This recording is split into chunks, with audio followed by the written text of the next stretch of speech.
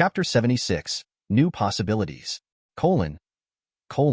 General POV.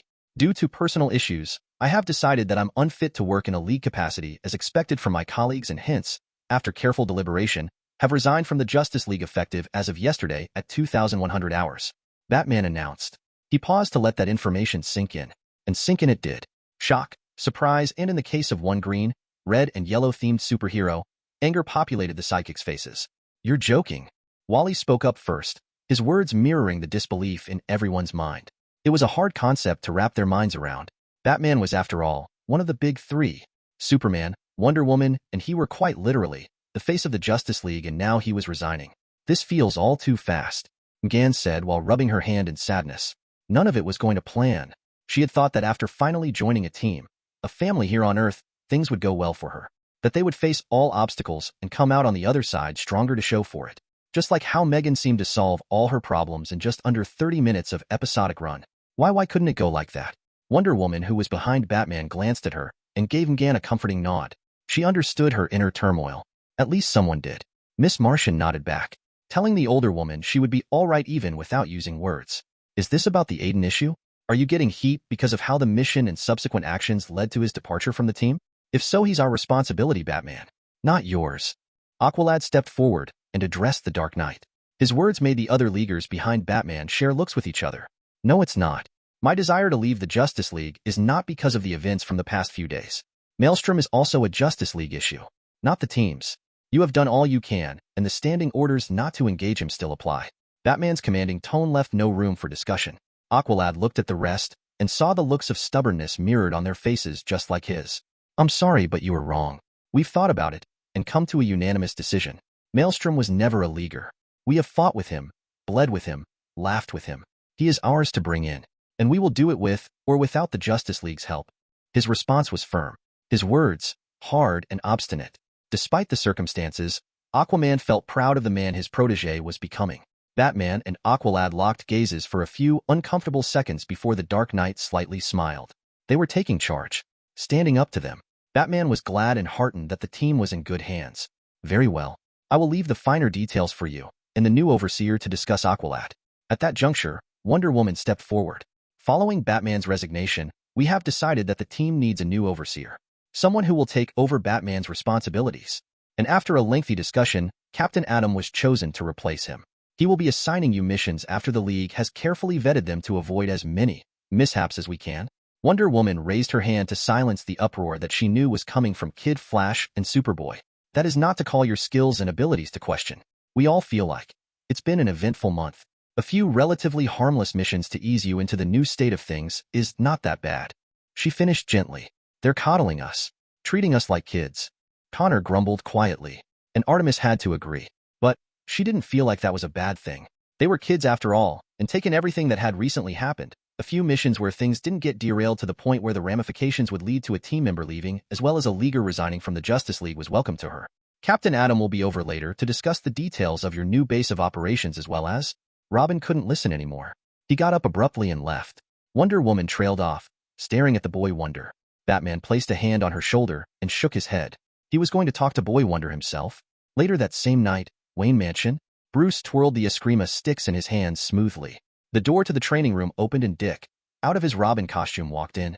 He made contact with Bruce's eyes and wordlessly walked to the practice weapon rack, getting his own Eskrima sticks. Dick stepped forward onto the sparring mat and stretched his body, taking great care to keep his attention on his mentor, lest an attack came in while he was preoccupied. He'd learned that the hard way. After completing the action, both mentor and protege bowed to each other in a show of respect. Then, they straightened up and the bout unofficially begun. From sparring with Bruce all these years, Dick knew he was always at a disadvantage. Bruce was just stronger in every conceivable way. The only thing Dick had working for him was his small size, agility, and skills. But to actively use them to his advantage, he was usually the one instigating the first move. To keep Bruce inside his rhythm instead of the other way around. Before we start, let's make a deal. If you win, I'll tell you everything about what you've been searching the Batcomputer's files for. Bruce stopped him before he could lunge forward. That was the good deal. Dick wasn't immediately happy though. There was always a catch. And if you win? He asked his adopted father. Bruce looked at him with a hard gaze on his face. You'll tell me why you felt the need to not only disrespect your teammates, but the League and I for walking out during the briefing. Oh, so this was what it was all about. Despite the seriousness, Dick decided his teenage rebel phase had arrived. He aimed in a scream a stick at Bruce and smiled like a little shit. Bring it on, old man. Aden's POV. After a good long shower under the waterfall, grangos and roasted boar meat along with a nap on a DIY hammock, I was ready to face the music. I hadn't left the elemental dimension even once. It was peaceful here. Down on Earth, everything was just too much. Too convoluted and complicated. In comparison, the grind was simple and therapeutic.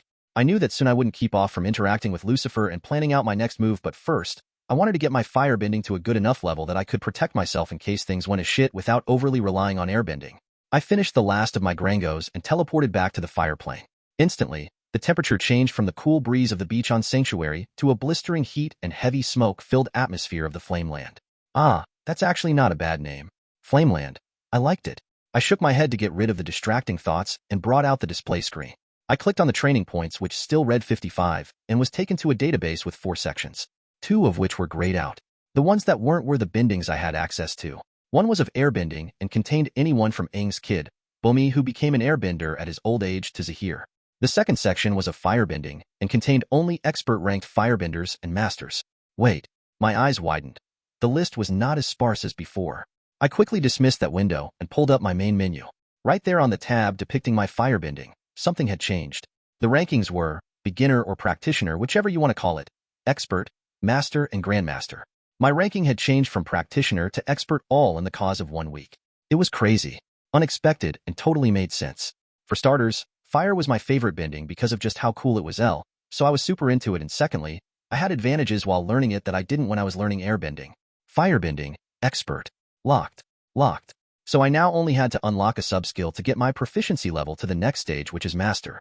After mastering both the subskills, I would similarly go through an advancement trial for fire to get my bending to grandmaster level. It was a bit confusing because the ranking didn't change from master level. Unlocking and mastering one subskill would elevate me to master level immediately, but even mastering 2, I would still be stuck at master level without the advancement trial, which brought up another question. What if I tried to master another subskill before the advancement trial? I mean, thinking about it, the avatar system had only placed the bare minimum requirements for me to go through the advancement trial, but it is not said anywhere that I was restricted to only 2 subskills. It would of course be a waste of time, to be honest. I couldn't think of any other subskill of fire that stood out to me for the time being. Maybe Phoenix Regeneration? But that was too out of left field. Or was it? I looked around the dimension I was in. There were dragons in it. Dragons had showed the capability of controlling different colored flames in canon. Maybe I was looking at this from a very shallow perspective. The bare bones of an idea were building inside my mind. The path to power is never easy, but what I had working for me was creativity. I couldn't lose that. I couldn't allow it to be washed away by discounting things as impossible without trying them. I scrolled down the database of opponents. I now had more variety to pick from. There was General Zhao and a plethora of more firebending masters like Zuko. I would have loved to pick one of them, but ultimately my points decided it for me. I needed to see how good I actually was. I clicked on a firebender soldier and got ready. Chapter 77. Let's negotiate Part 1. Aden's POV. Here goes nothing. I clicked on the tab depicting the firebender soldier. Feels like shopping. I mused, seeing the sudden drop of my training points from 55 to a measly 5. I endured the heartache. Just barely. The display screen disappeared from my vision, and a few meters away from me, a white light appeared. I took a step back and settled into a ready stance as the ball of white light coalesced into a humanoid figure. The light disappeared, and on its previous position, a man was revealed. I ran my eyes over his body, top to bottom. He was dressed in a standard Fire Nation Army uniform with the helmet covering most of his head, although the faceplate with huge eyes was missing. The uniform seemed to be a mix of different eras of the Fire Nation Army. The man was of average height, with an average face and a slightly intimidating aura around him. Comes with being a soldier, I guess. This guy was a veteran. The fight was not going to be easy. He fell into a standard firebending pose.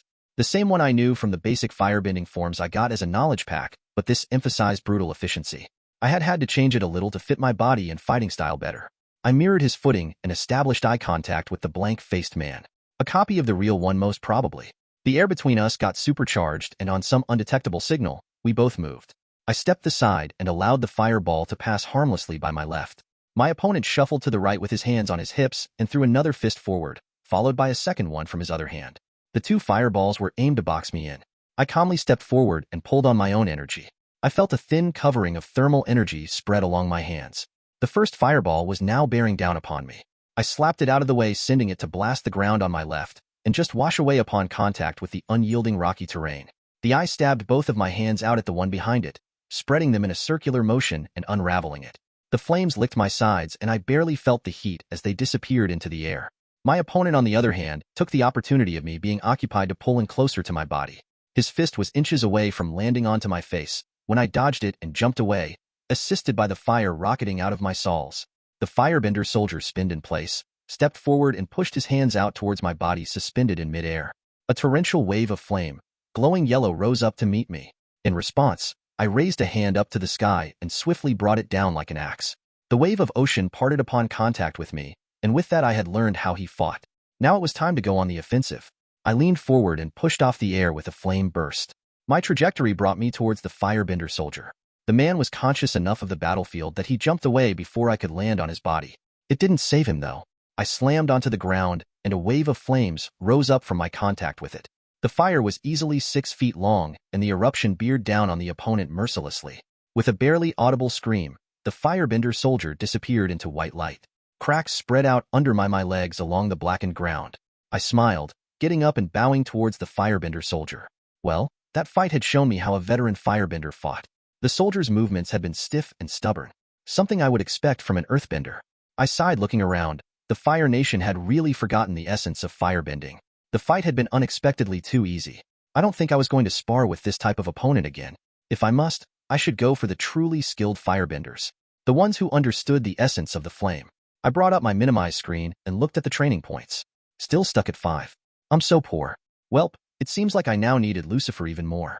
To ensure I didn't slow down my practice, a few combat missions to earn more points were paramount. I looked towards a few huge boulders and smiled. My little friend was back. I wanted to approach the little dragon, but somehow it didn't feel like the right time. I had a feeling that it would come to me when it was ready, so I just waved at its direction and disappeared out of the flameland. A few grangos to ease my hunger later. Bending was kinda energy intensive. I decided to go back to Earth. I had been putting off talking to Lucy, but it couldn't wait any longer. Time was moving, and the Young Justice timeline was still mostly an enigma to me, past the Red Volcano mission. I knew a few things in passing, but nothing concrete. For starters, I knew that Wally would die in Season 2, but not because of what. I also knew that Speedy would become a Justice League member, but that something would happen. It was confusing. Just half-clicked Reddit threads that I had dismissed entirely upon seeing the number of speculations and trolling going on. Ask me about Marvel, and I assure you I'll know shit that isn't even mainstream. Ask me about DC and outside Batman Beyond. I was a complete novice. It was times like this that I regretted not paying more attention to the DC world. To be fair, though, who would have thunk I would be transmigrated here? Me, the guy who's always too lost in his own world. The guy who finds it hard to make friends. The guy who has never had a meaningful relationship. The reason I broke up with my girlfriend was, as she aptly put, I sucked at communication. Whose sick joke was it that they thought I would be appropriate as an ambassador? My personality was a complete opposite to that. Anyway, nothing to do about it now. I left Sanctuary through a portal and stepped out into Lucifer's living room. I looked around strangely as the portal disappeared. I was aiming for my room, I told him. Lucifer chuckled mysteriously, while also managing to look apologetic. Sorry, I hijacked your landing. Why don't you take a seat, Aden? We haven't seen much of each other, and I wanted us to have a little chat. He was dressed in a dark silky kimono that covered him to just below his calves. His words made me raise an eyebrow. You hijacked a dimensional warp gate and redirected it from where it was going to bring me to you? And that maddening smile is back. I sighed and sank my body on the couch across from him. I groaned a little at the comfortable sensation. Although the grind was sacred, sleeping on a hammock or the ground is really not good for my back. I almost fell asleep just from leaning on the couch. You sound surprised. My devilish host commented, taking a sip of tea. He saw my eyes land on the cup and snapped a finger. A cup of steaming hot chocolate appeared on the table before me. How did you know what? Never mind. I keep on forgetting who I'm dealing with. I shook my head and took a sip of the hot chocolate, shuddering in appreciation. Thick and smooth, just like my mom makes. Oh boy, now I miss her even more. Okay, I'm sorry, but I actually gotta ask, how did you make it exactly the way I like it? Might be magic. He smirked with a small upturn of his lips. In other words, you read my mind and found out what I like. I deadpanned. Lucifer chuckled. I don't need to read your mind for something as trivial as this. He leaned forward. To tell you the truth, I can see what you desire when you desire it, and how you desire it. Comes with being the all-powerful scary devil. Desire came from me, after all. Was he talking about those powerful cosmic entities that presented an aspect of reality? The Endless, I think they were called. Still not a big DC fan, guys. That hasn't changed. Lucifer cocked his head to the side while leaning back. He studied me with something akin to curiosity. You even know about them? Intriguing. And the answer is no. None of the endless came from me. That's preposterous. He waved a hand in dismissal of the notion. Then his serious gaze locked onto me. That said, I would ask you to explain to me exactly where you come from or how you possess knowledge that should not be known to a mortal. Especially how you seem to know Maze and I during our first meeting. My breath hitched. Fuck, what was I expecting? Of course he would know about that. But it's been forever since I didn't know something. Forever since I have been so interested. Count yourself lucky. You get to keep your secrets. I gulped and nodded in appreciation. Thanks. He could have simply taken it all if he wanted to, without asking. It was only much later that I found out had he attempted to do so, my brain would have become a fighting ground as the avatar state fended off any attempts to do a deep dive inside my mind. My surface thoughts were laid bare for a skilled enough telepath like Martian Manhunter to read, but not without sufficient effort. However, no matter how strong they were, no one could read my actual memories. No one. The avatar system was fucking scary. Chapter 78. Let's negotiate part 2. Sorry about not updating yesterday, guys. Family issue came up. But I'm back. Aden's POV. I think that's enough of the idle chit-chat. Let's get down to business. Upon the devil's words, the atmosphere in the room suddenly changed. I sat up straighter on the couch readying myself. It was a talk, but it sure felt like a fight. I had to be careful not to let my guard down and get fucked over by whatever agreement we came to. So, I have something, or should I say a few things you need. He started off. I kept my face blank of all emotion and started singing Wellerman in my head to keep him from reading my surface thoughts. It was easier these days as my mind was much more flexible due to the mental lessons I've been going through with both Martian superheroes. I didn't want Lucifer to know just how desperate I actually was for any information Galil had left behind. That would shift the odds in his favor and leave me at his mercy. He could ask me to do something incredibly dangerous and I would be inclined to. Lucifer stared at me in amusement. Of course he knew what I was up to, but still, any shred of control I had over the situation, however illusionary, made me feel at ease. Yes, you're right, I confirmed, taking a slow sip of my cup of hot chocolate and savoring it along with my little power play. The devil patiently waited, staring at me in growing amusement. Now I felt like an idiot. I cleared my throat and moved to elaborate further. I need any information Galil left behind. Specifically, his contacts. I believe that he might have stored a digital copy of the files I had somewhere. Lucifer nodded and waved his hand for me to continue. What else? He questioned. This next part was what I was most nervous about. To tell you the truth, it was probably dumb, idiotic, and ill-advised. I also need the method he used to create the meta-trigger essence. Lucifer's gaze turned sharp at that. I hurried to explain before I set off the bloody devil. Just for reference, I know that the methods he used were cruel and inhumane, and I'm not looking to follow in his footsteps, okay? I took a huge gulp of the chocolate to calm my nerves and gather my thoughts. That guy sickened me. I hate people who hurt others for their own amusement, and the vibe rolling off him told me he was exactly the kind of person who likes doing that. I explained, somewhat calmer now. Lucifer's eyes never left my own, probably searching for deceit or trickery. Not that I could even try to cheat or trick the devil. The guy was known as the ultimate deceiver, and although that title was ironic seeing as he never lied, it didn't change the fact that I was dealing with a being that was over 1 billion years old. The shit he's seen, the liars he's encountered, nothing could get past him. So the truth was the way to go. Despite all that, however, it doesn't change the fact that what he did was borderline impossible for anyone else. I leaned forward. That bastard was able to not only detect the metagene inside people, but also awaken it and turn them into metahumans. I don't know anyone else who can do that. Not even the light with their almost endless resources. The best thing they can do is make flawed body enhancement serums. I had thought it through some more after my encounter with the League of Assassins trio. The fact that Cheshire and her 2 partners were observing Galil's previous base meant that there was something valuable he had that the light wanted. Too bad, Lucifer had taken over. Anyway, I could be wrong, but something told me that the deceased demon had been in a sort of partnership with the light. What the partnership entailed, I had no idea. But my suspicions leaned on it having to do something with the meta-trigger essence. Maybe a fusion of both it and cobra venom to see what the resulting serum would be. Then the devil ruined everything. Poetic justice at its finest. Why? Lucifer finally asked. His voice was soft with undertones of curiosity. I find myself quite interested in your motives behind it. You are already so powerful, and your potential is up there with the best. So why do you search for power with such fervor? He wasn't wrong. The abilities I had proved to me time and time again that I could be powerful. Was powerful. Within a few months of my arrival here, I was already strong enough to take on a few of the few Justice League members who had superpowers. If that growth isn't phenomenal, then what is? And it wouldn't stop. The grind was eternal. It was a grand Tao.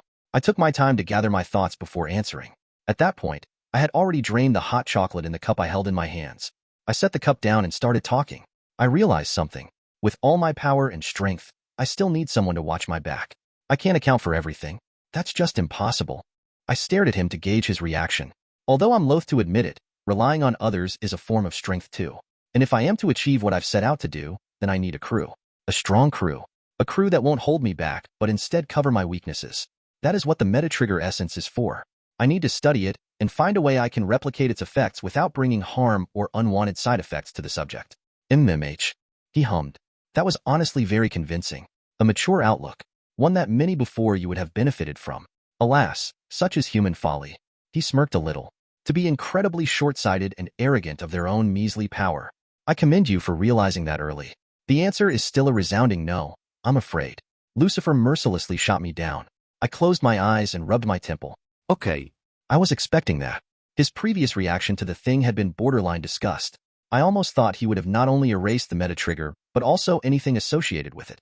The building, Galil's test subjects, even me just for touching it. I am disappointed. I must have given you too much credit, Aden. Huh. He called me by my name. That's a first. Lucifer rose up from his seat and walked towards the window, looking out at the gentle morning sun. The blinds had already been drawn out before I came in, and after sitting down on the couch, the sun rays had buffeted me gently, easing me into a relaxed state. My eyes followed his back as he stopped before the window, looking out into the city. There are many ways to get power. Some are not worth the price you pay to acquire them. Galil's method includes the use of refining life force from humans, and then using that energy to induce an evolutionary process in a subject. However, the ratio is not 1-to-1.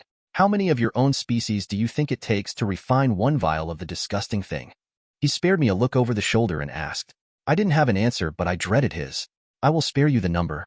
Saying that, he completely turned to face me. God, anyone else would have looked straight up campy wearing that kimono, but Lucy rocked it. So unfair.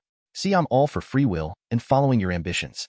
However, take it from someone who's seen it all. No dream is worth sacrificing hundreds of people for. No matter what it is, it's not worth it. That guilt and resentment is enough to break a man. Has broken countless men, tainted souls, and reduced them to ugly, ugly things. All of whom are suffering down under still. He jokingly added, pointing to the ground.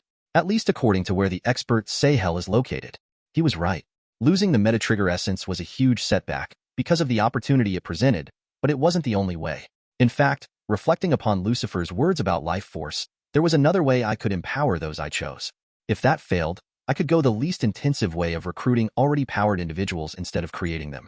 That was the last choice. The downside is I wouldn't have their gratitude or loyalty from the start. All right, I'll listen to you. The meta-trigger essence is off the table. I finally spoke up, agreeing with his words and realizing just how short-sighted my desire had actually been. Besides, he'd already given me the method. I wouldn't sacrifice hundreds of people to do so, but still, I bet I could trigger someone with a powerful enough source of energy, whether through magic or something I actually had an easy access to. Energy bending. More thoughts on that later. So, here's the deal. If you want the information you're looking for, you'll have to do something for me first. Equivalent exchange. The morning star declared, pulling me out of my thoughts. The door to the room opened, and in walked Maze. She yawned and threw a few folders she had in her hands on the table between us. I raised an eyebrow at her, wondering what was going on. Mazakine, right on time? Lucifer nodded. She waved her hand dismissively and walked to the bar, pouring herself a drink. There were many jokes I could make about it being too early for a drink, but, devil in the vicinity, people. Say what you will, but I don't think I'd ever get completely comfortable with Lucifer's presence. As I was saying, this is a trade. If you want the copy of all his information, then you will have to run a few errands for me. The smile he had on his face sent warning bells ringing inside my head. I reached a hand out to the folder and took a peek. The title on the cover instantly gave me a headache and I groaned. Now I knew why he was so amused. The title read, Aden Strong, Demon Hunter. You'll have to hunt down a few of Galil's associates and boot them back to where they belong. That folder contains all the information you need, courtesy of Maze. I was ready to refuse. Then and there.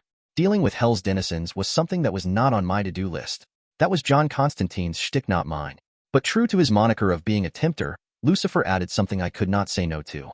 If you manage to do this successfully, you'll not only get what you want, but I'll also give you a personal gift.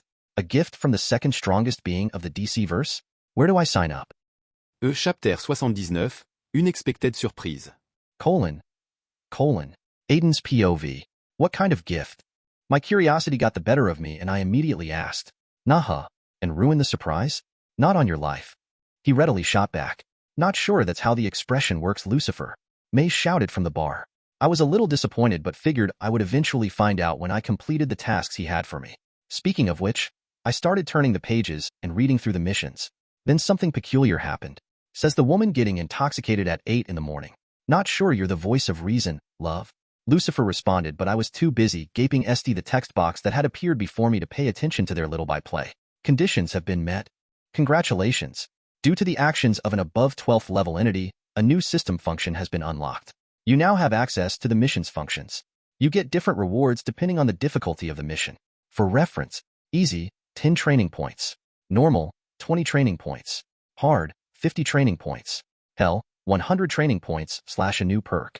Nightmare, 200 training points / 2 new perks / 1 unique ability from the Avatar franchise. P.S. Missions can only be issued by others. PPS, due to the Avatar system being predominantly combat-oriented, only missions relating in one way or the other to battles can be issued.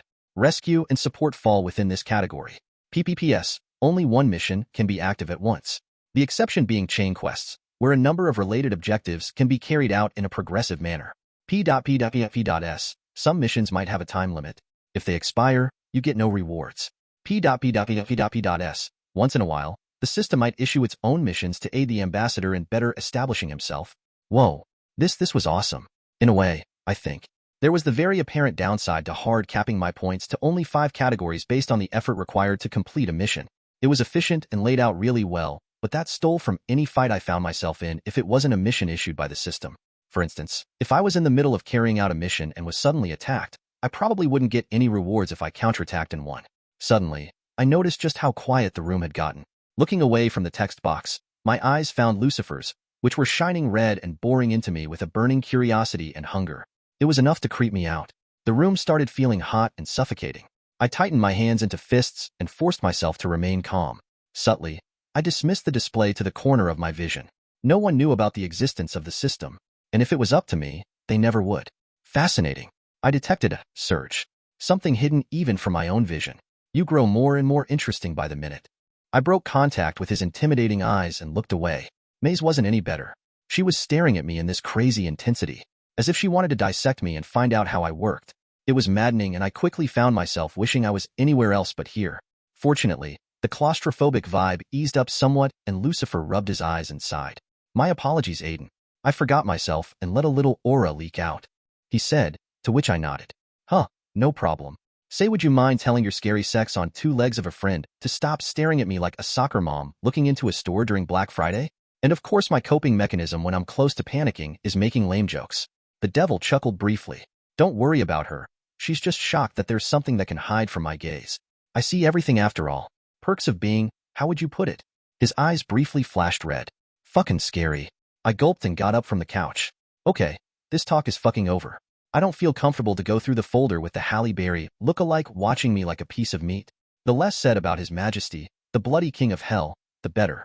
I'll go and read through the files to decide which task I should start with. I kept my tone calm and light to hide my nervousness and gathered the folder into my hands. Thank you for the hot chocolate. You gave me a piece of home I so desperately needed. I sincerely told him. Don't mention it. Lucy replied, going back to sipping his own tea from the cup. I absent-mindedly noted that the tea never seemed to end. Devil shenanigans. I'm out of here. I passed by Maze and smirked at the looks she was giving me, like a cat chasing after a laser point. I am so messing with her. I thought you liked your men grown? I hurried out, leaving behind a growling Lilim and the devil reading a newspaper of all things. All in all, just a normal day in my life. I passed through the hallway to my room, my heart pumping loudly in my ears. I could keenly remember where it was despite not staying there for more than one night. I opened the door and closed it behind me. Finally, a modicum of privacy. I could now panic about Lucifer coming close to discovering the system because of my stupidity. Fuck. I need to be more careful than that. The Avatar system was something from beyond the DC-verse, beyond the source wall, beyond Cosmic Superman, the entity that protects DC from, well, practically everything. I had no way of knowing how Lucy would react to finding out I had something that guaranteed limitless potential right here inside his father's pet project. That raised even more questions about me. Like, was I in the Book of Destiny? Was there a record of what I had done, and would do just like every other being in existence in this cluster of the multiverse? Too many questions, not a lot of answers. All that showed me was that I couldn't stay here for too long. The more we interacted, the more I felt like trusting both Maze and Lucifer. And to be honest, I was starting to like them. Sooner or later, however, I would let something slip that I shouldn't, and I don't really know how they would take it. Not to mention, I wanted to be as far away from the angels and demons events about to happen soon. The timeline was following the Arrowverse show canon. Going by Lucifer's comic power level, the baddies he would soon face would be overpowered as well. I ran a palm through my face and sighed. The problem was that I was trying to control everything, and I couldn't. No one can accept maybe the devil next door, and he was too much of a do-shit-your-own-way, and I'm spiritual kinda entity to try that. I was burning myself out by worrying about what-ifs. The best thing I could do at that moment was deal with everything systematically. So I got up from my position and walked to the shower. Not that I was dirty or anything, but the cold water helped me to cool my head and think things through. I came to a solution real quick. After a change of clothes, a portal to the elemental dimension opened inside my room and I stepped through. If I was worried about Maze or Lucifer finding out about the system, then why not just do my thing somewhere that would drastically reduce the chances of that happening? I breathed in the fresh air of Sanctuary, and one word came to my thoughts: tranquil. Sooner or later, I was going to build a house here. It would be my vacation spot.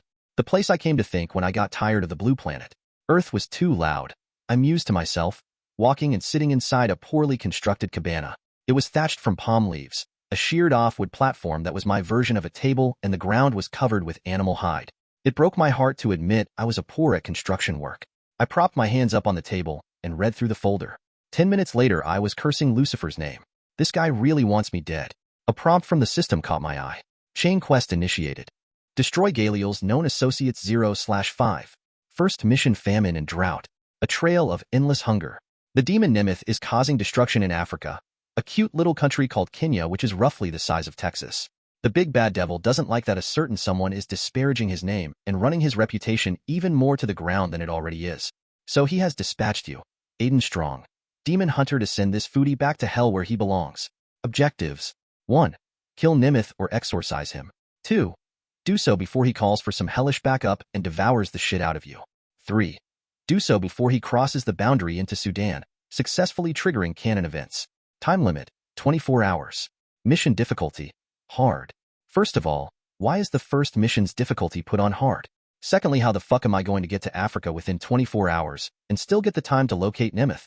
My boom tube only works for places I've been or know pretty well. I sighed loudly and felt like kicking something upon a sudden realization. I'm going to have to ask Lucifer to teleport me there, aren't I? The only other option I have is to ask the Justice League for passage through the Zeta tubes, and that is never ever going to happen.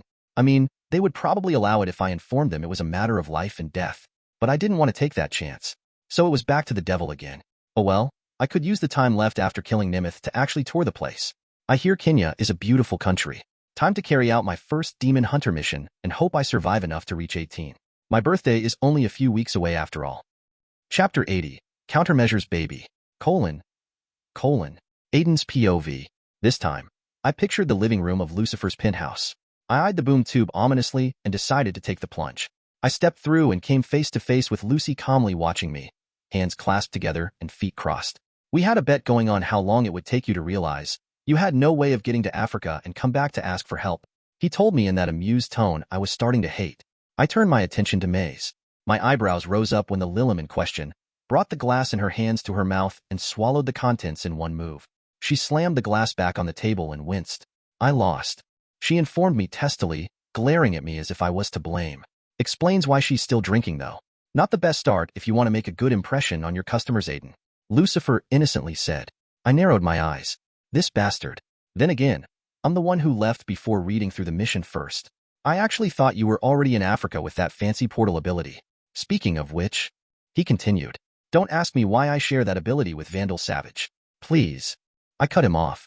I didn't feel ready to divulge the existence of the elemental dimension, if ever. Normally I would come up with an excuse or lie, but that had zero chance of working on the deceiver. MMH. More secrets. Fine, I won't push you. Just as long you keep your end of the bargain and provide me with some fun and turda. He coughed lightly. I looked at him in disbelief. You were totally going to say entertainment, weren't you? Holy crap. Is that why you don't want to get your ass up and deal with this demon problem by yourself? Because you're bored? I asked him, gaping in surprise. May started laughing at the situation. Lucifer opened his mouth to talk and closed it upon the look on my face. You can't lie, remember? That's your whole deal. I reminded him while crossing my hands. Well, it wouldn't be a lie to say. I find a measure of enjoyment in the absurd circumstances you'll undoubtedly find yourself in during your tenure as my underling. My head buzzed and I clutched the frame of the couch tightly. Maze's laughter increased. Underling? Underling. I muttered lifelessly. Ouch. You know what? I'm going to pretend I didn't hear that. To me, this is at the very least a partnership. A partnership based on mutual benefits. I didn't know who I was trying to convince more. Me or them. Keep telling yourself that, kid. Maze responded to my words from her seat. I breathed in and chose to let it go for more important things. The mission had a time limit, and every minute I stood here trading barbs and joking with these two was precious time I could be using to track down Nemeth, finish my mission, and 4 more tasks later, be out of Lucifer's service. I just thank God there were no binding contracts to sign, or who knows if I'd be bound by a clause hidden in layers and layers of trickery. Lucifer doesn't lie, yes, but that just means he found better alternatives to get his way. Back to the mission. I'm going to need a few things. I told them seriously. The joking mood from before had abated somewhat. Lucy motioned for me to continue, and I obliged. I sat down and leaned forward, the folder in my hand. Like you guessed, I need you to teleport me as close to Nemeth's last known location as possible. He thought about it for a few seconds before shrugging. Seeing as this is your first task, I'll allow it. However, moving forward, you're on your own. The aim was to make you work for me, not the other way around. He responded, and I nodded in gratitude. Thank you. I told him, and turned to Maze. The second thing is, I need a weapon. Preferably a long knife or sword. It needs to be durable. Really durable. Something tells me you're the person to talk to. A slow smile worked its way onto Maze's face. I changed my mind, kid. You were fun. General POV. A nondescript conservation area, Kenya. Inside a cave covered with green glowing moss, a spectacle was about to unfold. An earthquake big enough to register as dangerous in the Richter scale shook the ground surrounding the cave. Some of the lichen covering the walls of the cave, as well as pieces of rocks, detached and broke off, falling to the ground and further illuminating the cave. On the farthest end, a section of the cave cracked apart, revealing a sealed-off tunnel. Inside the tunnel, a red light started pulsing. The watchtower, temporary base for the team. Aqualad was standing at the end of the Justice League table, while pointing to the holographic visual feed between them. Almost all League members were present barring the Green Lanterns who were off-world, Martian Manhunter who was... Nobody actually knew where he was. Just that he had something he needed to take care of, and lastly, Superman who was dealing with the fallout of an earthquake in East Africa. 3 missions this past week, all successfully completed with no unexpected developments, he said, carefully studying the faces of their new overseer and mentors. Commendable work, Aqualad. You and your team have been exceptional. Captain Atom praised. The stoic Atlantean gave a sharp nod and replied, Thank you, Captain, and although your praise is appreciated and welcome, we're not without grievances. Aquaman sighed. He knew what was coming after hearing Calder's words. To put it in simpler terms, you're limiting us, giving us the safe bet options, keeping us held up in the watchtower thinking that the marvel of the trust and consideration you have shown us will make us more amenable to whatever you want. That's not going to cut it anymore. No one spoke up to interrupt him because they knew what he said was true. The Flash glanced at Captain Atom and wondered how he was going to handle this. Batman would usually narrow his eyes and tell them in a gruff voice, You're ready when I say you're ready. The speedster mused, finding himself missing the Dark Knight. MMH. Captain Atom hummed in thought, and then looked up. You're concerned that nothing substantial is being done to find your wayward teammate, he stated, cutting right into the heart of the matter. Aqualad looked a little unbalanced at that. The Flash swallowed a chuckle. Okay, the army dude is sneaky. Trust me when I say that the League's numerous resources are being directed to that directive. As soon as anything comes in, the League will keep you ABD the team in the fold, son, and then you can bring him in. Captain Atom concluded, stealing the wind from Aqualad's sails. It was a move that was so unlike Batman that it worked just as effectively as any of the Dark Knight's plans. It's not. Aqualad tried to gather himself and failed. Any argument he tried to make would just be seen as a petulant and immature move, further harming his cause of trying to get more serious missions. Something that the Flash didn't understand. Things were better when there were 0 missions. That was the whole point of the Justice League, to keep the world safe. Serious missions stood in direct opposition to that. Don't these kids get it? Aqualad stepped back and gave the customary salute to his king and nodded to the rest of the League. Thank you for your time. I'll excuse myself. The Flash watched him leave and immediately turned to Captain Atom. You do know that excuse won't work next time, right? The silver-colored face of his colleague showed confusion at Flash's words. Excuse? What do you mean? Captain Atom questioned. Barry and the others exchanged glances. Wait, you mean, You will actually allow them access to any intel we find on the whereabouts of Maelstrom, knowing full well they will want to carry out that mission by themselves? Green Arrow wondered from his seat. Adam took a few seconds to answer, but when he did, his voice was calm, firm, and brokered no argument. Yes. Well, good to see they share some character traits at least. The League just isn't the same without bats. The Flash thought. Let's get on with the meeting. Yesterday, a cache of alien technology was seized from Intergang during a face-off with Superman and Batman. Aden's POV. Finding a Catholic church in the City of Angels actually proved to be a bit difficult, further adding to how different this LA was to my own. The vibe was the same, but most buildings were constructed differently. This wasn't an alternate timeline to my universe, but instead a whole different dimension in a far-off multiversal cluster from whichever mundane one my former planet was. After consulting Google Maps, I found one nearby, just 9 blocks from Lux. The walk there was awkward, and after a while, I chose to stick to the rooftops after too many people stared at me like a weirdo. One of them even muttered something about fucking campy cosplayers. I didn't blame them though. I had a new look after all. Not that new really. But the trench coat above my Maelstrom costume and the half mask that covered my neck and lower section of my face made me out to be a completely different person. The trench coat had a hood that covered my head and obscured a direct sight to my eyes. Why the trench coat? 2 reasons. 1, to obviously hide my identity. Being seen in my Maelstrom costume would be like a beacon calling the team or even the Justice League down on my ass. 2, to hide the 2 long daggers I had strapped on my body. Why the long knives? And also why the church? Good question. You see, while I was having that cold shower, I thought of something.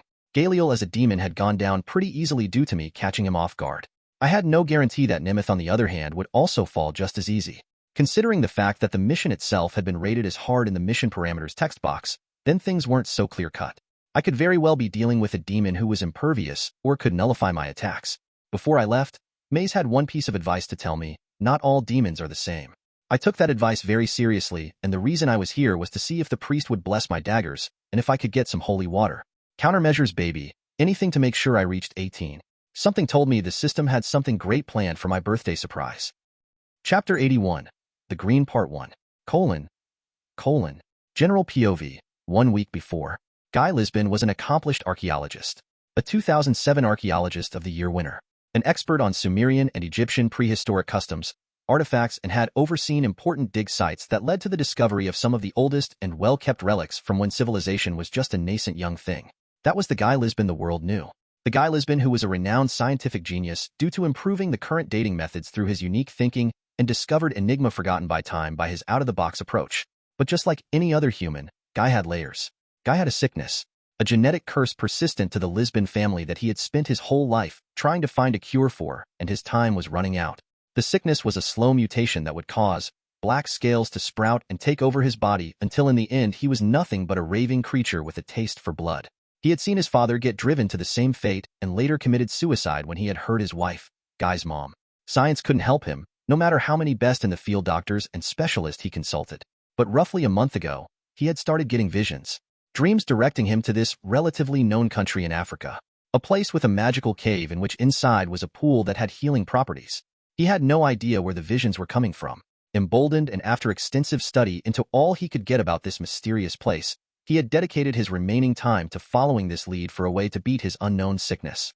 And his search had led him here, a nondescript village hidden between 2 valleys in the outskirts of the Hell's Gate National Park in Kenya. But that was when everything went wrong.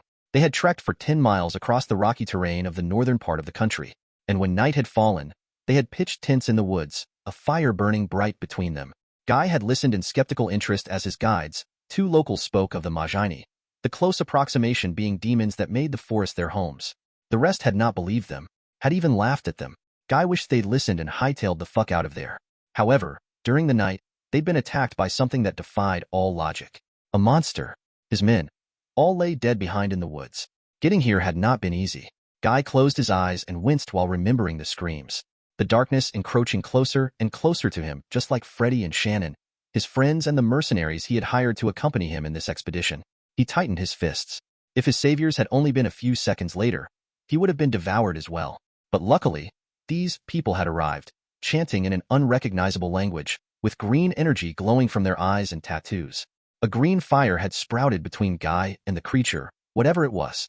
The villagers had saved him. The last thing Guy had seen was the village chief standing before him. Then he'd awoken in a hut, lying down on a mat with traditionally dressed people staring at him. Guy looked at his hand in panic, tightly garbed in a gray clothing that did nothing to hide the black, disfigured skin. His sickness, and it had now spread to his elbow. Damn it. Then he remembered all that had happened, and his mood plummeted further down. All this was his fault. It was all his fault. He had to make it right. Somehow. Speaking of which, he looked up at the faces of the village chieftain and elders. Tunatarisa maische ya vence tu kumkubali uyu, mthungu hape. We are putting the lives of our people in danger by accepting this white man here. One of the elders said heatedly.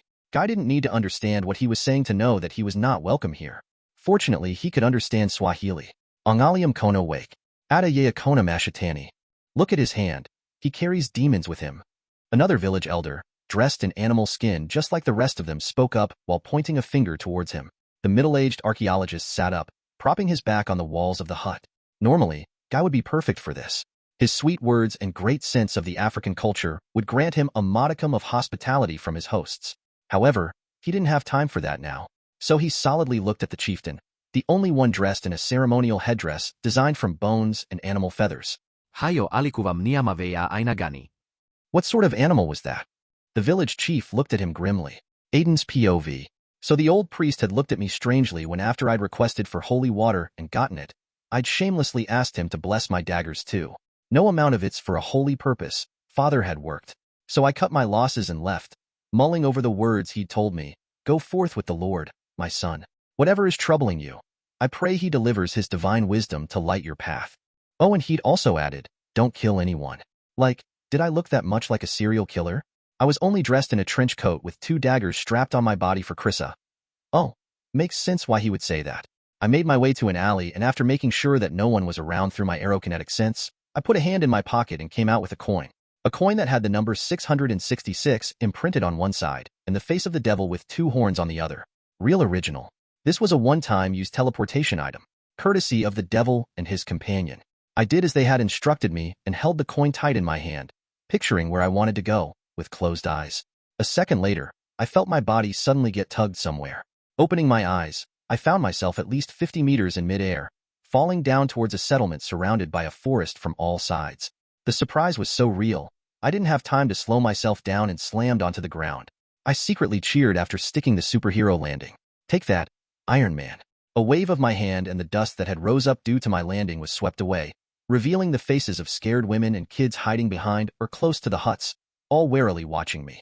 I raised up my hands and some of them flinched, making me feel bad for spooking them in the first place. So sorry, guys. A young guy came running from inside the huge hut in the middle of the village. One look at me, and he snarled in hostility. He was dressed in an animal skin skirt, with tattoos running up his arms, like Aqualad, and built even more solidly than Superboy. Stranger, you are not welcome here. He told me while a dozen warriors and spears came from behind him. Leave or face the wrath of he who illuminates the garden. Ok, vachat. Really sorry. This is a misunderstanding. I come in peace. My words trailed off when he stepped forward and slammed his hands onto the ground. Instantly, my senses registered a unique energy that was teeming with life essence surround his form. A huge vine broke through the ground next to me and slammed down onto my position. I jumped away and watched as it smashed the earth in with a loud sound and left cracks. Dust rose up and a rumble spread out through the whole area as more vines and tree roots broke through the soil. Okay, I wasn't expecting that. The daggers appeared in my hands. General POV. Maze poured Lucifer a drink as he stared off into space. She took the glass off the table and handed it to him. You didn't lie to him, but you didn't tell him everything either. She told him. Lucifer waved a hand and the air before them shimmered before coalescing into a mirror, showing a clip of Aden fighting against vines. Shamans MMHM? Didn't think there were any more left on this earth. Maze hummed while taking a sip. In many earths. Lucifer added. About that, we could have literally gone to any other universe. Earth 666 was the initial plan in fact. You know, keeping up with the whole symbolism thing but new. Last minute, and you decide to bring us here, Earth 16? Maze told him with a smirk. I don't see you complaining, love. Admit it, you love it here. Lucifer shot back while enjoying his drink. Maze turned her eyes to the screen and smiled. The boy is interesting. Lucifer nodded. That he is. Maze frowned in thought. But he doesn't know what he's about to face. You kept it vague enough to? Lucifer finished off her sentence. Keep him interested while still sufficiently cautious. It will be a real challenge for him, but no worries. He will come out on top, Maze. He is special. Very special indeed. Maze brought a hand to her chest with a grimace. Her heart beat faster. Her emotions were all over the place. She was worried. She was worried for Aden. The Lilim took a deep breath and resolved to wait. There wasn't a need to intervene. This was the boys' trial. Let's get this show on the road. Lucifer snapped a finger and a bowl of popcorn appeared on the table. Replacing the vase of ambient roses, she had gone to the trouble of ordering. Maze stared at her boss in intimidation, and very slowly, she reached out a hand and grabbed a handful of popcorn. Lucifer tried to ignore the death stare but sighed and snapped his fingers again. The books lying on the corner of the table burst into light, and in their place, the same flower vase from before appeared. We good? He wondered out loud. We good? Maze nodded, happy the death stare worked just as usual. Chapter 82. The Green Part 2. General POV. A conversation was going on in the penthouse. Lucifer's to be exact. He's going to be much stronger. Maze commented. You do know that, right? And this time he's going to be prepared. Aden might even lose. She further added. Lucifer rolled his eyes at the Lilim. Maze, we've been over this already. The boy needs this. Your incessant words of concern are not going to change my mind. The devil told her firmly. A smile crossed his face. Besides, he needs his own. What do the humans call it? Rogues Gallery. It's a custom in the Cape business. Lucifer fully turned to stare at her incredulously. I don't think I've ever seen you worried about anyone else before, love. He grimaced, trying to come up with a word. Disconcerting. Oddly endearing too, but mostly disconcerting. Maze crossed her hands in annoyance. I'm merely worried about my daggers. They're precious after all. Not that you'd appreciate the workmanship done on them. She grumbled as Lucifer laughed. Meanwhile, the subject of their talk was doing his best to avoid getting skewered by roots. Aden's POV. Could you stop attacking me for 1 second? I'm not here, for fuck's sake. My words were cut off when another vine swiped at me. I brandished my daggers while sidestepping the huge-ass vine. The damn thing was easily 1 meter thick and long. And it wasn't the only one, or even the largest. I blocked it with my palm, firmly grasped it, and pulled. The ground below me trembled as the whole thing broke at the base before I could pull it out completely. Thorns grew out of its length and tried to pierce me only to fail. I threw the whole thing to the side with a sigh. This was dumb. The dude wasn't even letting me talk.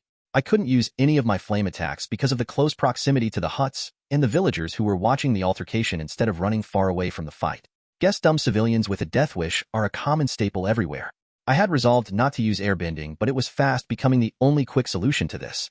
I could blitz towards him at high speed. I doubt any of his attacks could actually hurt me, and before he knows it, quickly send him to dreamland through a love tap to the head. But that carried the risk of hurting him badly. Black Canary had always warned us to avoid using those types of moves if there was an alternative. Damn it, guess that leaves airbending. Oh well, just this one time. One of the daggers twirled in my hands, a minute draft getting produced by the action, while another vine slammed down on me. I sliced it apart like a sushi chef, my hands dancing in the air with scary precision. Once airbending came into play, this shit became too easy, especially given that I could sense the vibrations in the air as the vine shot towards me. The guy swiped his hands out, and the tattoos running up his arms glowed green even more. He stomped his left leg to the front and slammed his palms together, a grimace on his dark face. The energy I was feeling before started pulsing in intensity, showing just how much power he was putting in this. The next attack was more exaggerated than effective. The ground started sprouting vines shaped like thorns. Sharp, pointy thorns. I flew up and surveyed the scene. I was now close to the tree line. I shook my head at this guy's impulsiveness. His attack had even taken out some of the huts closest to me. Luckily, no one was injured. The same bland attacks came at me. This time, the vines rose up like a tidal wave from my front. Like 100 anacondas rising up to meet me, the vines sought to not only smack me out of the sky, but to pierce through me like a pin cushion. I could fly even higher, but the trees at my back extended their branches to box me in. Okay, gotta give some credit, that was a good strategy. The look on his face was smug satisfaction. That pissed me off. Oh, you have no idea who you're messing with, man. I leaned forward, a sheath of wind springing up to cover the blade, enhancing its already fearsome sharpness even further, and then I slashed out. One of the reasons I was wary to use my aerokinetic abilities was how the air itself seemed to get excited around me. That led to even my smallest of attacks getting blown out of proportion. A violent wind sprang up from my move, a keening sound wave following my intent, not only slicing the attack headed to me into little pieces, but shredding and grinding those little pieces to dust. The vines disintegrated. The ground below was littered with cracks as the soil was unearthed. My eyes widened and I reined in the air before I could kill everyone in the vicinity. The massive winds of death were successfully contained. Luckily, the air was always ready to do my bidding. I released it into a gentle breeze that sent away all the dust hanging in the air and clouding the place. 3 huts were down. The thatched roof and wooden walls were just debris scattered about the battlefield. I looked around at the devastation and sighed in helplessness. I love fighting just like any other power-obsessed maniac, but destroying property has always left a bad taste inside my mouth. The occasional pyromaniac-induced burn it all down aside. This was just wasteful. I heard coughing just as I stepped down onto the ground. The warriors from earlier who had been carrying spears and shields dragged themselves up from their strewn about positions warily. Looks of shock were apparent on their faces after my little show of power. They flinched when I raised my dagger, thinking I was about to attack. I made no sudden movements and slowly sheathed the blade inside my coat, then raised my hands up to pacify them. Please, can we just talk now? I have no ill intent towards you people. I am here to hunt a demon. For added measure, I removed the hood, covering most of my upper face, and a collective gasp went through the warriors. Murmurs rose up, and if anything the hostility gave way to confusion. One of the thatched roofs from the destroyed huts was violently hurled away, and the angry vine guy stood up, holding his hand close to his body. A trail of blood was running down from his bicep where a spike was stuck inside. Some of the warriors ran to his side, but he shrugged them off, his eyesight never leaving mine. A hard look crossed my face as I prepared to suck the air out of him in case he attacked me again. Careful, buddy. This time, I'm not going to show you mercy. I warned him as he stepped closer, the grimace on his face showing both the pain he was under and the anger boiling underneath his face. What was this guy's problem? I mean, I understand asking somebody to leave, but he almost seemed murderous. As if he was just using that excuse to take revenge for something. The familiar green glow that I was quickly starting to form a theory about manifested in his skin. Look around, you fool. This fight is hurting your people more than it is me. I implored. The warriors were now exchanging worried looks, and some were talking to him, saying something along the lines of, "Whack Hana name Kuwangu. Please stop it, my lord." Before he could attack me again, an angry voice sounded out in the same language. Unifanya Nini. Nini Inandelia Hapa? Masali Wacha Hi Mambo. What are you doing? What is going on here? Masali, stop this now. Upon the name drop, everyone turned as a collective to stare at an elder gentleman dressed in the same garb as the warriors. The only difference was how the same tattoos inscribed on the vine guy, I was now sure was named Masali, seemed to cover his whole body. Masali looked back at the older gentleman and blinked in surprise and guilt. Mjamba. Uncle. I breathed out a sigh and relaxed a little. Looks like the fight was over. For now at least. Gosh, Lucifer is right. I suck at first impressions. The pair of Masali and the older gentleman got into a heated argument, and the younger of the two seemed to deflate in himself as he lost. Masali threw me a disgusted look and stomped away. Most of the warriors followed him, and it was then I noticed how almost all of them were around Masali's age if not younger, which meant around mine. That's unusual. I was pulled out of my musings by the older man who walked over to stand before me. He studied me for a few seconds, which unnerved me more than I cared to admit. His eyes had a green glow that just seemed to see right through me. Stranger, I apologize for my nephew's brashness. These are troubling times you found my village in. Who are you? I raised an eyebrow. The old man could speak English. It was heavily accented, but still, a welcome surprise. My name is Maelstrom. I mean no harm to your village. And I apologize for all the destruction my fight with your nephew caused. I bowed my head a little, as a sign of respect. Are you the leader? The man hummed and closed his eyes a little. I am not. The village chief is, or rather was, my brother. He has been missing along with most of our veteran warriors and a white man for a week now. He stopped to gauge my reaction. I don't know what he was expecting because although that particular news was interesting, I had no context to judge it from. I'm sorry for that, but I'm not sure I understand. I replied. So you were not together? MMH. Most curious. Follow me. He told me, and abruptly turned to leave. I stepped up to follow behind him closely. We passed by more huts and villagers, all of whom looked at me warily. I am the high shaman of he who illuminates the garden. He explained. I'm sorry, what? I didn't really understand what he was talking about. The guy was suffering from the being cryptic disease. We diverged off the track towards a bigger hut set in the middle of the village, and instead took one that went in between trees.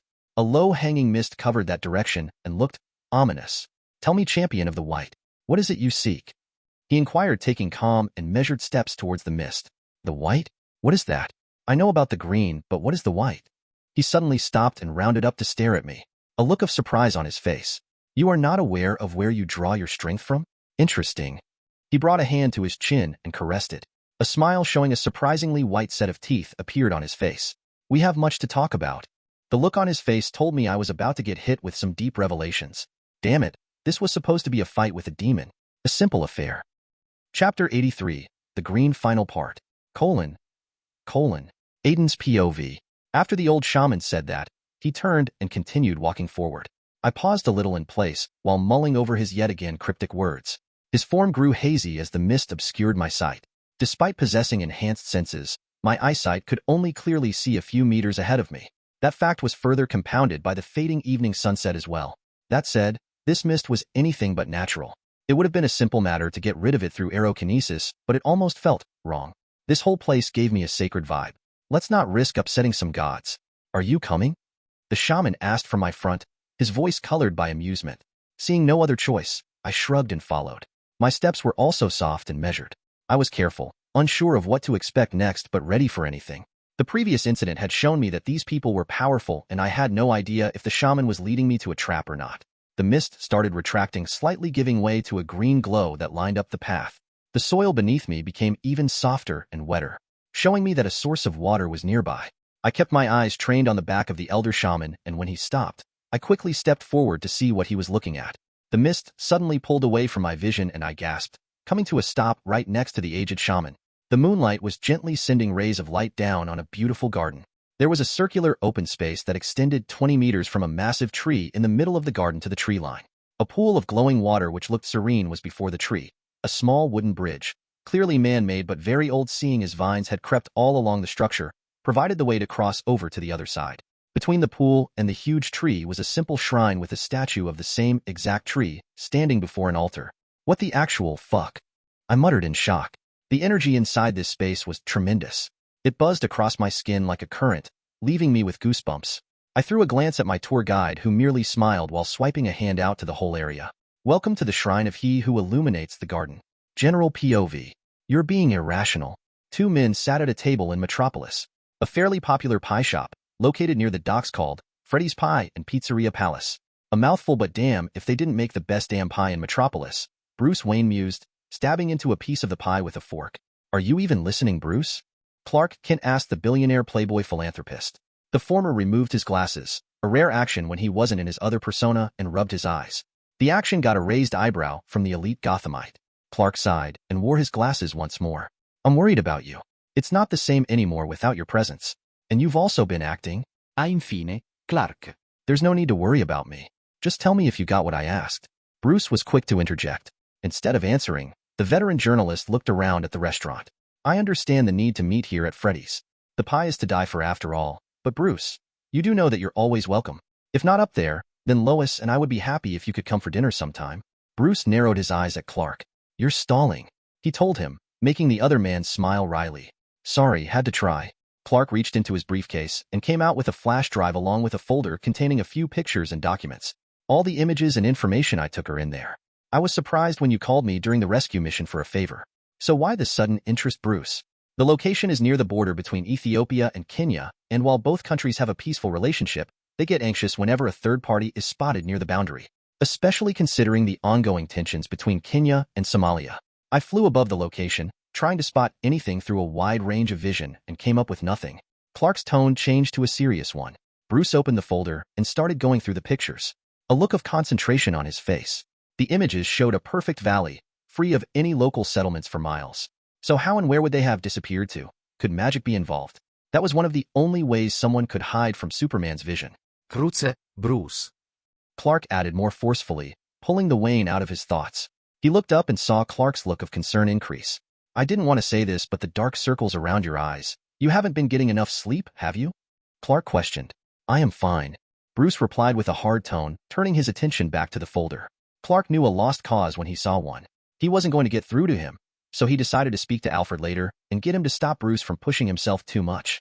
But that didn't mean Clark was giving up. A huge hand belonging to the journalist was laid above the files, stopping Bruce from perusing through any further. Tell me what is going on. I have been more than patient with you, Bruce. What are you looking for? He refused to budge. Bruce looked him in the eyes and saw the Kent family's stubbornness reflected there. A small smile worked its way onto his face. Fine. In response, Clark smiled and leaned back, crossing his hands and waiting for the billionaire to talk. Guy Lisbon, world-renowned archaeologist, a friend of mine. Aden's POV. It was peaceful. I breathed in and out, my chest filling with clean air that was full of green life energy. We were seated, cross-legged before the altar of He who illuminates the garden, which was the title of the tree standing tall over us. The evening had given way to the darkness of the night, but even that just added more beauty to the shrine and surrounding vegetation. The pool glowed and pinpricks of light shimmered on the tree above us, like miniature stars captured and stored in the leaves. Champion of the white, feel the deep calling of that which connects the whole planet. An interrelation that transcends all understanding. Feel it, and maybe you'll understand your own link with the parliament that grants you strength. I did as he asked, using my unique energy sense to dive in, exploring the bonds, the interconnections, the associations. The tree was alive, as was every plant. My energy sense spread across Africa, traveling through green circuit lines, through the roots, branches, vines, and leaves.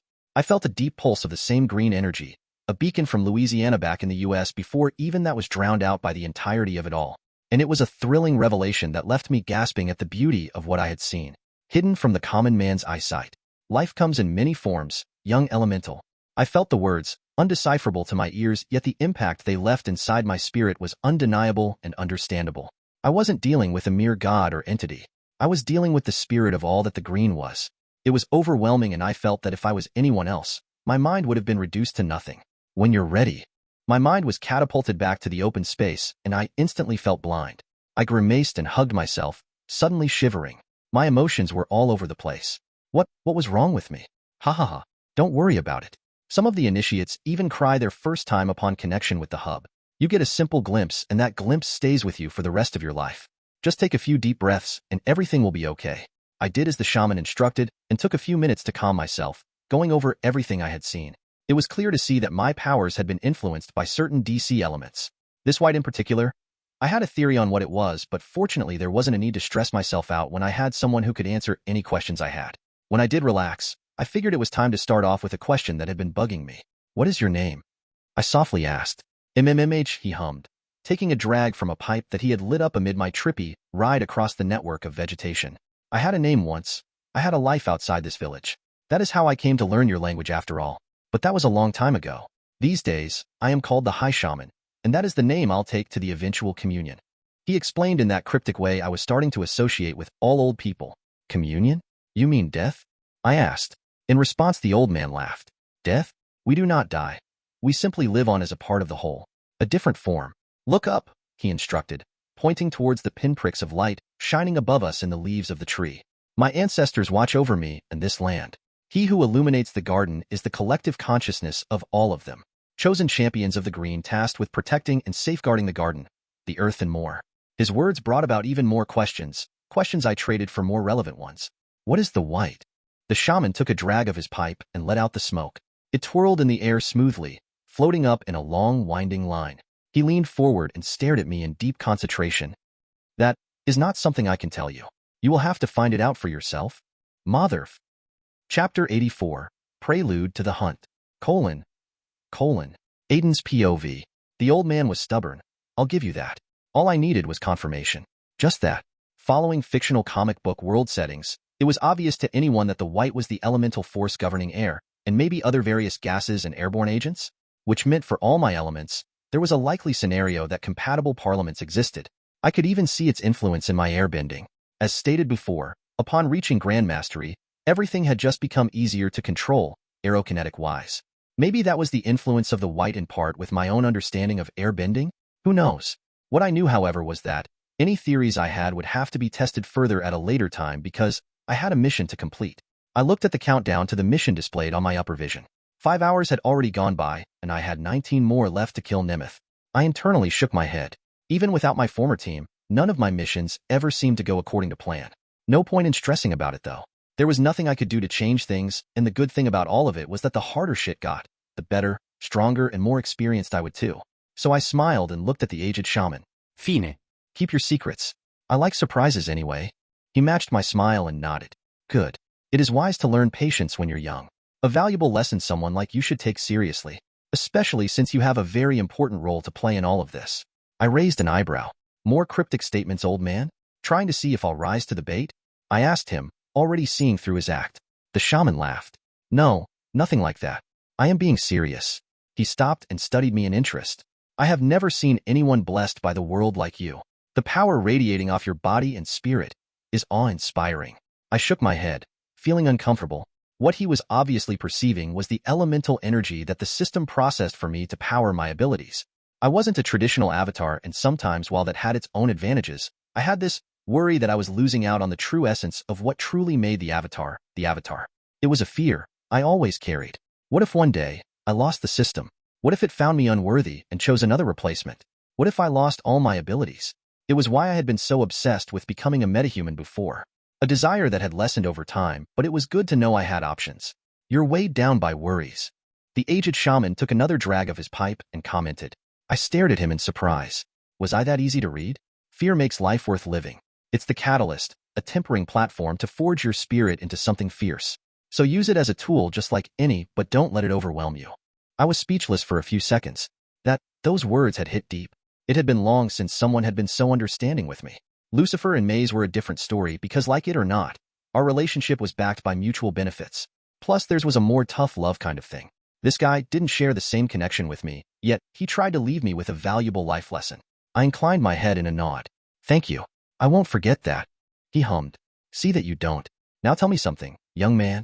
What is it you seek? He questioned, changing the subject of the conversation. Finally, I am here on a hunt for a demon called Nemeth. His eyes widened a little upon my statement. A strange look crossed his face. I see. Everything makes a lot more sense now. Come, I have something I need to show you. He rose up, stretched his muscles, and walked towards the bridge. I followed him. I looked over my shoulder at the huge tree we were leaving behind and once more marveled at the feeling it gave off. We crossed the bridge, and I looked down at the glowing pond in curiosity. There's something different about this pool of water. What is it? The shaman was silent for a while before he finally answered. That pool of water is known as the Waters of Rebirth, Magia Uzuma, in Swahili, and Rujiai Lwa Utharimo, in our true native language. Okay. Now I'm interested. What does it do? I wondered out loud. Exactly what it says. Just remember, nothing ever comes free. There is always a price. His words took on an ominous note. Normally he'd be right. However, my adaptable physique ensured that I remained the chocolate piece of hotness that I was, barring extreme conditions and stimuli.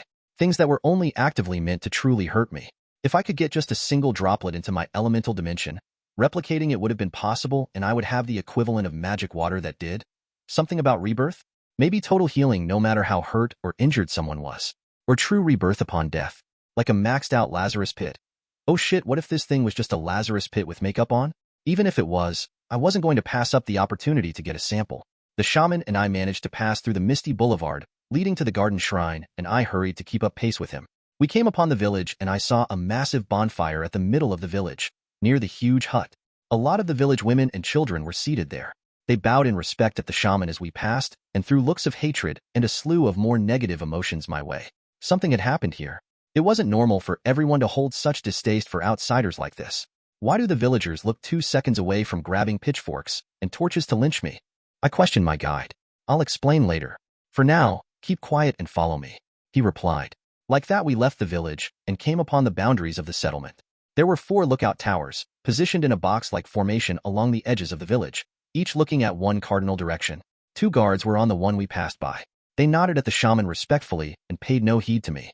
Those towers had remained unused up until now, he said in a sad tone. I didn't comment, understanding that silence worked better in this situation. We stepped onto a path that wound, taking us away from the village. Although it was dark, a few flaming torches lined up the path we were walking through. The reason why the villagers abhor your presence is due to another outsider. Oh, I listened intently as he began to speak. A man by the name of Guy Lisbon. He claimed that he was a world-renowned archaeologist, looking for the fabled waters of rebirth to heal his sickness. The chief of course refused. It is against our customs after all. He noticed my confusion after looking at me over his shoulder. The ancestors inform us of the will of he who illuminates, and as I was communing with them, they noticed the darkness hiding in the outsider's soul. An inky blackness that if allowed to persist would infect the garden. Alas, the man would convince the chief to take another alternative. A trade. The waters of rebirth for a chance to kill the demon that has been plaguing our lands the past month. Saying that, he motioned out to our front, the end of the path we had taken. Once my eyes adjusted, I balked at what I was seeing. A field, barren with black smudges and dirty, stagnated pools of water, spread out over hundreds of meters. The trees at the edges looked sickly and everything smelled rotten. I almost felt like puking. Sulfur, I murmured, remembering the brief crash course Maze had given me on demons. There was no denying it anymore. Nemeth was here, or had been at least. Our entire field of crops, decimated, and the soil our ancestors toiled destroyed and made unfertile. I turned to the shaman. Why didn't you deal with this thing yourself? You possess a connection to the green. Both you and your nephew. Had you worked together, killing it, or at the very least driving it away would have been possible. He shook his head and sighed. It is not as simple as that. The creature hides itself in a cave, a kilometer away from the village, and the further we are from the shrine of he who illuminates the garden, the more that connection is diluted. We are not true champions, just guardians tasked with safeguarding the shrine. Not to mention, there were only 5 of us. 2 after the chief decided to trust that man. I rubbed my forehead, getting a little more context of what was happening. Guy Lisbon. That name sounded familiar. One last question. How was he able to convince the chief? I inquired. Explosives that he and his team carried for dig site's excavation. The idea was to plant the explosions near the lair of the demon and then press on the trigger. So the chief, eager to end this threat once and for all, mobilized our warriors in one all-out attack.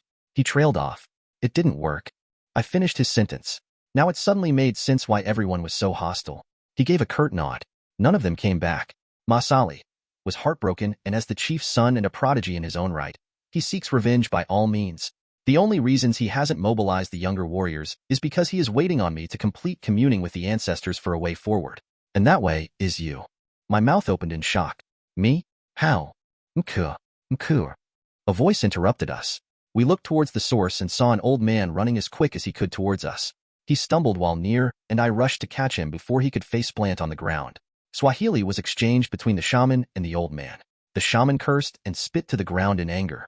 Hey, what happened? What's going on? I asked him in urgency. The shaman tightened his hands into fists and spat out in anger. Seems like my dear nephew's patience has ran out. Half an hour ago, he took the rest of the warriors to confront the demon on their own. I ran a hand through my hair. Oh fuck, they're gonna get slaughtered. My body rose up, a breeze ruffling through my coat. What's the general direction to the cave? The shaman looked at me in the eyes, and for a second, I thought he was going to stop me. Fortunately, he only nodded and pointed due east. I'll bring them back, I promised. It's time to finish this. Chapter 85, The Hunt Part 1, General POV, 3 hours before. The holographic projector came on with a hum of energy, displaying a map of the African continent that was magnified to focus on East Africa in particular. Captain Adam pointed to a red blinking icon near the border of Kenya and Ethiopia. This is known as the Valley of Ghosts, a 20-square-mile stretch of jungle. The locals avoid it, and any settlement near the valley is at least half a mile away from the edge of the forest. The team's overseer paused to see if they were listening and continued with a nod. A picture of an attractive blonde man with gray eyes and a scruffy beard appeared beside the map. Hey, I know that guy. His book was on the recommendation list for a history project I had back in school. He's a world-renowned archaeologist, an expert on ancient Egyptian customs and relics. Artemis explained. He also helped Batman on a case involving Maxi Zeus, so we can add a deep understanding of the Greek mythology as well. Robin added. His eyes widened right after his statement, and he leveled a questioning glance at Captain Adam, which means this mission must have come straight from Batman. He connected the dots. This brought about surprise as the rest of the team looked confused. Everyone except Aqualad. Wait, I thought the Dark Knight resigned from the League? Miss Martian wondered out loud. I didn't buy it for a single second. Batman pretty much runs the whole thing. Connor commented while crossing his hands. It was to my understanding that although Batman resigned, the League decided to keep him on as a close associate. He's not involved with any of the decision-making or entitled to a seat at the table, but has taken on a new role as a consultant. Aqualad explained to the rest. It wasn't surprising that he knew of this, but some of the team members were slightly turned off that he kept the information to himself. Robin spared Aqualad a brief glare. Come on guys, Superboy is right. There is no way Batman would leave the Justice League. Kid Flash raised his voice. The Dark Knight is all about contingencies upon contingencies, safeguarding the Earth from any threat, external or internal. Captain Adam narrowed his eyes slightly at the speedster. The Justice League is made up of, practically gods. There are only 2 Leaguers without powers in the League. One now that Batman has left the League. He would never break ties with the League because someone needs to monitor them, to make sure that they use their powers for good. Batman was that check? Silence dominated the room. A thin trail of sweat fell down Robin's back as the implications hit him like a speeding truck.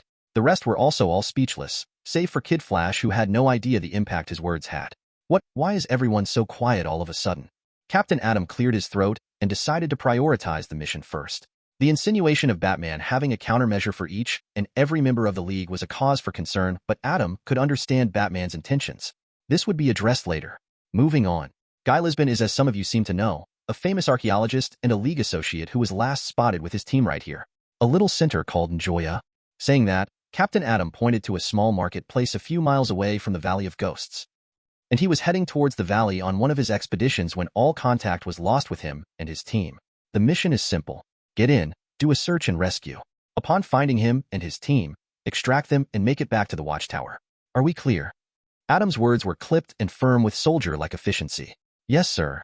Aqualad stepped forward and nodded. One more thing. I don't need to remind you to stay in stealth mode. The Kenyan government, or even Ethiopia, cannot know of your presence there. Adam gave another order, and Aqualad nodded. Okay, team. Let's move out. Aden's POV. I frowned as my body shot through the sky. I knew the general direction to take, but even after flying for a few seconds, I couldn't spot anything that stood out. The layout of the valley was strangely similar in all directions. Two hills that were concealed by the mist and the darkness, providing no discernible features I could reference, and the jungle itself was thick. I couldn't see the floor of the forest. I stopped in midair. This wasn't going to work. Looking back, my frown gave way to confusion. I couldn't even spot the village back the way I came. Okay, something is definitely up. I closed my eyes and spread out my senses. There was a slight hum in the air. A hum that was meant to confuse someone's senses. Perhaps a security measure by the tree that was in the shrine of he who illuminates the garden? Makes sense, I suppose. This meant I couldn't trust my usual senses. Joke's on you. Security mechanism thingy. Telepathy for the win. I had used my budding telepathic sense to find Miss Martian's hiding place during the absolutely cakewalk of a fight that was me versus them. I didn't see why I couldn't use it now to find Masali and the others. I doubt whatever was actively messing with my senses could account for mind power. I cleared my throat and locked my inner weeb back in his cage. To concentrate better, I sat cross-legged in midair. The position was one I was most familiar with and made me relax.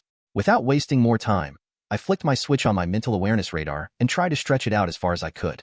Sweat started falling down my forehead after a minute, as I strained this power more than I ever had before. Unfortunately, nothing registered in my telepathy. The range was too small. About 70 meters or so. I massaged my forehead knowing that each time I spent trying to find the warriors was more time Masali's stupid impulsive actions got more of them killed. I had to change tactics. What if an idea came to me? I didn't know if it would work or not, but here we go. Instead of stretching my range out, I sent a pulse out. A sperm whale can locate prey up to 500 meters away. I used that same principle but applied it to my telepathy. A wave of psionic energy escaped my mind, spreading out across the whole space. Through this, my range was expanded exponentially because I wasn't struggling to maintain the pulse, just to read whatever it bounced off of. I grinned. Gotcha. A little over 300 meters away to my right. Over 20 minds registered in my telepathy. I changed course and shot off like a rocket. My brows scrunched up a little because before I had completely cut off my telepathic pulse sense, I caught the flavor of a few familiar minds. It was probably nothing. Maybe my inexperience with the skill. Just to be sure though, I sent another pulse out. Nothing unusual registered in my senses, so I increased my speed towards Masali. General POV. Guys, Aden's here. Miss Martian informed the others. The atmosphere in the ship suddenly changed. A sharp intake of breath from Artemis, Kid Flash narrowing his eyes and Superboy tightening his fingers into fists. Should we call it in? Artemis asked, already knowing what the answer would be. Everybody looked towards Aqualad. There was a brief silence from the team leader. Aqualad closed his eyes and thought it through. Aden's presence here showed that this mission had changed from a simple search to something else. Who could he be working for? Time and time again, Aqualad saw what being a leader actually was. While it was a noble position to have the team's trust placed on him, he couldn't help but see it as a burden. Protocol dictates they were supposed to report it, but this is what they had been waiting for. A chance to bring him back. In cuffs or not didn't matter. No. We continue the mission. A few adjustments are to be made, however. Miss Martian and Artemis, you are to stay in the bio ship. Do a scan of the whole valley and see if you can spot our target or any of his people. You will also be our eyes in the sky. The rest, we will be confronting our wayward teammate. There's a high chance that Lisbon might be who Aden's after, or at the very least have information on his disappearance. Artemis looked ready to argue, but instead settled for a curt nod. She would only be a liability. Superboy, on the other hand, was feeling the opposite. He was ready to prove once and for all that he wasn't weak. He patted the noticeable bulge in his pants pocket, a gift from his other father.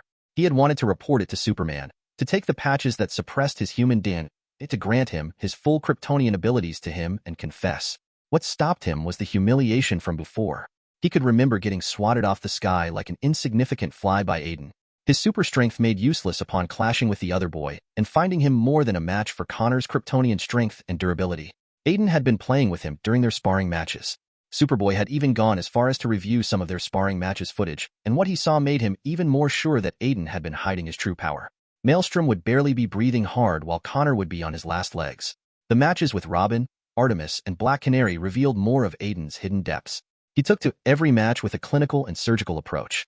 A glint on his eyes that showed you, even if you put him down now, don't expect the same thing to work next time. So Connor had come to the conclusion that there was no way he could beat Aden in pure skill. The guy was a monster in versatility. Instead, Connor decided to do so by overwhelming power. The DNA patches were staying with him. Just until they brought Aden back, he promised himself. Chapter 86, The Hunt Part 2, Aden's POV. I get it. People are dumb sometimes. People are more often than not impulsive when caught in a sticky situation. That all makes sense. What doesn't make sense is when you insist on being stubborn despite knowing you're in the wrong. I flew down and touched down on a tree branch, looking down at Masali and close to 30 teens, the exact number being 28. The group had arrived very close to the cave. They were hiding in a thicket while looking up at the rocky path leading up to the cave, which was only a few hundred meters away. Not too close and not too far out of earshot.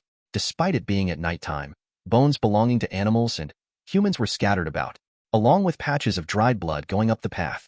I closed my eyes and said a little prayer to the ones who had lost their lives here. Then I refocused on the stupid, entitled fool about to risk the lives of his friends for petty revenge. Revenge is not bad, but you only take vengeance when you know you have the power to see it through. Now back to my earlier point. Masali was staring down at one of the older teens, who seemed to be his second in command. I didn't understand what they were saying, but from the older boy's body language and expressions, it was clear he was hesitant about confronting Nimith in his lair. Smart. Unfortunately, Masali was too blinded by rage and revenge that he couldn't see how bad his idea was. For now, I decided to stay hidden while keeping a lookout on the cave. If Masali chose to listen to common sense and turn back, all the better. I could then go inside the cave, murder the shit out of Nimith, and then be out of here. General POV. They were elites. Sons of the garden. In their veins flowed the blood of their brave ancestors who had never given up or failed in their sacred duty. It didn't matter that they were young. It didn't matter that they were inexperienced.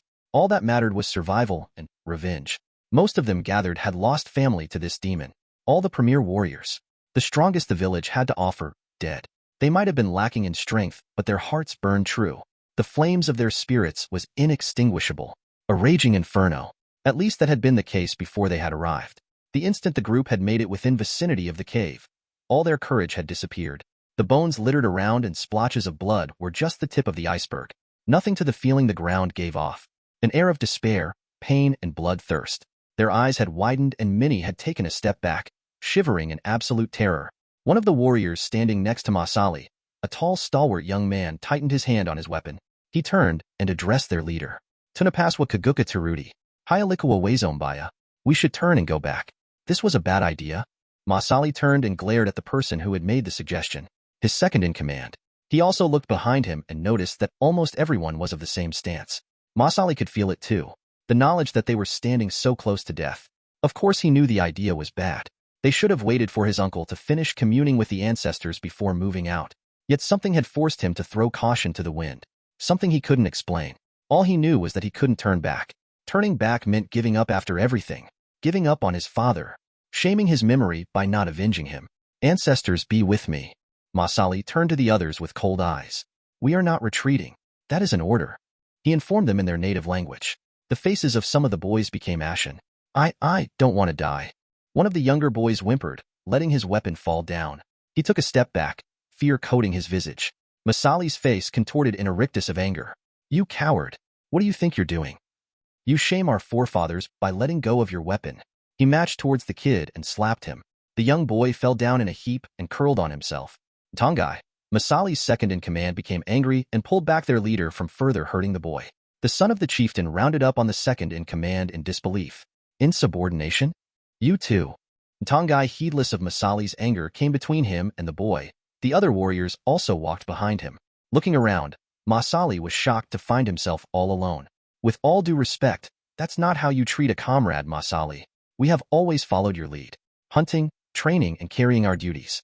And you have never been this cruel. All of us lost our loved ones, just like you. So why? Instead of compassion and understanding, you treat us as mere subordinates. Are you that eager to lead us to our deaths? With each word that fell, Masali felt as if explosions were going off inside his brain. All this time, they were right. Why was he doing this? He loved his father, but that did not justify leading his compatriots to the battle with a half-baked plan.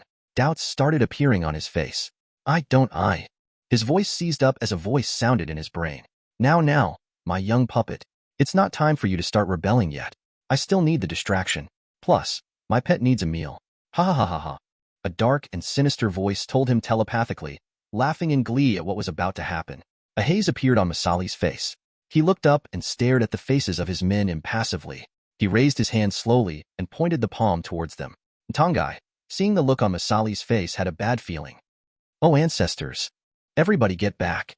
He shouted as the ground started rumbling. Traitors! Masali said and clenched a fist. Blackened vines exploded out of the ground, aimed to skewer everybody present. Tongai couldn't believe it. His friend, brother all but in blood. Masali was his last thought, knowing he couldn't hope to escape this. Slink! The sharp whistle of a blade cutting through the air was heard. A few seconds later, all the vines aimed to constrict or skewer through the others were promptly cut apart. A breeze blew out. A red and yellow blur moved through the ground, carrying away the warriors out of Masali's range. The son of the chieftain looked on in anger as someone interrupted him. Who dares? He shouted to the forest. A familiar figure stepped out from the edge of the forest and stood before him, tall and imposing. Masali's eyes widened and he stepped back. You? Yes, me. And if you know what's good for you, you will surrender, or better yet don't. I have a lot of rage piling up and I need a way to unleash it. The figure said. Aden's POV. My mind was buzzing with anger. That red and yellow blur, Kid Flash. The team were here. I felt it out with my air sense and located them hiding in the jungle, waiting and watching as I approached Masali. Some of them shivering in nervous energy. Only one of them a true threat. Connor was registering as strong in my nascent energy sense. Strange. I could feel the fluctuations of telepathic communications going on among the three of them. Going by what I knew of Aqualad's strategy, the three were probably him, Superboy, and Kid Flash. Robin was inching towards the cave on my left side, trying to move while undetected. Miss Martian and Artemis were most likely on the bioship, providing air support. Par the course with Aqualad's uninspired and cliché tactics. Well, if it ain't broken. Superboy, wait. I heard the order through the vibrations in the air. Of course, Connor wanted to jump in, like he always does. Did they follow me here? The nerve, and not to mention the stupidity. I inhaled a shuddering breath, calming myself down. I had a mission I needed to carry out first. Once I was down beating the stupidity out of Masali, I would confront them. And this time, they better hope to God they don't attack me first. I am out of mercies to give. I spread out my telepathic awareness, making myself a beacon of psionic energy in a way that any 2-bit telepath like me or a prodigy like Miss Martian could locate the transmission. After a few seconds, I felt a link established between us. No one said anything for a few seconds then. Stay the fuck out of my way, Aqualad. This time, I'll make sure the least injury you and your team gets will land you in the infirmary for a month. After giving the warning, I cut off the transmission and turned my attention back to the chief's son. Masali looked angry at my words. I narrowed my eyes when he started huffing. Sweat dripped down his forehead and his eyes looked unfocused. His hands shook as well. I spared a look at the blackened vines I had cut through with my long knives and airbending. The vines were seeping with corruption and taint. Something was up. You foreigners bring nothing but trouble. My father couldn't see you outsiders for what you actually are. A threat that needs to be dealt with extreme prejudice. I raised my eyebrow. He could now talk in English? Communicating with him earlier had been a problem. That's unexpected. Then again, he could have learnt it from his uncle. Yet, all these inconsistencies added up to paint a worrisome picture. Nemeth was a demon and demons possess people. Could that be the case? I needed to get up close to find out. I hid the hand holding the long knife behind my back and sighed. I get it. You're angry, frustrated, and you want a revenge on whatever killed your father. But this is not the way to go. I stalled, walking closer. I could have easily used a number of techniques to take him down, but I wanted to know if my suspicions were correct. Getting close to him, an overpowering stench of sulfur pervaded the air. I scrunched up my nose. Dark-colored veins covered his hands, and glowing yellow light flashed in his eyes. Fuck. Shut up. Shut up. Shut up. Masali shouted. I have heard enough. From you. From my uncle. From everybody. No one tells me what to do. And with that final shout, the ground started trembling. I looked at the mouth of the cave. Stones started falling apart and rolling down the hill. Something was coming. My attention was briefly removed from the self-entitled arrogant young master before me to see what this new threat was. My eyes widened. Whoa, this just went from comic book world to full-on White Walker and Wits bullshit. I call foul. My blades ignited with fire. From the mouth of the cave, dead animals, and humans dressed the same as Masali and his warrior group came out, and trust me, they were very much dead. Their eyes were unfocused, and even from there the smell of rot was overpowering. The misshapen forms of zombies stumbled aimlessly around. An animalistic roar sounded from behind them. The zombies instantly went on focus. Their heads turned towards us. Then with a rush/stampede that reminded me of World War Z, they ran down the hill en masse. Holy shit, Kid Flash commented. Him, Aqualad and Superboy had come out of hiding. They kept a respectable distance between us. Smart. Despite the circumstances, I didn't know if I could keep myself from punching Kid Flash's lights out. Well, now I understand why the mission was rated as hard. Chapter 87. The Hunt Final Part. Hey guys, if you want to read a fun DCFIC, check out Absolute Combat by Kingoteeps. The MC is dope. Aden's POV. Zombies. A staple in most fantasy fiction worlds. A reality in this very real and tangible world I was standing on. 300 meters was nothing to these creatures that were bearing down on us with the speed of Usain Bolt and the force of a bulldozer. I gave us 10 seconds at the most. Masali snarled and jumped at me in an animalistic rage. Blackened vines rose up from the ground to spear through me. I pulled on the heat inside me and exuded the flames from my skin, taking great care not to burn my clothes. The air near me started burning a pale blue. The black vines were reduced to ash a meter away from my body, leaving behind a nauseating stench. Masali, or whatever the thing inside him was, growled in rage and fear. My hand stretched out to grab him by the neck. Then I slammed him onto the ground with considerable strength. He instantly lost consciousness. I could feel the judgmental eyes of my former team glaring at me. When I reached into my trench coat pocket, I felt Aqualad hold back Kid Flash through my air sense. I snorted, withdrawing a bottle with holy water, blessed by the priest back in LA. It seems like Kid forgot about his beating. I mused, should I remind him? Yeah, I think I should. Soon, I opened the bottle of holy water and sprinkled some on Masali's face. His body started thrashing about. His mouth opened and flying beetles escaped it, trying to fly to the mouth of the cave. A flame appeared in my palm. I swiped my hand towards the sky with a grunt. The bugs were fried by the fire and fell to the ground, smoking. The loud roar of anger and pain following the action made the zombies running towards us stop momentarily. Good to see my flames can hurt it. What the fuck was that? Kid Flash wondered loudly. I found it super easy, barely an inconvenience to ignore him.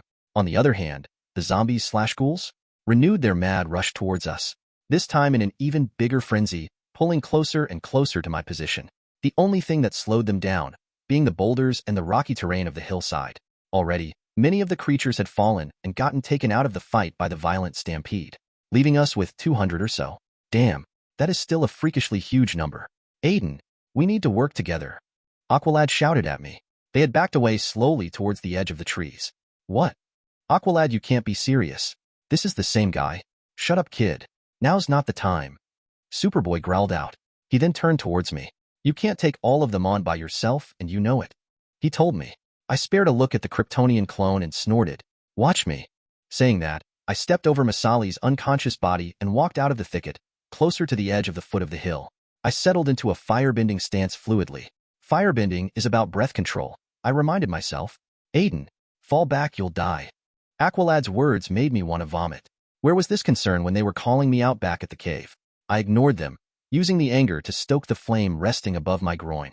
He has a death wish, Kid Flash said while running back. My eyes hardened. Maybe I do.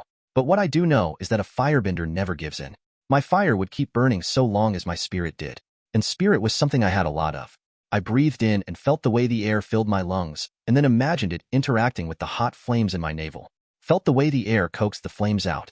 My own body movements, helping to plot a course for the fire to dance. To move according to what I needed. I stepped forward, leaning my upper body slightly to the front. My hands suddenly spread out to the sides. I bent my legs, bringing the arms to my hips. I felt the fire get compressed inside my chest. A ferocious mass of swirling energy ready to destroy. Fire was life, but there cannot be life without death. Therefore fire could be used to deathify anything as well. Identify. Cool word. I might keep on using it. Maybe. I kept a tight hold on the fire and then spun. My hands both shot off from my hips in a quick motion. Large voluminous flames shot out of my fists, unyielding and roaring like a tiger. Boom! I timed the explosive beam like destruction wave of super hot flames with my exhalation. The first wave of monsters, the middle portion up until near the back, were fried by the massive yellow funnel of fire. Easily 100 feet long and covering a large surface area. The heat was oppressive. The light coming off of the attack lit up the night sky. I kept it up for one more split second before my hands seized up in a burning sensation. Smoke covered the surroundings for a few more minutes, obscuring the view. That attack had been no joke. I winced while lowering my hands. My face made a frown at the red cracks covering my knuckles. I was actually injured. Not debilitating or anything like that, but damn. I thought firebenders couldn't be hurt by their own fire. Then again, I wasn't a regular firebender. My elemental energy reserves were basically bottomless. The problem, as I had seen, was my own body. There was a certain limit as to how much I could actually channel. He's grown stronger. Much stronger. I heard Aqualad comment and rose up from my position. The wind obeyed my command and banished all the smoke and dust away from the surroundings. The scene that met us made me widen my eyes too. A huge groove fanning out from the foot of the hill to the cave at the top had appeared. Red magma from the melted rock had pooled inside the groove and was rapidly cooling. Of the 200 zombies, only stragglers remained. Probably 30 or 40 zombies. My attack alone had taken out over 150 of them. Hell yeah, I muttered while smiling. A loud roar rang out at that particular time, leaving my ears ringing and my heart pumping. The fight was far from over. Looks like the boss is ready to reveal himself. The zombies on the outskirts of my attack stopped shambling about. A silence dominated the battlefield, only broken by the silent steps coming out of the cave. I looked on in anticipation. This is where my mission ends. At 17 hours. Not bad. Finally, the big bad revealed himself, or rather itself. A huge lion, easily the size of an African elephant, appeared out of the mouth of the cave. That's one huge-ass cat. I call bullshit. I've seen lions on Nat Geo, and they don't get as big as that. I didn't even pay Kid Flash any attention. I just dealt with zombies of all things. A huge lion is where he draws the line? Fucking stupid. The lion was glorious and intimidating. We made eye contact through all that distance, and I saw the derision in its eyes. This lion was an apex predator and knew it. That means it wasn't afraid of my fire. Then again, demons come from hell. Hell is hot, obviously. To them it might feel like a cool shower. But my fire still afforded me an advantage over them in comparison to regular fire. For instance, I could burn their true essence. Their true forms, when exposed to my flames along with them being on Earth, would leave the demons turned to crisp. Case in point, the flying beetles that had been possessing Masali. This brought about many questions. How was Nemeth doing this? He was a gluttonous demon. His whole shtick was eat, eat, and eat. Yet from what we'd seen, he was apparently playing necromancer and beast tamer. Something was up, I tells ya. Something stank, and it wasn't the sulfur. I bent down and removed my blades from my inner pocket, placing them on a rock. My hand reached inside again, and this time, I came out with a bottle of holy water. Firebending would probably do little to that lion's shiny coat. But holy water? I whistled. This thing was kryptonite to them. I sprinkled the water on the blades and wiped them down, hoping the effect I was trying to apply was a success, and that I had 2 holy daggers in my possession. I twirled them in the air and pointed one towards the lion. I'm coming for ya. The lion held my gaze, and I got the impression that the fucker saw me more of a hindrance than a threat. It roared again, and the zombies sprang up, running towards us once more. The lion turned imperiously and moved back into the cave, its tail swishing in the air. I looked at Aqualad and his team. I'll take on the big bad himself. The lion controlling the rest of the Walking Dead. You handle the stragglers and make sure you get those boys back to the village. And Aqualad? You better hope we don't meet again. I coldly explained. I saw well-hidden fear in Wally's eyes and smirked inwards. That just made my day. This is far from over, Aden. I will beat you. Superboy informed me before I could leave. And just to prove a point, the fucker floated up with red flashing in his eyes. I widened my eyes a little. That explained why he was registering as strong in my senses. He now had access to the rest of Superman's powers. I turned away. Show off, and he couldn't even get rid of the horde of zombies that were coming at us earlier. Chapter 88, The Mastermind Part 1, General POV. Wait, Aqualad was a little too late, and before any of them could say anything, Aden blasted off. 2 twin flames pushing him to the mouth of the cave at high speed. Neptune's beard. Aqualad cursed, something he never did. Superboy and Kid Flash shared a look, but wisely kept silent. For all of 2 seconds before Kid Flash reminded them of the zombies coming at them. So, any exorcists around? Either that, or someone get us Rick Grimes. The speedster said. Aqualad sucked in a deep breath and refocused on the mission. They would deal with Aden later. First, they had lives to save. He reached out into their shared telepathic link. Miss Martian, I need you to land the bioship. We need to evacuate these people. You can then use the directions they give you to find a safe place for them. Meanwhile, Kid Flash, Superboy and I will take down as many of these creatures as we can. Lastly, Robin, your job is to go after Aden and the big scary cat that would not look out of place in a Narnia setting. observe while hidden, and if possible take them both down, effectively rendering the rest of the zombies useless as they seem to be controlled by the aforementioned Narnia Big Scary Cat?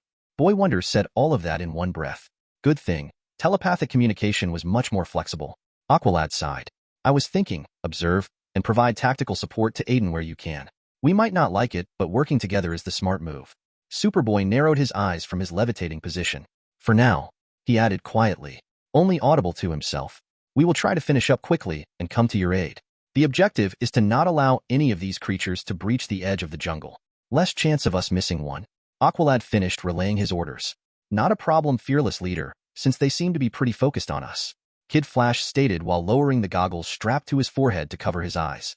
A click on the side of the optic device switched it to night vision. I'll give them something to focus on, all right? Arg! Superboy shouted in anger and shot at an elephant that was stomping its way towards them. Aqualad looked on in suspicion. Yeah, Aqualad, I wanted to ask, Kid Flash called out to him in an unusually serious tone. Since when can Superboy fly? Aqualad shook his head. He has not exhibited these abilities before. Perhaps they finally kicked in. He's a Kryptonian after all. They get more powerful the longer they are exposed to the sun. He responded, his water bearers coming out of their holsters behind his back. A pair of hyenas were rushing towards him. Perhaps, or maybe more secrets. Kid Flash responded grimly and sped off. General POV, elsewhere. It's starting, Lucifer said in childish excitement. May spared him a look and rolled her eyes. This is either going to turn out really well or really bad for Aden. My bet is on the latter. I don't think he's ready. She complained. Oh, come on now, love. Have some faith in the boy. I do have faith, but going up against the Lord of Hell is no joke. You should have sent me to deal with him instead. She responded. And where would the fun in that be? This way we get to see an evolution. The beauty of humanity, May's keen, lies in that stupid spark of courage that spurs their actions. He told her with an upturn of the corner of his lips. The Lilim shook her head. That's not outstanding or unique at all. Most aliens have that as well. Humanity is simply favored more by him. She disagreed. Lucifer nodded, seeing her point, but also slightly disappointed that she was entirely missing the bigger picture. Maze dear, I have always taught you to see past the obvious. Ask yourself why he favors them. When you have the answer, you'll understand how it's possible for individuals like John Constantine to exist. Lucifer admonished her. Fuck that asshole. May stated upon hearing Constantine's name. The devil chuckled at the hatred she possessed for Hell's vacuum cleaner. He's in another universe entirely, Maze. I see your dislike for him is still at an all-time high, he commented. In response, the beautiful demoness simply poured herself a drink and downed it. Well, he's the reason I'm glad humans are not immortal or possess long lifespans. I have a grudge with that bastard. She went silent before placing down the glass in her hand on the table. Wait. Maze addressed Lucifer as realization dawned on her face. That's why you're doing this. Why you want the boy to get involved in the supernatural. This world lacks the experts. Well, apart from the Lord of Order and the stage magician, Zatara, but he is not a true demonologist or a hunter. In a way, you're shaping him up to take on that role. She paused in surprise and confusion. For the first time in a while, Maze couldn't get a read on what Lucifer was planning. The proud smile on his face told her that he was happy she'd finally connected the dots, but if anything, Maze felt even more lost. One question remained. Let's cut the crap. Why? It's not like you to be so interested in one human. You said you wanted to take a vacation, but everything you've done so far has been contrary to that. She didn't flinch from his gaze. Lucifer hummed and ran a finger along the length of the mouth of the glass he was holding. That spark. I want to see it again. That which I desired but was denied. I want to see it bloom to its full potential. I asked you a question earlier. Why he favors them? He looked at Maze seriously. You'll have your answer soon, love. This will be a true test of mettle for Aden. We will see his real self in the adversity that follows, especially considering the fact that he won't be able to rely on his other half. Lucifer said while grinning sinisterly. Maze narrowed her eyes. What did you do? She asked him. The devil simply shrugged with an innocent look on his face. Me? I have no hand in that, love. The innocent look was replaced with a manic smile that stretched out on his handsome face. It wasn't a lie, but more like withholding information. The only thing I can say is strap in. This is going to be one heck of a ride. The clip displaying what was happening on the battlefield showed the team fighting to take down the zombies. Then the feed changed to show a man, dressed in an adventurer's attire, walk up towards the village guarding a hub of the green. A shield of vines and green energy appeared between them. With a swipe of his hand, the vines were destroyed by blackened flames. Aden's POV. I shot off straight towards the mouth of the cave, heedless of the creatures on the sides of my self-made cavern. The rocks were cooling down more and more, leaving behind blackened soil. I spared a look at the zombies and ignored them. Those were cannon fodder that Aqualad and the rest could handle. I was going after the final boss. Within seconds, I arrived at the entrance and spread out my air sense. It wouldn't do to be ambushed by a 5-ton lion because I was too careless. I twirled the daggers in my hands and lit them up. Flames appeared along the edges of both weapons, lighting up my surroundings. I didn't need the light to see because my vision was strong enough, so this was more to draw out the huge creature. I would sense it before it could attack, and then retaliate when Nemeth least expected it. My feet crunched on bones, like dried twigs. My nose scrunched up in disgust at the rotten stench present in the cave. It was to the point where I started cursing my enhanced sense of smell. There was nothing I could do other than quickly killing Nemeth and leaving this place. I walked in while taking great measures to read anything registering in my senses. 20 meters in, I felt a movement come from my back. A miniature figure that shot a zip line to the ceiling of the cave and stuck to the sides of the walls. Robin. Typical. A few more seconds of carefully traversing the smelly and dark cave. I started hearing the drip of water. Looking at the walls of the cave, I could tell they were also starting to get slightly wet. The tunnel then enlarged the deeper I walked in until I finally found myself staring at an open space inside the cave structure, the size of a soccer stadium. In the far back was an underground river. The water looked murky and disgusting even from the huge distance away. And lastly, laying down on the barren and rocky ground was my target. The final boss himself. The big cat looked at home. It lazily observed me. A menacing look on its face. A mark showing a pentagram was branded into its forehead. Sharp claws gleamed from its paws and a low growl informed me of what it thought of me. An annoying pest. Let's change that, shall we? I jumped off the cave opening and landed before Nemeth. The instance I did, an overbearing might shook my bones, and I took a knee from the aura it was exuding. The lion rose up and started walking towards me. Its steps were heavy and frightening. I struggled to move, aware of the death sentence walking towards me. Each second was agonizing. I looked up at it with a scared look on my face, and the glee in its own eyes was magnified. It loved this feeling of domination and oppression. Drool escaped its mouth, and the smell of sulfur made me feel as if I was going to pass out. A meter away from the huge behemoth, I felt the whistling sound of birdarangs and watched as the lion jumped back in a swift move despite its huge size. The birdarangs it had dodged dug themselves on the floor of the cave and exploded, showering me with pieces of stones that bounced off my air shield. I sighed and got up without a problem, shrugging off the intimidating aura of the lion with ease. I looked over my shoulder in anger. Why did you interfere, Robin? Boy Wonder landed behind me and looked smug. I think you meant thanks. I chuckled without humor. Thanks? Thanks for what? For ruining my plan? I was pretending to be weak so that I wouldn't have to waste any more time dispatching this thing. I have a feeling that someone else is behind this whole scheme, but now, because of you, I'll have to fight the damn lion, giving the mastermind more time to carry out what he's planning. Robin gave me an impassive look, a stubborn glare worthy of his mentor. Deep in his eyes, however, I could tell he was embarrassed. A loud roar brought my attention back to my opponent. I sighed, brandishing my flaming weapons. Okay, now that the easy way is out, let's do this the fun way. I smiled a bloodthirsty smirk. Chapter 89. The Mastermind Final Part. Aden's POV. The lion roared once more, this time in rage. I spared a look at Boy Wonder. Get to cover and don't intervene. Surprisingly, he didn't try to argue back, and not unlike Batman, he disappeared into the shadows of the cave. I heard his signature laugh echo through the cavern and rolled my eyes. Well, it's just you and me, kitty cat. I promise you, I'll try to make this quick. The taunt worked and the lion jumped at me. Claws and teeth aimed to eviscerate me into meat ribbons. That was if its weight didn't crush me instead. I rolled under it and sprung up to a handstand. I spun my legs around, creating a scythe of flames that arched towards the lion. The beast, in that same astonishing agility it had previously displayed, turned around and roared. The huge blast of sound sent an air wave that put out my flames. I brought the winds to my control and created two massive tornadoes that almost reached the ceiling of the cave. The whirlwinds boxed in the lion, briefly hiding me from its sight. I jumped up to the sky, falling towards it, both daggers held above my head. The lion roared, pushing away my tornadoes through sheer sound shockwaves, but not unraveling them. It looked up too late, just as I was bearing down upon it. Flames sprang up along the knives, leaving behind a flash as I brought them swinging down. I smiled when I felt them connect with the lion's forehead. Then they cut through the creature's skull like a hot knife through butter. That was too easy, I frowned. My feet landed on the ground, cracking the cave's floor with a dull thud. At the same time, the lion dissolved into thousands of beetles made of shadows and pulled away to condense into its former body. The lion shook its head. Two twin scars ran down from its eyes to the mouth. Black blood dripped down the injuries caused by my knives.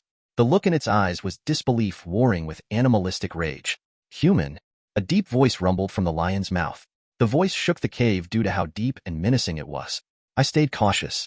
This could be a ploy to attack me by making me lose focus and awareness of my surroundings. You are not like the rest. Not like the other meatbags. Saying that, it started walking around me slowly. And those knives, they are special. They hurt me. Nothing can hurt me except holy power. Interesting.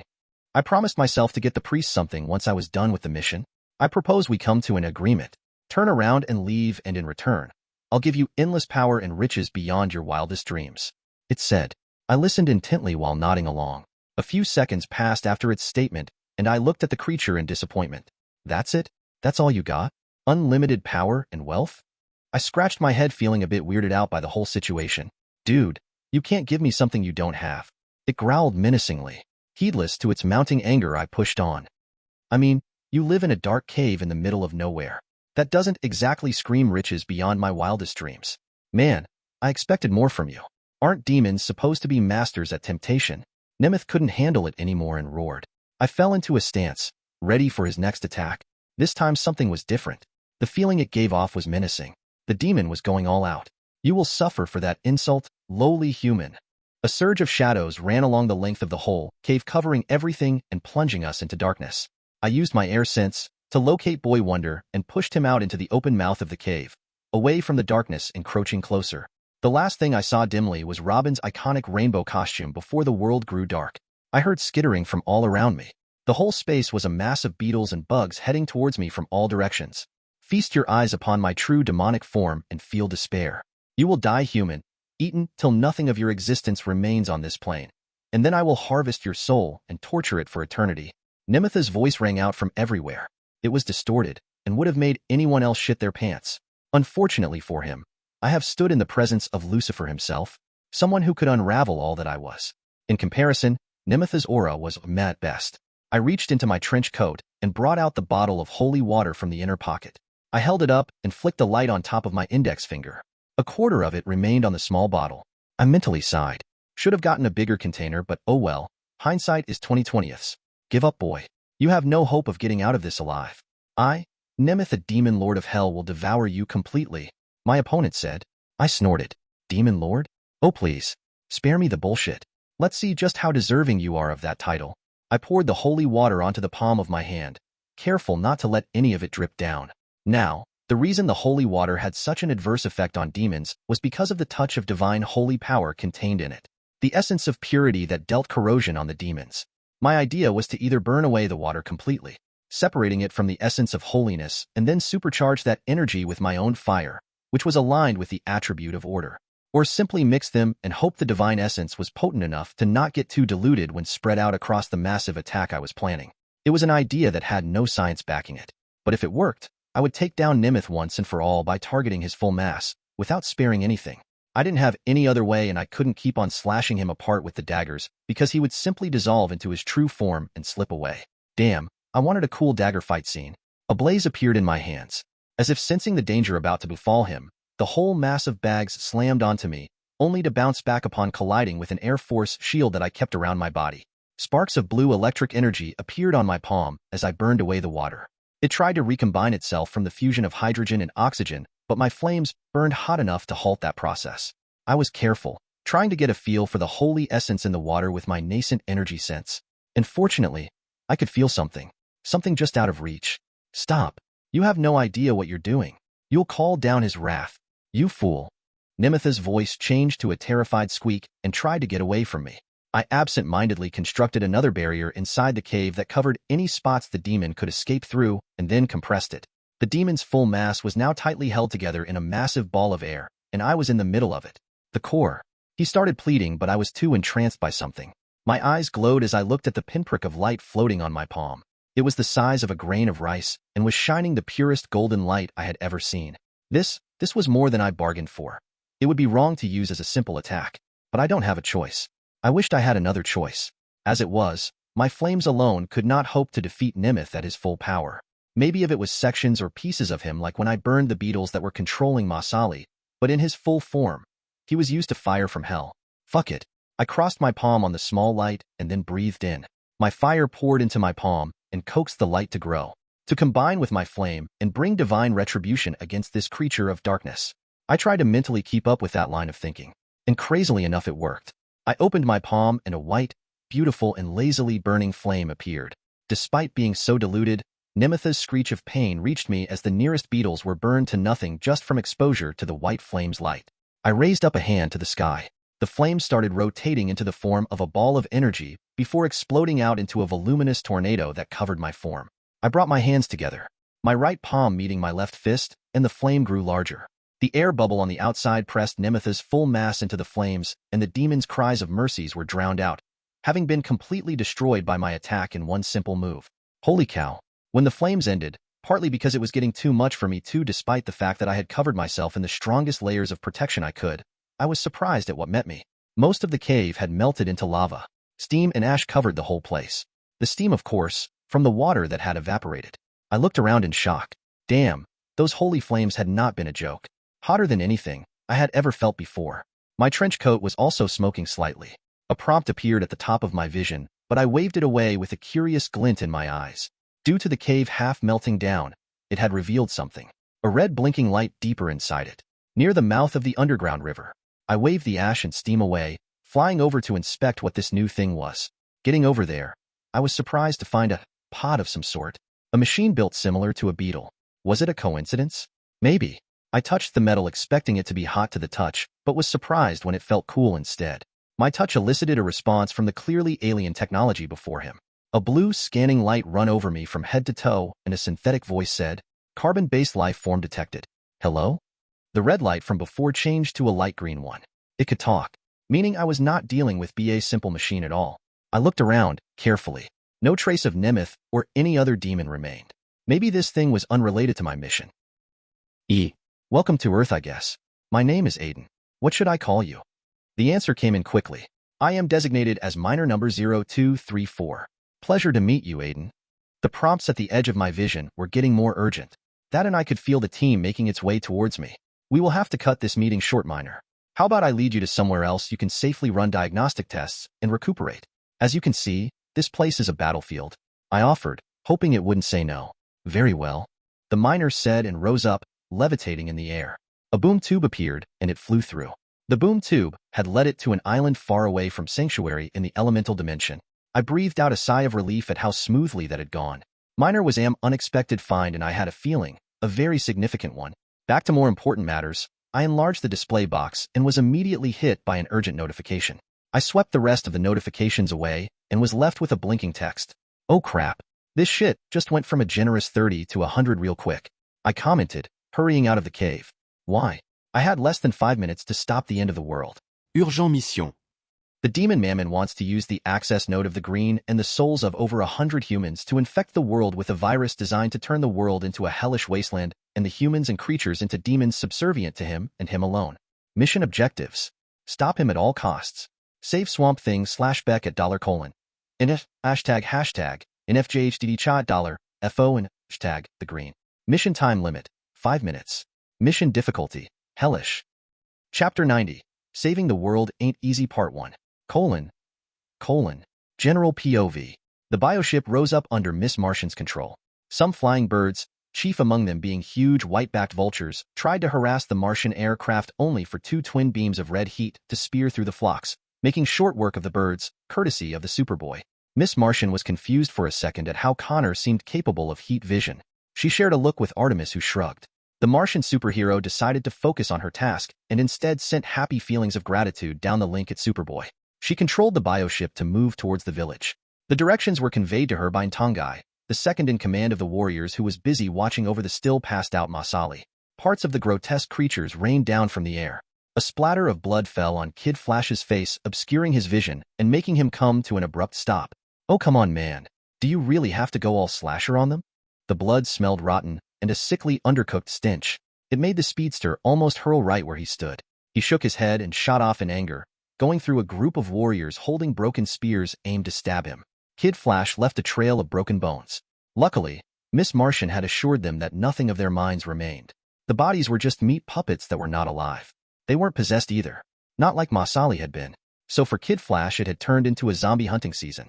Fortunately, All of them were respectful enough to leave the bodies intact for a proper funeral. Almost all of them, considering Superboy was reenacting an Omni-Man scene from Invincible. Kid Flash looked behind him at the tangled bodies and smiled. There were broken limbs, but only to impede their movements. And that's how you do it. Aqualad jumped over Kid Flash and kicked a baboon that had taken a leap at Kid Flash from a tree before it could attack the speedster. He landed with the creature under his feet, destroying its head with his full Atlantean might. Aqualad looked at the blackened sludge of brain matter and blood and felt like vomiting, both because of how disgusting it was and his actions. They were heroes. Killing was not something they did. However, the circumstances were a bit different, so it's understandable. As long as we don't completely destroy them, we can find out what really caused this, he told himself before turning to Kid Flash. KF, keep your head in the game. We don't know if these things can infect others, and I don't want to find out. Aqualad told him sternly. Chill out, Aqualad. We're winning. In fact, Superman, over there, is basically dominating the battlefield. The speedster pointed at Superboy, who was carving a line among the creatures. He was unstoppable. His flight left shockwaves in the air as he accelerated, raining heat beams and ice breath down. The ground was destroyed, with craters and grooves. Aqualad felt his heart skip a beat at the viciousness with which Superboy was taking out the zombies. A fire sprouted out in the forest due to a stray shot from the Kryptonian, and Aqualad decided to caution Superboy to be careful right after directing Kid Flash to put it out. They couldn't deal with a forest fire on top of what they had. He reached through the telepathic link. Superboy, you're losing control. Be careful of your surroundings. You almost caused a forest fire. The clone didn't respond. Superboy was having the best time of his life. He felt powerful. For the first time in ever, he finally felt strong. It came as a surprise for all of them when he cut off the telepathic link to focus on going all out for the first time. Damn, did Superboy just hang up on all of us? Kid Flash asked telepathically. Before Aqualad could give Miss Martian the order to bring the clone back to the link, the ground started rumbling.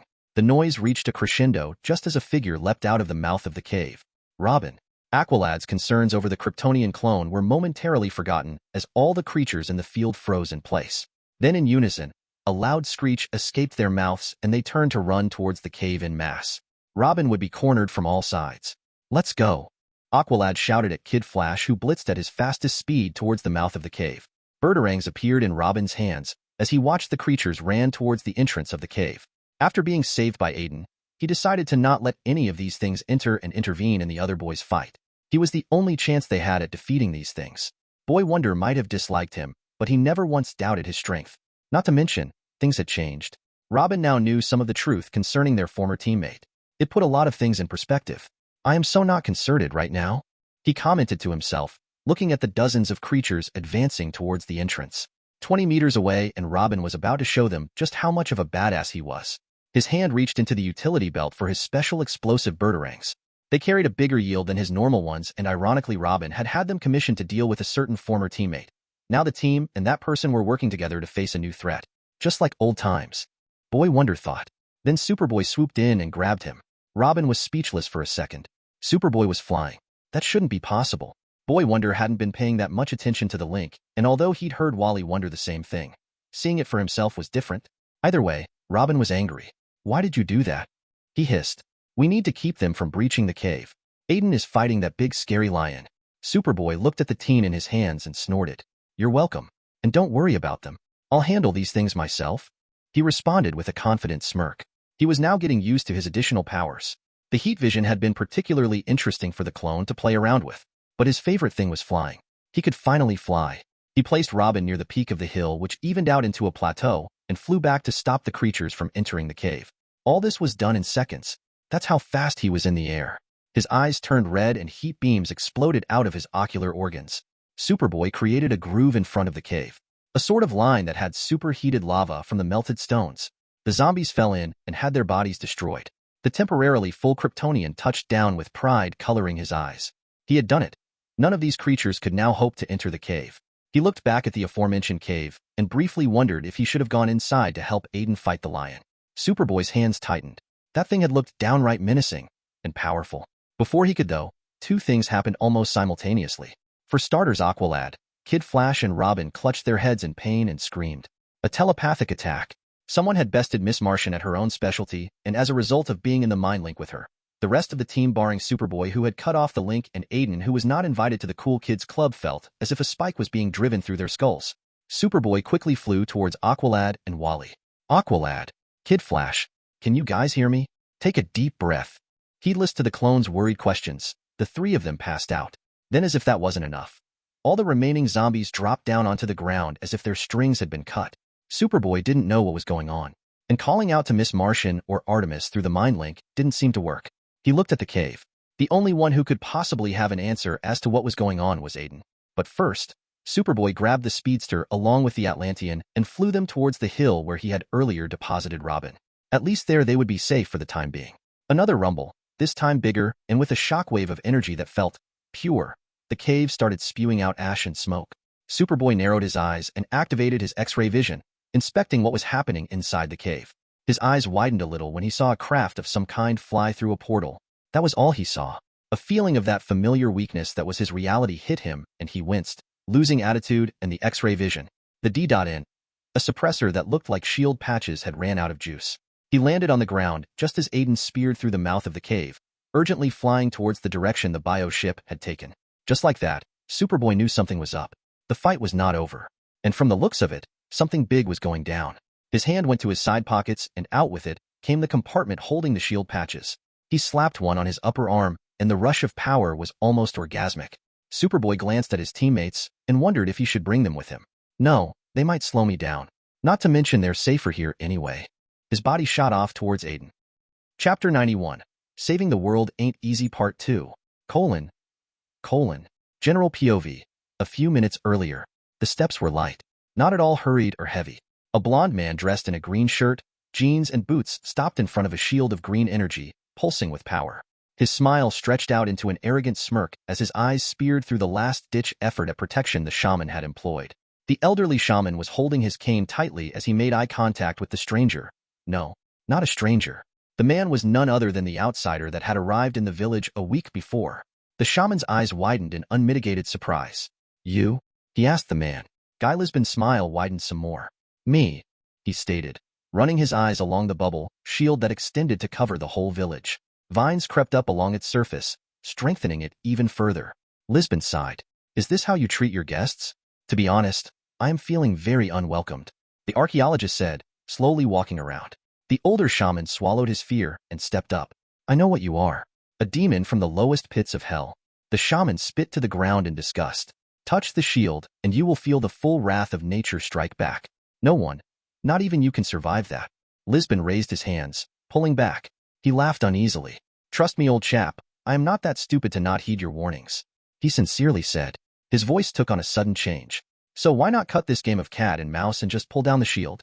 I promise you no harm will come to you and your people.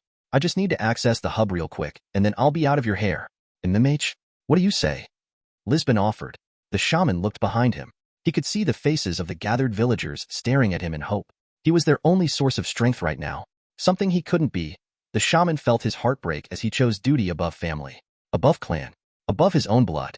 Some of the older villagers understood his dilemma and offered him looks of determination.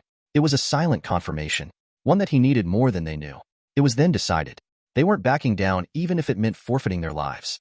Bite me, the old shaman said testily. Lisbon's eyes widened at being caught off guard by the answer. A laugh escaped his mouth. The archaeologist laughed for a few more seconds before rising up while wiping away tears from the corner of his eyes. Bloody hell, that was very funny. That was something, old chap. He straightened up, clearing his throat. Tell me something. You're the anchor holding this shield together, right? The shaman refused to reply. He could only hope that the young warrior would be back to save them all before the demon breached the protective dome. Your silence is answer enough. Lisbon smirked. A bad feeling started blooming inside the shaman's heart. Where are you?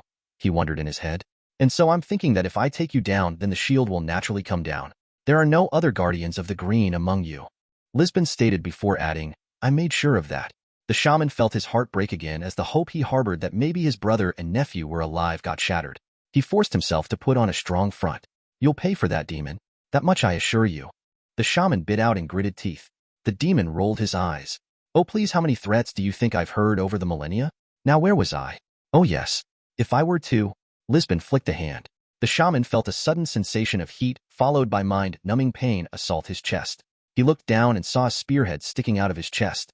He couldn't believe it. What had just happened? He craned his neck behind him and saw the spear that had dealt him a mortal wound.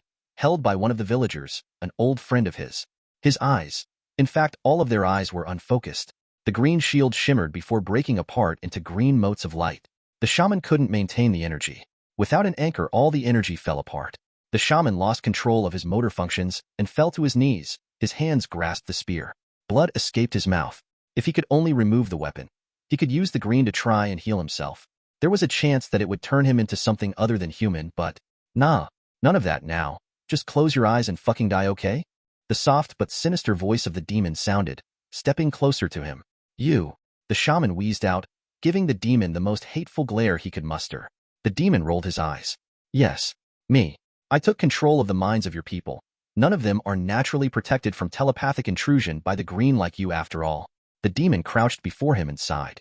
I warned you, this was how it would turn out. He patted the injured man on his shoulders, further causing more pain.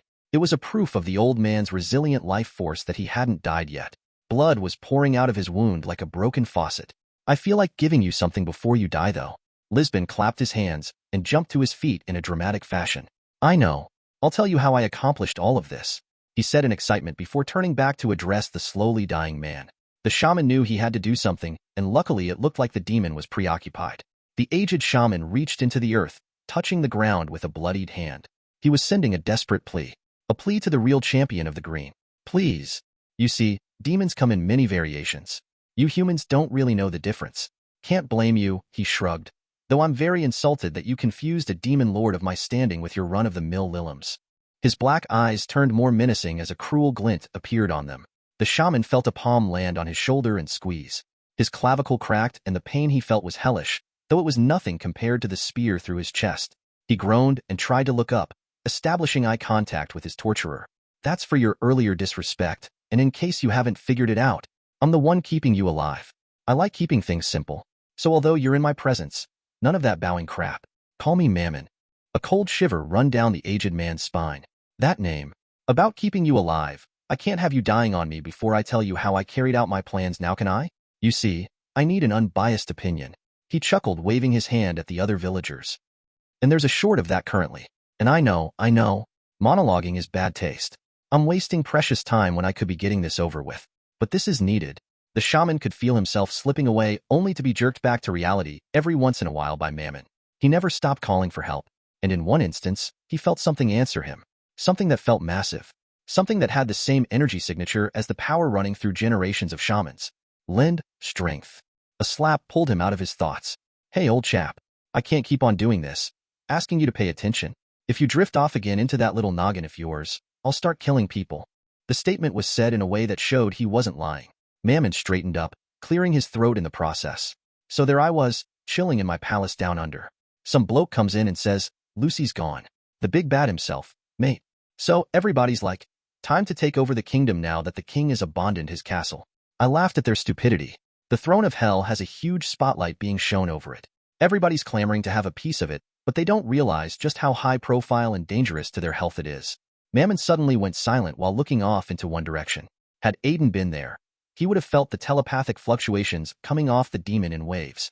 He was an even much stronger telepath than Miss Martian. Well, hello there. I can't have you interfering so off to dreamland with you bunch. A shockwave blasted out through the mental realm and Miss Martian quickly marshaled all her skills and power to keep her teammates and her from being turned into vegetables. The most she could do was block the worst of it, which still led to everybody in the link being rendered unconscious. A second later, a light appeared in the sky, roiling uncontrollably in the air before it slammed into the ground, creating a groove under it. The bioship had not been spared either. MMH, interesting. Mammon said, parsing through the memories of the junior squad, casually. The mental walls put up by Miss Martian were nothing in front of his millennia of skill. He turned his attention to the shaman. A large pool of blood was already under him, and the old man felt cold. Darkness was creeping on the edge of his vision. He felt something pull him back from death. Anyway, with no supervision, I went off on a completely different direction. Why contest for a realm with so many greedy bastards, when I could take the opportunity and create my very own kingdom? Luckily, I had foreseen this and ensured a countermeasure for when I got the chance to escape. You see, this body comes from a long line of half-breeds, suitable for possession with no chances of rejection. It truly feels like home. You can thank Solomon for that, by the way. Bastard thought he could shackle me like he did the others forever, but millennia ago, I hatched this plan, and now the world is going to be mine. Mammon laughed cheerfully before continuing with his explanation. I whispered words of hope to Lisbon on how to get his malady treated. He couldn't understand that the changes his body was showing was just his blood reacting to his hidden heritage. So he came here at my behest. Seizing control of a second-rate demon like Nemeth was child's play. I simply pointed him to your village, promising an all-you-could-eat buffet. Lisbon, under my guidance, led your village warriors and shamans to me, where I had set a trap. Fast forward to me taking their souls and turning them into undead that follow my every command. I knew I had to thin out the herd some more, so I reached out to your nephew, stoking his ego, hate, and impatience, both to deliver a fresh meal to my underling for all the work he'd put in and to subtly steal another shaman from you. You might not be powerful individually, but having nature act as your battery is bloody annoying. I've fought bastards like you before. The rest is history. A brief silence dominated the area. Now what? The old man wondered. Take rest. Suddenly, he felt the ground rumble. A surge of vines, stronger than any he could create, broke through the earth, forming into the shape of a huge, hulking humanoid figure. The champion. The shaman realized, hope blooming inside him. Mammon cocked his head to the side with an easy smile on his face. Well. I was thinking you wouldn't show up, champion of the green. That's when the shaman realized. It had all been a plan to stall until Swamp Thing arrived. Chapter 92. Saving the World Ain't Easy. Final part. General POV. A mad cackling rang out through the already strange scene of over 100 people standing expressionless, one bleeding man, a green monster made up of vines, and a man with all black eyes. The green behemoth with red eyes surveyed the scene, taking note of the bleeding shaman who had been responsible for calling him, the villagers, and the demon in front of him. After forming his own conclusions, Swamp Thing didn't waste any time. His upper body grew taller, looming threateningly over the only white guy in the vicinity. He pulled his green hands back and shot them towards Mammon. The latter simply smiled, looking unworried at the attack bearing down on him. The vines snapped taut over his body, constricting him like dozens of pythons. Bones broke and flesh was mashed into a red paste. Blood sprayed out of his mouth, but the smile never disappeared. If anything, he started laughing. You are a vile creature. Your energy corrupts and nature abhors you. I shall enact my punishment. A rumbling voice sounded out of the Swamp Thing, filling the area with the aura of power. With a bloody smile, Mammon's eyes turned vicious. So nice of you to join the party. I was wondering how long I would have to keep the old fellow from hitting the bucket. Now that you're here, we can finally start. With a flex of power, black flames sprang out of his broken form, burning all the vines apart in one move. A shock wave exploded out of him, blasting away the other vines about to come into contact with his body. The villagers were also blown away, falling on top of each other like tumbling weeds. Vines formed into a cocoon around the aged shaman, who for some reason was yet to die. In response to Mammon's attack, Swamp Thing anchored himself onto the ground. Mammon softly landed and raised a hand. Silence dominated the whole village, disturbed only by the shaman's wheezing. Swamp Thing tried to move and found himself immobilized. What sort of power? The champion of the green gasped in shock. He couldn't feel the connection he had with the green. A red light started shining on the ground, forming an intricate pentagram below Swamp Thing. Mammon smiled. As if time was rewinding, loud cracking noises sounded out of his body. The broken leg with a bone showing was fixed, along with every injury he had sustained from Swamp Thing's attack. The blood disappeared and the clothes were fixed. Following the action, over a dozen villagers fell down with a gasp. Their bodies turned gray and aged in front of the shaman, and Swamp Thing's eyes turned to shrunken corpses in a macabre fashion. Ah, he moaned. That feels good, he said, referring to the stolen life force he had used to heal himself. Although the man known as Alec Holland was no more, Swamp Thing still remembered his life as a human. So to see the casual murdering of men, women, and kids filled him with anger. He tried to access the green only to bounce off a wall. The pentagram circle below him pulsed with light in response to his actions. Trust me, that won't work. What you're looking at is a mystical locking field inspired by one of your greatest wizards, Solomon himself. You have no hope of breaking through it. Now, I suppose I have stalled long enough. Here's the deal, old pal. I need something you have. He stopped, closing his palm. Upon opening it, a dark red-colored ball of energy was floating above it. This is a little experiment of mine.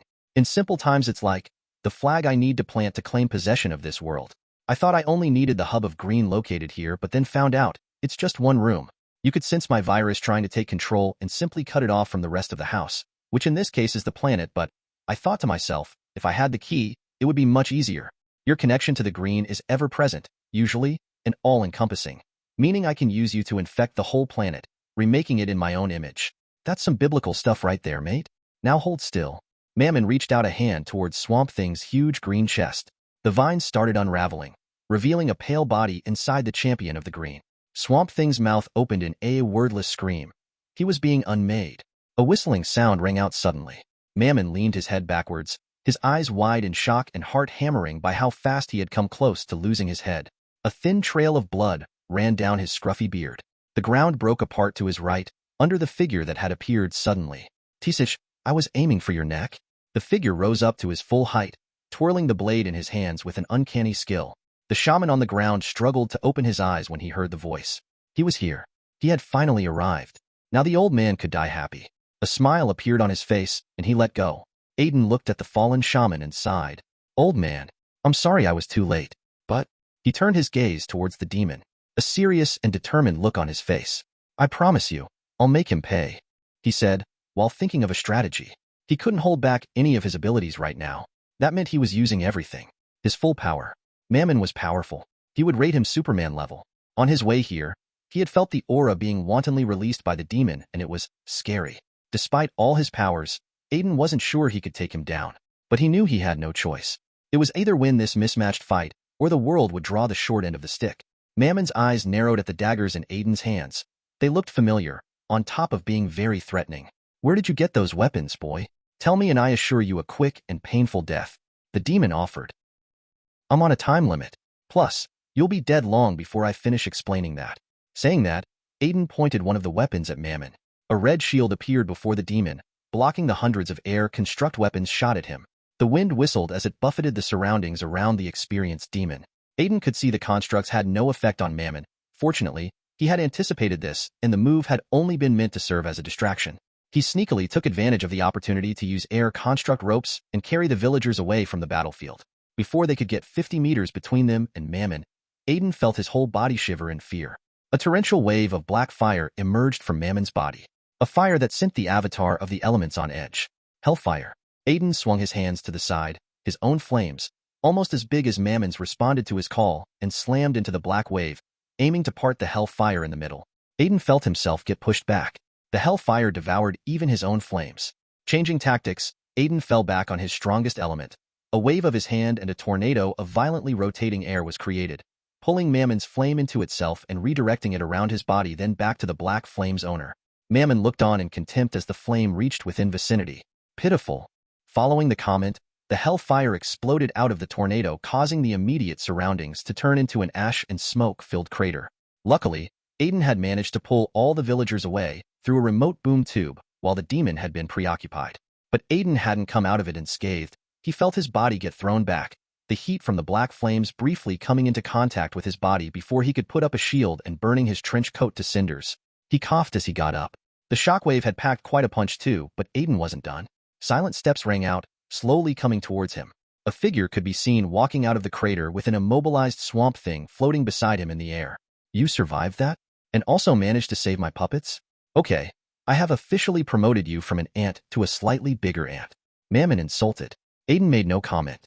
He stood up and studied the demon, looking for a weakness. He had none. Well, except for his arrogance, but that was par the course, so nothing new there. In that instant, the Grandmaster Airbender felt something cut through the air towards Mammon from the back. Aden made no indication of what was about to happen. The only thing he did was hold the daggers tighter, ready to attack.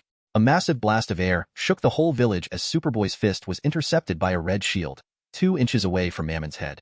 The Kryptonian slammed both hands on the shield, hoping to break through it and kick the ass of the man responsible for hurting Gan, to no avail.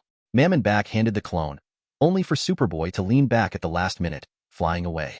Mammon tightened his fingers and telekinetically pulled Connor back. Now, Aden thought. A blast of flames appeared behind his shoulders and feet, pushing him faster than he had ever gone before with the combination of air bending and fire bending. He wasn't going to miss this time.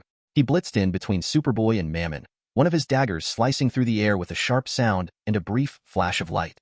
Then Aden came to an abrupt stop, creating a groove under his feet before spinning in place, in an almost exact move from before when he took out almost 80% of the zombies. He felt his body warm up to a level it never had before. The energy in his belly was compressed to a degree he had never tried, and then he released it in one burst, aimed at the demon's head. Plus ultra. The night gained another sun. Aden's maelstrom costume, turned to ash at the sleeves as the stream of red super-hot flames never ceased burning out of his palms. His face was dripping with sweat, the light from the flames showing it set into an animalistic snarl. Red heat beams also joined the contest, Superboy tapping into the solar energy inside him to blast the demon while roaring. Mammon started getting pushed back. The huts and nearest trees were destroyed by the stray attacks as the two boys put in all they had to fight back. Then suddenly, Aden cut off the stream, breathing heavily. Superboy flew down too, feeling as if he'd bench-pressed 1,000,000 tons. "Did we get him?" he asked Aden. Instead of answering, the elemental attuned teen stretched out his hand and grabbed a dagger dripping with blood from the air. "Us? No, but the dagger I controlled using my air bending to slice through his neck, successfully beheading him and then turning his head into ash? Yeah, I think we did." Aden waved a hand, sweeping all the smoke and dust away. The soil was blackened at the point of contact where a burnt corpse lay on the ground, headless. The teen narrowed his eyes. It might have looked like Mammon was dead, but the lack of a text box from the system told him otherwise. A strange look appeared on Aden's face. There were only 3 of them left alive. Him, Swamp Thing, and Superboy. "We have to be careful. Mammon still isn't dead. We should search the surroundings and see if we can find any traces of him," Aden suggested, rising up from his position. "Copy that," Superboy replied while also looking around warily. He started walking away to start the search when a boom tube suddenly, and with no warning, appeared under his next step. To push him inside, Aden waved both his hands to the ground, sending a massive platform of air bearing down on the Kryptonian. Then the boom tube disappeared.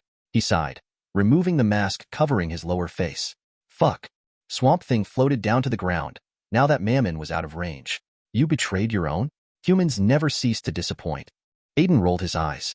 Mammon had possessed him, and my chances of going up against a demon using a Kryptonian body are practically nil. Ask a certain new god how that worked out for him. "Look, when the team arrives, tell them I'll bring back Superboy, unharmed." A boom tube appeared before him, and Aden jumped in. He had an exorcism to perform. Chapter 93, Justice League Interlude Part 1, General POV. Green Arrow was on console duty. This part of the job was something that the billionaire both hated and loved with equal measure. Whenever Dinah decided to stick around, his shift seemed to go very fast, but whenever he was alone or, God forbid, stuck with the more antisocial members of the League, the whole thing seemed to drag. The veteran archer swept a gaze on the satellite feeds, along with the surveillance footage installed in the Hall of Justice. The whole watchtower was monitored by an ADI, but having on-scene members to make sure the whole thing ran smoothly and to act as a first responder to unforeseen situations was mandatory. If any of their enemies accessed the watchtower, with the sort of technology installed in the base, the League and the world would be in big trouble. Green Arrow sighed and leaned back on his chair, contemplating calling Black Canary. He was so bored he could even welcome a distraction from Barry. Green Arrow chuckled, especially Barry. They just understood each other better than most of the other Leaguers. A beeping sound pulled Green Arrow from his thoughts. He sat up straighter, seeing it was a reminder to expect a call up from the junior team. A new measure that had been implemented by Captain Atom, with the purpose of giving the League an update on how every mission went. In case of a situation requiring radio silence, for example during contact with the enemy, Aqualad and his team knew what guidelines to follow. 2 successive beeps to show they were preoccupied with an enemy, followed by 2 more to show they were done, or 1 to show it was an enemy they couldn't handle and were entertaining a withdrawal to come up with different strategies. Lastly was the less likely, press and hold to request for League backup. None of that happened. The designated time to make the call up passed and Green Arrow frowned. They could have forgotten about it, but something told the Star City resident. Things were not that simple. "Watchtower, pull up the current location of the bioship." Green Arrow got up, while ordering the AI. A map of Africa appeared on the projected screen. The image was magnified to show a section in East Africa. A green blinking light appeared on a nondescript valley located in the northern part of Kenya. Green Arrow narrowed his eyes. "How long has it been there?" 30 minutes. Came the answer from the computer. Green Arrow hummed. Something was up. His hand went for the comms. "Watchtower to Aqualad." He waited for a response, but got silence instead. "Watchtower to bioship. Can anyone hear me?" Arrow tried some of the other members, and after receiving no response, he changed the call. "Watchtower to Captain Atom. We have a problem. The Batcave. Before you say anything, Alfred invited me to stay over for dinner," Superman announced, taking the stairs leading from the elevator down towards Batman. He glanced at the relics, memorabilia, and souvenirs lining up the wall of the cave. Trophies from Batman's numerous exploits. Batman hummed in annoyance. The Kryptonian's unwelcome surprise was, well, unwelcome but necessary. Batman had a lot of things to do, but there was something he'd been putting off that needed to be addressed. "What do you want, Clark?" The Dark Knight grumbled. In response, Superman tilted his head curiously. Alfred's wondering if he should bring down some refreshments for us before dinner. The red and blue-clad hero stated. Batman looked up from the files he was reading through and narrowed his eyes at Superman through the reflection of the Batcomputer's screen. The alien scratched the back of his head sheepishly. Superhearing, he explained. I know, Clark. And you're stalling. What do you and John want? The Gothamite replied testily. A figure shimmered into being through the walls of the Batcave. Manhunter spared a look at Superman with something akin to satisfaction. I told you he wouldn't fall for it. The Martian pointed out to Superman, who sighed and took a seat. Yes, you're right, Bruce. I am stalling.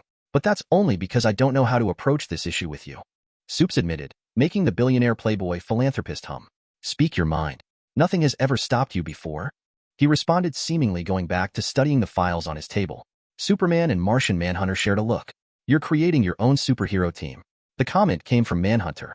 Batman paused midway to flipping over the next page of the folder on the table. He turned his chair fully to face the two, a hard look on his face. Seeing as I am not part of the Justice League anymore, none of my actions are answerable to you. He told them in that same hard tone that made him a delight to hang out with. But I understand your concerns. In a rare moment of empathy, Batman decided to be cordial. To answer your question, John, no, I am not putting together a team, at least officially. He smiled. Off the record, however, we need a way to move unhindered. A way we can take down the light without our every move being tracked by the mole on the team. Manhunter nodded at Batman's words. Indeed, leaving the League offers you a certain level of autonomy and freedom the rest of us don't have access to. It will even be more believable after the press conference. Superman narrowed his eyes. Wait, back up a little. A mole? I thought we had resolved that as an open and shut case. Did you not provide evidence on Aden being the spy? Having access to the money, files, Cobra Venom, and whatever that other bottle contained was, in your own words, irrefutable evidence. Batman sighed and shared a look with Manhunter. Am I missing something here? Superman asked after witnessing the strange look his two friends threw at each other. All that was a ploy. A lie to assure the real mole that his cover was still intact. Superman took a few minutes to digest that information before crossing his hands over his chest. So Aden is innocent of betrayal? You're telling me we not only put out an APB to all active superheroes and League associates on a kid who's not even 18 years old, but that we also abandoned him in a world that is not his own for no goddamn reason, but to further your mission of finding out who the spy is? Superman clenched his fists in anger, staring at the greatest detective in the world. And that is why Clark's presence was necessary. It was time to fess up and hope he would understand. It's not as simple as that, Clark. Aden had a role in this, and he understood the risk. Batman replied. What are you talking about? The Man of Steel asked. The one who answered was Manhunter. It was a mistake, my friend. John started, coming closer to Superman. We approached the boy in a misguided attempt to use him as a mole himself, to infiltrate the light and work with us from the inside to take them all down. Supes couldn't believe it. He was angered, but most of all disappointed. He turned to walk away, needing to go somewhere else to think. Clark, I made a mistake, and I'll make this right, I promise. Batman admitted sincerely. What you did was worse than lying, Bruce. You sacrificed your ideals and stooped to the light's level, just to win. I can't talk to you right now. Tell Alfred I won't be staying for dinner. With that, the Man of Steel left. Bruce sighed, running his palm through his hair. He had had the cowl off for their interaction. Well, that went about as well as I told you it would. Manhunter commented. They had to know sometime. Bruce replied. You're right. On to other matters, what have you found out? You called me here saying you had a lead. Manhunter stated. Bruce turned to the Batcomputer and waved a hand, controlling the projected screen to show an image of a human D-Dun, a sequence. I found an extra gene in the D-Dun, a sequence of the samples we recovered from the bottle containing the strange liquid Maelstrom had in his possession. Bruce explained. So what are you saying? Was the liquid made from? Manhunter started speaking before Bruce cut him off. Biomatter extracted from humans? Yes and no. The readings are not clear on that because something is actively messing with any device I try to use to understand its composition. Star Labs faced the same hurdle. Manhunter straightened up, finally catching on. You think there's mystical energy interference? He asked, to which Batman nodded. Yes. Mage. I could acquire the services of Zatara on your behalf. He's the only active mystical expert we can consult. Barring that, Atlantis might have some answers. Manhunter offered. Thank you, John. There's something else as well. I have narrowed down the list. Bruce's words were delivered in the most serious tone the Martian had ever had from him. Serious, just like the statement itself. Bruce, are you sure? There is no coming back from this if you're wrong. He warned the former leaguer. Bruce massaged his head and thought about it deeply. Manhunter was right. This would go further than just losing trust in someone. I am not, but I don't think we have a choice. Suddenly, a transmission came through Manhunter's comms. The alien held up hand. Understood. I'll be there shortly. He then stood up in urgency. What is going on? Batman wondered. The team were found catatonic during their recent mission, most likely from a telepathic attack. Adam has requested my help, Manhunter explained, making Batman narrow his eyes. Their recent mission was investigating Guy Lisbon's whereabouts. We'll take the Batjet, the Dark Knight stated, leaving no room for arguments. Superboy is missing too, John added as the walk to the hangar.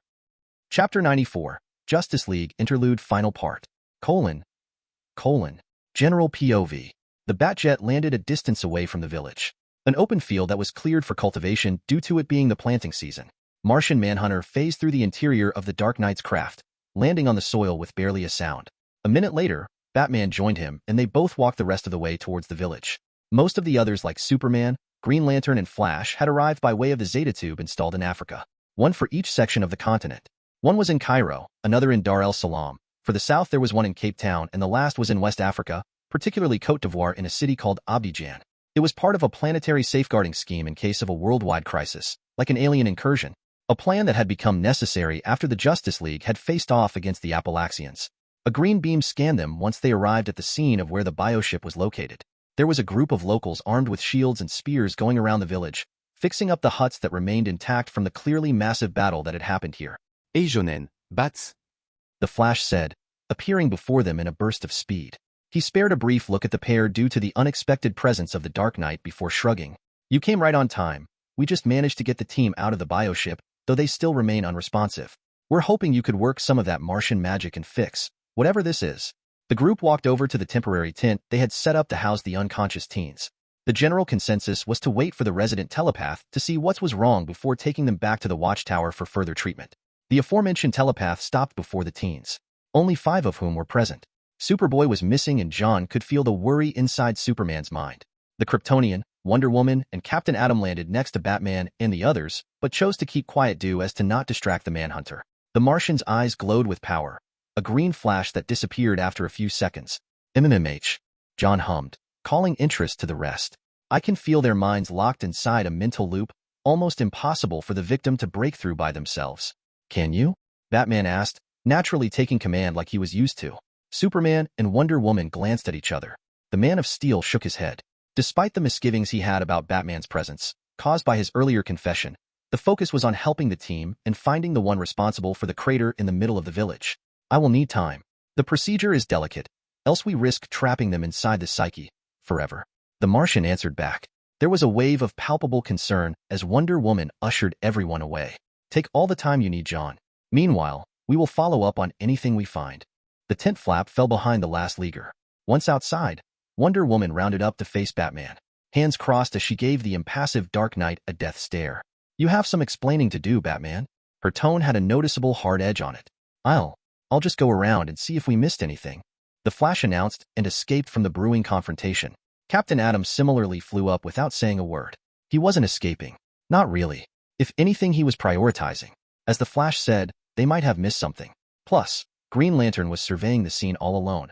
Maybe he needed some backup. Don't you have anything to say, Bruce? Diana was relentless. She had nothing against the detective. If anything, a small part of her admired him. His will to never give up was something she had rarely seen in a mortal. In that, Batman was a step ahead many of the heroes Diana had come across. And she had come across a lot. But therein lies the problem. A willful man like Batman tended to keep his own counsel. It was annoying and frustrating how much he trusted himself. I don't think now is the time or the place, Diana. We have Superboy and missing villagers to find. Superman played mediator, coming in between them. I'll go see if I can pull up the logs from the bioship. Batman spoke up, making to leave. This is not over. Wonder Woman informed him, laying a hand on his shoulder gently. The Dark Knight ignored her and left for the bioship. Lantern Stewart was scanning the ship and upon seeing Batman, he flew down to land next to him. The bioship was in its resting oval shape. Typically when someone resigns it means they, actually resign. How are you doing, Batman? The Green Lantern greeted him easily. I'm good, John. What did you find out from your scans? The Lantern shrugged. Not much, I'm afraid. The bioship is on lockdown. It's a miracle we managed to extract the team. Maybe a subroutine? It changed forms after the extraction. And going by my scans, only a Martian or a telepath can get through its security. Makes sense for such a mentally reliant piece of tech like it. He explained. Batman corrected, to which Stuart looked at him strangely. Right, all that means is we don't have as good a lead as I initially thought we did. The Green Lantern concluded his explanation. What about the satellite feed from the watchtower? Did it capture anything? The Dark Knight wondered. In response to the question, Stuart's ring shone with the light of a construct, displaying a green projected screen of the village seen from above. Just this, a massive explosion of energy a few kilometers from here. Captured on the feed over 40 minutes ago. I was actually planning to head on over there and see if I can get a reading on what the energy was. MMH. Batman hummed. Let's go. In the meantime, the others can hold down the fort. A green platform appeared below Batman and they flew up, with Lantern Stewart giving an update to Wonder Woman. A short flight later, they came up on devastation. The landscape before them was destroyed. A massive groove had turned the hill leading up to a cave into a cavern with blackened walls and soil. My God, what could have caused this? Green Lantern wondered out loud. He'd only seen something like this caused by massive weapons under a watch list of an intergalactic arms oversight board. Each world had a certain level of weapon access that was allowed. Of course, like many organizations in space, the board was less than useless, corrupt, and inefficient. Batman narrowed his eyes. Get us down and scan for any remnants of energy signature left behind. Then cross-reference that with anything in the ring's database. Stewart glanced at Batman from the corner of his eye. Serious, sir, he said jokingly, causing Batman to sigh a little. He didn't think working with the League again would be this hard. Assuming command came natural to the Dark Knight, but he knew he couldn't keep on doing it. They landed near the cave and a horrible smell assaulted Batman's nose, coming from the entrance. Good God, smells as if something died in there. Batman didn't say anything in response to Stewart's words, but he mentally agreed. A torch appeared in his left hand as he studied the walls of the cave. He ran his fingers down the tunnel, and it broke off into blackened pieces of soot, probably as a result of an intense heat. Batman, you gotta see this. Stewart's voice pulled him out of his own investigation. It wasn't a weapon as I had initially thought. Instead, the energy signature bears a strong resemblance to Aden Strong. Back at the village, the Flash had combed through the place 10 times already, and it was only by luck that he managed to find a certain trail hidden behind 2 huts with 2 warriors standing guard. The speedster narrowed his eyes. Looking at their vigilant stances, they clearly didn't want anyone accessing wherever the path led to. His hand went to his earpiece. Flash to Wonder Woman. I think I found something. Saying that, he disappeared. Going so fast the 2 warriors saw nothing except for a short breeze that ruffled their clothes. They looked at each other and shrugged. The Flash came to a stop when the trail opened up to a beautiful garden. Wow, Iris would fall in love with this place. He commented to himself. There was a bridge built over a pool that glowed beautifully in the night sky. Lush grass on the edges of the empty space and a huge tree with glowing pods hanging from its branches. Before the tree, a shrine was erected. Barry had a feeling that this place was sacred. He stepped forward to cross the bridge when a rumble sounded out from below. Whoa! The Flash shouted in surprise, jumping backwards as vines broke through the surface of the ground. The vines formed into the shape of a green hulking man with red eyes. Leave. The giant spoke up, his voice reverberating through the beautiful place. So I'm guessing you're the security, right?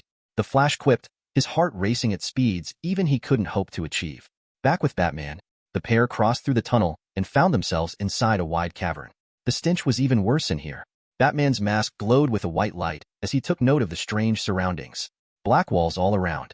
A layer of soot and ash that Batman wasn't sure what it belonged to. He had a sample on his utility belt for further study. I found something, Stewart said, pulling Bruce away from his thoughts.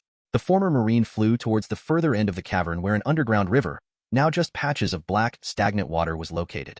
A flash of scanning light escaped the ring on Stewart's hands, and a second later the results were in. That's interesting. Not wanting to leave the Dark Knight in the dark, John sent the information packet to Batman's holographic wrist computer. Who are the Sconiads? Batman asked, after promptly accessing the information. 40 millennia ago, before the Guardians signed a peace treaty with an alien species called the Reach, the Sconiads were a race of biomechanic life forms who could integrate with technology to a scary degree. It's what the Reach based their Scarab tech on. Unfortunately, they were destroyed due to the ongoing conflict at the time, and due to their inclination to pursue knowledge and keep a neutral stand. I'm getting 2 distinct energy signatures here. One of boom tube use and the other, Sconiad technology. Chapter 95, One-on-One, Aden's POV. My surroundings changed as the boom tube spat me out into the fire elemental plane. Oppressive heat and warm air hit my lungs as I took a deep breath in. My aerokinesis was immediately suppressed, leaving me with just my physical strength, skills, and firebending to call on. I looked around, sending my awareness of the plane out. The dragons inhabiting the dimension were circling around something a few hundred meters away over the closest mountain to me, just out of sight. Superboy registered in my senses, leisurely sitting on a boulder while watching the fantastical creatures flying above him in a hypnotic dance. He was waiting for me. My senses speared through the land of flames, giving me a general update on everything that was going on in the full elemental dimension. I had sent the villagers to the safest island I could think of, one close to Sanctuary but far enough that they couldn't get there. The island was full of fresh fruits, variations that they had never had before, and it looked like Mammon's spell, or whatever it was, had ended. The able-bodied elders had started forming shelter for the women and the children. A good strategy. The other thing I felt was a deep pulse that registered as foreign to the dimension, coming from a few thousand miles away from Sanctuary. Further delving through my senses showed me Minor, the alien pod I had recovered from the cave after my fight with Nemeth. Although I couldn't understand what was happening, I could feel it. Feel as its inner mechanism shifted in an effort to repair its systems. What made me frown in confusion was the tendrils it had sprouted from under its body. It was stealing energy straight from my dimension to heal itself. No, not stealing, borrowing. I promised myself to look more into that later and added a mist surrounding the island and several more near it to hide it from view. Who knows, someone could be scrying into my dimension. It was better to be safe than sorry. Meanwhile, I had a fight to get to. A fight that would take everything I had to win. I was so outmatched and outclassed it wasn't even funny. And worse of all, he knew it. I felt him stare through the mountain at me. Despite the fact that this shit was serious, it was also an opportunity. And that opportunity was the reason I didn't send Superboy to the air elemental plane. I'm smart enough to realize that fire would not hinder Mammon at all. But this fight would give me the opportunity to fight at my absolute peak of physical strength and firebending. I couldn't pass that chance up. The first thing I did was mentally command all the dragons in the vicinity to leave. Now, due to the fact I was connected to everything in this pocket dimension, I could order any of the creatures native to the dimension to do anything. The fight was about to get messy, and I didn't want any of my creatures to get hurt. Not that I didn't know what dragons were capable of. In fact, I doubted I could take on a mature one in a straight firebending fight. I had the power, sure, but they had everything else backing them up. Steam escaped my mouth in that familiar way I used to access my firebending. I took a deep breath and felt the fire get stoked, running rampant inside my body, flushing my skin. I tore off remnants of the trench coat, leaving me in my regular suit minus the visor. And then I bent my knees. A simple push off the ground and I was off like a speeding bullet, fire raging out of my feet like the tail end of a falling meteor. I flew over and above the mountain, headed straight towards the Kryptonian/demonic opponent calmly waiting for me. A fight greater in proportion than I had ever been in was about to occur. My eyes shone with excitement as I could finally and properly go all out without a fear for destroying my surroundings. My moves down on Earth had been confined to the most efficient attacks to get rid of Mammon due to the time limit, but the mission had ended in success. I could see numerous prompts minimized at the corner of eyes, just waiting for my perusal. Right after I was done handing this demon his ass, I screamed as I pushed myself faster, the flames growing larger and more violent. Superboy, his normal blue eyes now a black pool of light, devouring organs, smiled maniacally and jumped towards me as well, maintaining a collision course. We didn't speak. Only Dragon Ball Z-like shouts of effort escaped both our mouths, the second before we plowed into each other. Our fists met in the air and a shockwave blasted out. I felt the impact of the fully charged Kryptonian punch and was thrown back towards the mountain, managing to catch my unsteady and uncontrollable fall through my legs. The jet-like fire propulsion skill working in tandem with my superior body control to reinforce my coordination. A split second later, another massive fist barreled straight through where my head had previously been. I dodged, then blocked a telegraph strike that made my bones sing with pain. I withdrew, leaning away from a haymaker that sent a violent wind blowing away near my face. I slapped a fist to the side, then planted a punch onto his neck. It felt like I had punched a wall. Superboy pulled away and kicked at me. I crossed my hands in front of me, taking the full force of the kick. My hands shook in pain as I grunted. Fire escaped my feet and shoulders, throwing me forward faster than he had expected. I slipped through his guard and delivered mountain, shaking strikes to his body, targeting all the weak spots. I was more skilled, but Superboy was more mobile in midair. A consequence of losing access to my airbending. We fought for a few minutes in close combat. A slugfest that left me with a broken nose, a cut above my eyebrow, and numerous bruises. In comparison, Superboy looked like he could go on for days. I was losing badly. Something needed to change. There was the option to use chi blocking on him, but having tried it before on Connor to little success, I didn't think it would work that well, now that he was juiced up on some Kryptonian bullshit. God, there's a reason they have such an effective weakness, otherwise Kryptonians would be hacks. Resolved to shift the way the battle was going, I pulled in close, grabbed the offending limb, and threw him down over my shoulder. He flipped in the air with more ease than I had and dashed against me once more only to eat my own fully strengthened punch to the face. I shouted, exerting all the force I could. I felt my knuckles crack painfully but held on.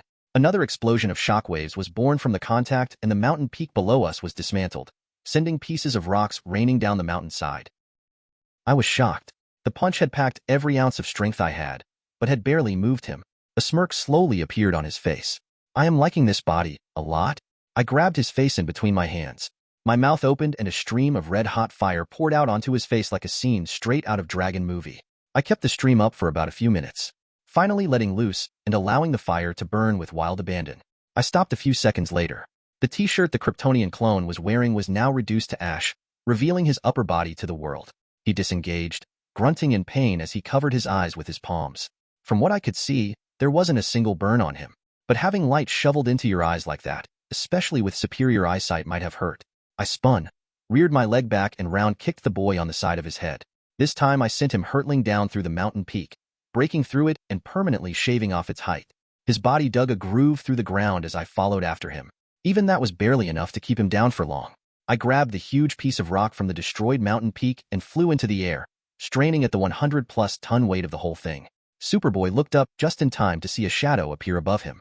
The huge rock smashed onto his body, leaving a cloud of dust rising up in the wake of the impact.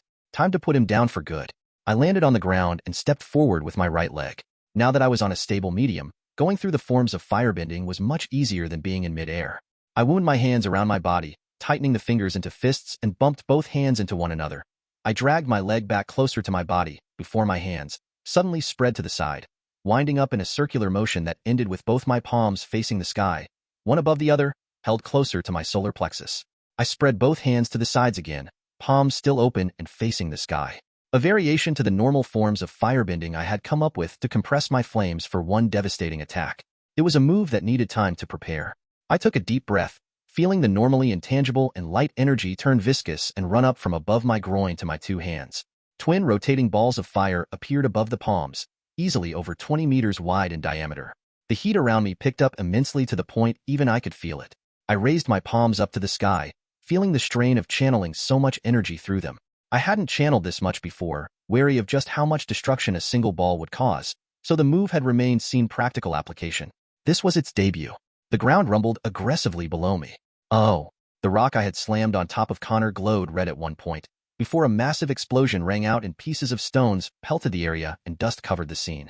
My gaze speared through all that to establish eye contact with a red-eyed gaze. Superboy flew into the air effortlessly, staring down at me like a god. Oh shit. My technique wasn't complete. The fuck was I going to do? I absent-mindedly took note of the fact that the D-dot, a suppressing patch on his upper arm, was nowhere to be seen, which meant that Mammon was accessing all of Connor's Kryptonian abilities, most probably through mystical means. Scary. My turn, he stated, the glow in his eyes intensifying. Arg.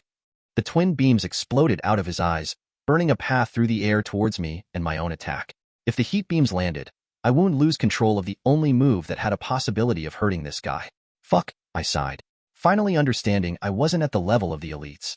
All this had been a test to see how I measured up currently, and even with airbending, I couldn't see myself taking on Superman if this was how strong a normal Kryptonian was. Of course, the comparison was not that accurate due to Mammon being a demon inside Connor, but it was a clear indication I was still lacking in some ways. I guess this leaves me no choice but to cheat. Time instantly slowed down to a crawl. Using my full administrator privileges, I could basically control everything in the pocket dimension. I couldn't interfere directly with the elemental alignment of each individual elemental plane due to the risk of destabilizing the whole dimension, but anything else was fair game. Time and space meant nothing in here when I could shape existence like putty. It also guaranteed that anyone fighting me inside the dimension was fucked. But not everything is good news. It was such an obvious function to take advantage of, that down the line, I was sure the Avatar system would find a way to restrict me from taking the easy way out in every fight. Judging from how it had acted so far, the system encouraged individual power progression, tackling my own shit head-on. No shortcuts. Which meant I would only get so many free passes. But for now, I was going to enjoy this. I instantly combined the two balls of flames into one, a perfect rendition of Cruel Sun. The eye beams were slowly cutting through space, heading towards my position. The combined ball of heat energy shrunk down as I compressed it, then compressed it some more, leaving it the size of a tennis ball. I took a leap and appeared before Connor, pushing my hand towards him as his reaction speeds finally caught him up to what was about to happen. The black eyes widened minutely just as I pushed the ball of fire onto his chest and whispered, "Boom." The sky shone with the light of the sun. Chapter 96. Exorcism. General POV. Superman touched down first, the rest following close on Green Lanterns will construct. Flash, what did you find out? You didn't say much through the comms. Superman asked, stepping closer to the speedster who would alternate between looking at them and at the entrance to the path leading to the shrine. The shrine he had been unceremoniously kicked out of by a living vine monster. A path that had been promptly blocked and covered by a wall of vines with sharp and pointy thorns along their lengths. It was clear to anyone that none of them were welcome inside. So here's the thing. There is a green guy with red eyes and an attitude worse than bats over here. Seriously, this plant guy takes grouchy to another level. The Flash started talking quickly without actually saying anything. Flash, what are you talking about? The Batman cut him off impatiently. Looking over to the faces of his colleagues, Barry felt a little embarrassed. He cleared his throat and pointed behind him, at the wall of vines blocking the path to the shrine. There is, and I kid you not, a plant guy protecting a garden of some sort that way. I had to get out of there quickly before he could turn me into a pincushion. Seriously, the hospitality in this place. Barry sighed. Someone's not getting 5 stars. He added the last part quietly. Seeing attention get thrown towards them, the two warriors guarding the path tensed. They glanced at each other and brandished their spears, pointing them at the League in anger and determination. Something had happened. The outsiders had clearly broken the rules and their trust. The nimble man covered in yellow light had ran out through the entrance to the shrine. The path leading to the sacred grounds had then been blocked by vines, behind him. No doubt the work of the ancestors. They were making a clear statement. These outsiders needed to leave. Batman narrowed his eyes at their stances. Just before he could address them in Swahili, they froze in place as the Martian manhunter made an appearance. John's hazy form grew corporeal through the walls of one of the huts facing the path to the shrine. Jonen. Wonder Woman muttered in surprise. That was fast. Is the team okay? The Martian merely nodded without answering and inclined his head towards the wall of vines. The ancient Martian archives speak of beings tasked with being the voice, face, and hand to each of the elemental parliaments, a link between sapient creatures and the building blocks of all existence. The Martian flew forward and stopped between the League members gathered and the wall of vines. It is an honor to make you acquaintance, champion of the green. A brief silence dominated the area. That silence was broken by a deep rumbling from the ground. It cracked apart, vomiting out vines with a darker shade of green that formed up into the shape of a huge man with red eyes. C wasn't lying. The speedster gulped, backtracking. While Barry had seen magic and mystic anomalies of all kinds and in addition, didn't struggle to believe in it like his nephew, he was in essence still a scientist at heart and mind. There was no way something like this should exist. A control mechanism acting as the inner core, holding the vines together through science, he might have believed. He could even think of a dozen ways that could happen. But the problem was, the visual scanner implanted in his suit didn't show anything like that. In fact, it didn't show anything. Just a walking, talking mass of sentient vines. Humans, leave this place. None of you are welcome. The deep, gravely voice that rang out of the creature's mouth sent warning bells ringing for everybody. The League tensed. Why do all bad guys sound like they just came from a hard metal concert where they were the lead singer? The Flash commented. Everybody stand down. This is not an enemy. John cautioned, then turned to address Swamp Thing. We mean you and nature no harm. My companions and I are part of a global team tasked with protecting the planet from threats both external and internal that the normal law and force cannot handle. We are the Justice League. Swamp Thing cut in, surprising the Leaguers present. You know of us? Superman asked. I was once human. Another bomb was dropped. Fortunately, the earlier hostility had faded away. I sense no falsehoods in you, for humans. Not to mention you, he pointed at Captain Atom, have a garden. It's decided. I will answer any questions you have. I only want to know one thing. Where is Connor? A loud psychic communication emanated from a figure that had emerged from the bioship. Miss Martian's eyes were glowing green and the look on her face was a split between worry, sadness, and rage. General POV. L.A. Lucifer's penthouse. The light of a boom tube appeared suddenly and without any warning. The two blondes on Lucifer's side screamed out in fear, backing away to the edges of the couch, while using their clothes to cover their assets. Lucifer sighed in annoyance. Aden stepped out of the boom tube with something, or rather someone on his shoulders, and looked around. Instantly, his face got a little flushed in embarrassment. Lucifer's eyes widened minutely before his face settled into its usual relaxed state. You couldn't wait for 2 hours? Lucifer asked him with a raised eyebrow. Aden scratched his head, wanting to be anywhere other than there. Sorry. I had no idea you were preoccupied with something. Two at that. Aden quipped, unsure of what else to do after blocking the devil. Lucifer glanced at his companions and addressed them. Excuse me, loves. I have something I need to take care of, and then we can resume our activities with no further interruptions. The women squealed in happiness and infatuation as Lucifer's voice oozed with charm. He could have told them to jump off a cliff, and they would have done it, no questions asked. Right then, let's get this over with. Aden blinked his eyes and instantly found his surroundings had changed. Yo bro, what the fuck? He backed off suddenly. His eyes were focused on Lucifer in wariness. He barely felt the transition. A flex of his shoulders and black as night wings appeared behind the former archangel's back. The wings seemed to swallow all the light away. Lucifer held Connor by his neck. He placed his finger on the Kryptonian's head and pulled. A shrieking being made entirely of black mist was forcefully exorcised from Superboy's body. Terrified wails escaped the demon. Words of plea and mercy that Aden couldn't understand were said by Mammon in Hellspeak, a being who had caused Aden problems just earlier. Mammon shrunk away, trying to escape Lucifer's hands only to fail. Lucifer's smile widened as he clenched his fingers, holding on to the demon lord tightly, and then threw him through the bubble shield separating Aden, Connor, and him from what was outside. Don't stare through the barrier. Oh, you already did? Lucifer's warning came too late. Billions and billions of souls getting burnt and crying out for help, mercy, help us, save us. Just a drop of water. Burns won't stop. Won't stop. Eternal damnation. There was a finger snap and Aden found himself back on the floor of the penthouse, breathing heavily. He wiped the sweat on his eyebrow and placed a hand on his chest to calm his wildly racing heart. What the fuck was that? All those people. Not only people but creatures as well, all calling for help. A cacophony of sound that broke through the layers of even his inexperienced telepathic awareness due to the sheer force of emotional, spiritual, and mental anguish. He heard a liquid of some sort get poured in a glass, and a second later, a cold glass of water was placed in his shaking hands. Aden brought the glass over to his lips and downed the whole thing like a man dying of thirst. Lucifer didn't stop him, content to watch him with an undecipherable look on his face. Once he was done, Aden took a deep shuddering breath and got up shakily. What was that place? Even as he asked that question, he already knew the answer. Lucifer took a sip of his own glass of water. The lowest pits of hell, where the worst of the worst, or rather those who piss me off, take a time out. He explained, but this time, the usual cheer and easygoing mindset he usually had was nowhere to be seen. Aden gulped as he felt a chill grip his heart.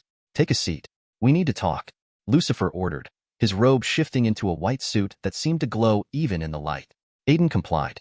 He had always known that this being was dangerous just by virtue of being the second most powerful existence in all of creation. But sitting before him, recalling what had just occurred, Aden got to experience firsthand what being prey felt like, and it strengthened his resolve to get even more powerful. You did something you shouldn't be capable of. Mammon is a demon lord. Despite saying that, the devil rolled his eyes in mockery. Unbelievably weak, but he would have given Maze a good fight. Of course he'd lose, but that's not the point. He sat on the table before the couch and fixed him with an intense stare. The point is, you were not supposed to take him out that easily. I had foreseen it. You would have made it back with a broken arm, no left leg, and a cracked sternum. You truly are an enigma, Aden. Aden was shocked to the core. He shook his head. Lucifer didn't lie, but still, it was anything but easy. He was strong. The only reason I made it out alive was because he underestimated me, and I was able to hit him with an attack, powerful enough to take out his vessel. If the fight had gone on for long, a broken arm, no left leg, and shattered sternum would have been the least of my worries. Mitch, you still don't get it. You changed your own fate. Something that should not have happened. Make me wonder if I've been stunting your growth? Lucifer said in thought. What do you mean? The young avatar questioned. Lucifer contemplated answering and shrugged. Things had already gotten to this stage, so he didn't see the benefit in keeping quiet. I've been shielding you. Forces at play seek to use you, condemning you to a fate worse than death. Lucifer told him. And before you say anything else, I am not your bodyguard. This is supposed to be my vacation. I can't enjoy my vacation if I'm constantly watching you. Not anymore, at least. Aden gripped the edge of his seat tightly. He'd suspected it. DC was a world of bullshit magical powers and evil mystical assholes like Clarion seeking to do chaos. Someone must have noticed the power he could throw around, especially after his fight with the League. Someone must have seen it and thought he would make the perfect weapon. So here's the deal. My protection ends after the next 2 missions. When that is done, Lucifer's face turned grave. You're on your own. Aden gulped. Alone. Alone against whatever was out there. Why? He croaked out. His question made Lucifer chuckle. Why? Have you not been listening? You changed the outcome of something I had foreseen as absolute. That means any of the horrible shit that is supposed to happen to you might not. Depends on your own will to live and be free, really. So no pressure. And that means great entertainment value. No more spoilers for me. The devil smiled widely. I believe your full potential is exposed when you have nothing and no one else to fall upon except for yourself, Aden. That is where your true strength lies. You have shown it. Now it's time to live up to it. Chapter 97. Handling Issues. Aden's POV. Your friend, Lucifer begun only for me to cut in with? Extimmat. He nodded, a skeptical tone evident in his next words. Right. Anyway, he's going to wake up precisely in about. He cocked his head to the side, staring in mid-air. 6 hours 30 minutes and 24 seconds. 0:23 now. I rolled my eyes and muttered, show off. In response, the devil chuckled while rising up from the table. I took that as a cue and got up as well, noting again just how comfortable these couches were. And you're just jealous. Now, I'm going to ask you to kindly leave. He informed me, his white suit changing into comfortable robes. He clapped his hands in theatrics and the room got dimmer. Slow jazz music begun playing in the background. The volume was low enough to only set the mood. I have unfinished business to take care of, Lucifer said in a devilish smirk. Okay. Fine. I'll admit it, dude had style. A boom tube appeared inside the room and just as quickly disappeared. No. Nope. Naha. You will exit the room like a normal person. Lucifer wagged a finger at me. Really? My face betrayed my dejection. No more portaling in and out of the living room. My penthouse, my rules. The next time you try to use a boom tube to portal in, don't be surprised when you find yourself sunbathing next to Mammon. He told me, entering into a staring match with the all-time undefeated champion, moi. Only 2 seconds in, I realized how dumb it was to provoke the literal master of hell, and like the ant I currently was to him, I simply bowed my head and accepted. Fine. Your penthouse, your rules. I left the smug bastard for the door, just as he started dancing to the slow rhythm of jazz. The door closed behind me, cutting off the noise of the music. I leaned on the wall and sighed. I needed a break. These past 24 hours had been exhausting. I was mentally and physically tapped out. I dragged my body down and sat on the floor, my back to the wall. I ran a hand down my face. I hadn't even toured Africa like I'd planned. Footsteps sounded around the corner, and Maze suddenly appeared. She raised an eyebrow and slowed down to a stop. You look like you've been through hell, she commented, making me chuckle. Kinda, I replied with a shiver. That place had been fucking terrifying. She narrowed her eyes. Really wished I cared more to ask what you meant, but duty calls, she said, opening the door and walking in, only to walk out almost immediately, the sound of giggling getting cut short by the door closing. The blondes are back, I stated. The blondes are back. She agreed. I need a drink, she said and looked at me, running a critical eye all over my body. And you need a shower. Badly. Come and find me after you're done. We need to talk. She held out a hand for me to take. I stared at and finally gripped it, getting off the floor in one swift motion. Without another word, Maze left, her hips swaying hypnotically. Oh, and Aden, nice job. She complimented me, most probably on the mission. I mean, I did take down a demon lord after all. The surge of pride I felt inside disappeared when Maze held up her hands to reveal 2 familiar daggers clutched in her palms. I patted myself down and cursed. Mother fudger. Her laughter trailed off as she rounded up on the corner.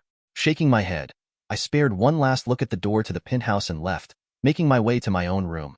2 minutes later, I was standing close to my bed, looking down at a passed-out Connor. To tell you the truth, I was still unbelievably angry at how things had gone down. To expound on that truth, the anger was mostly directed at me. I had been foolish to leave my possessions in Mount Justice.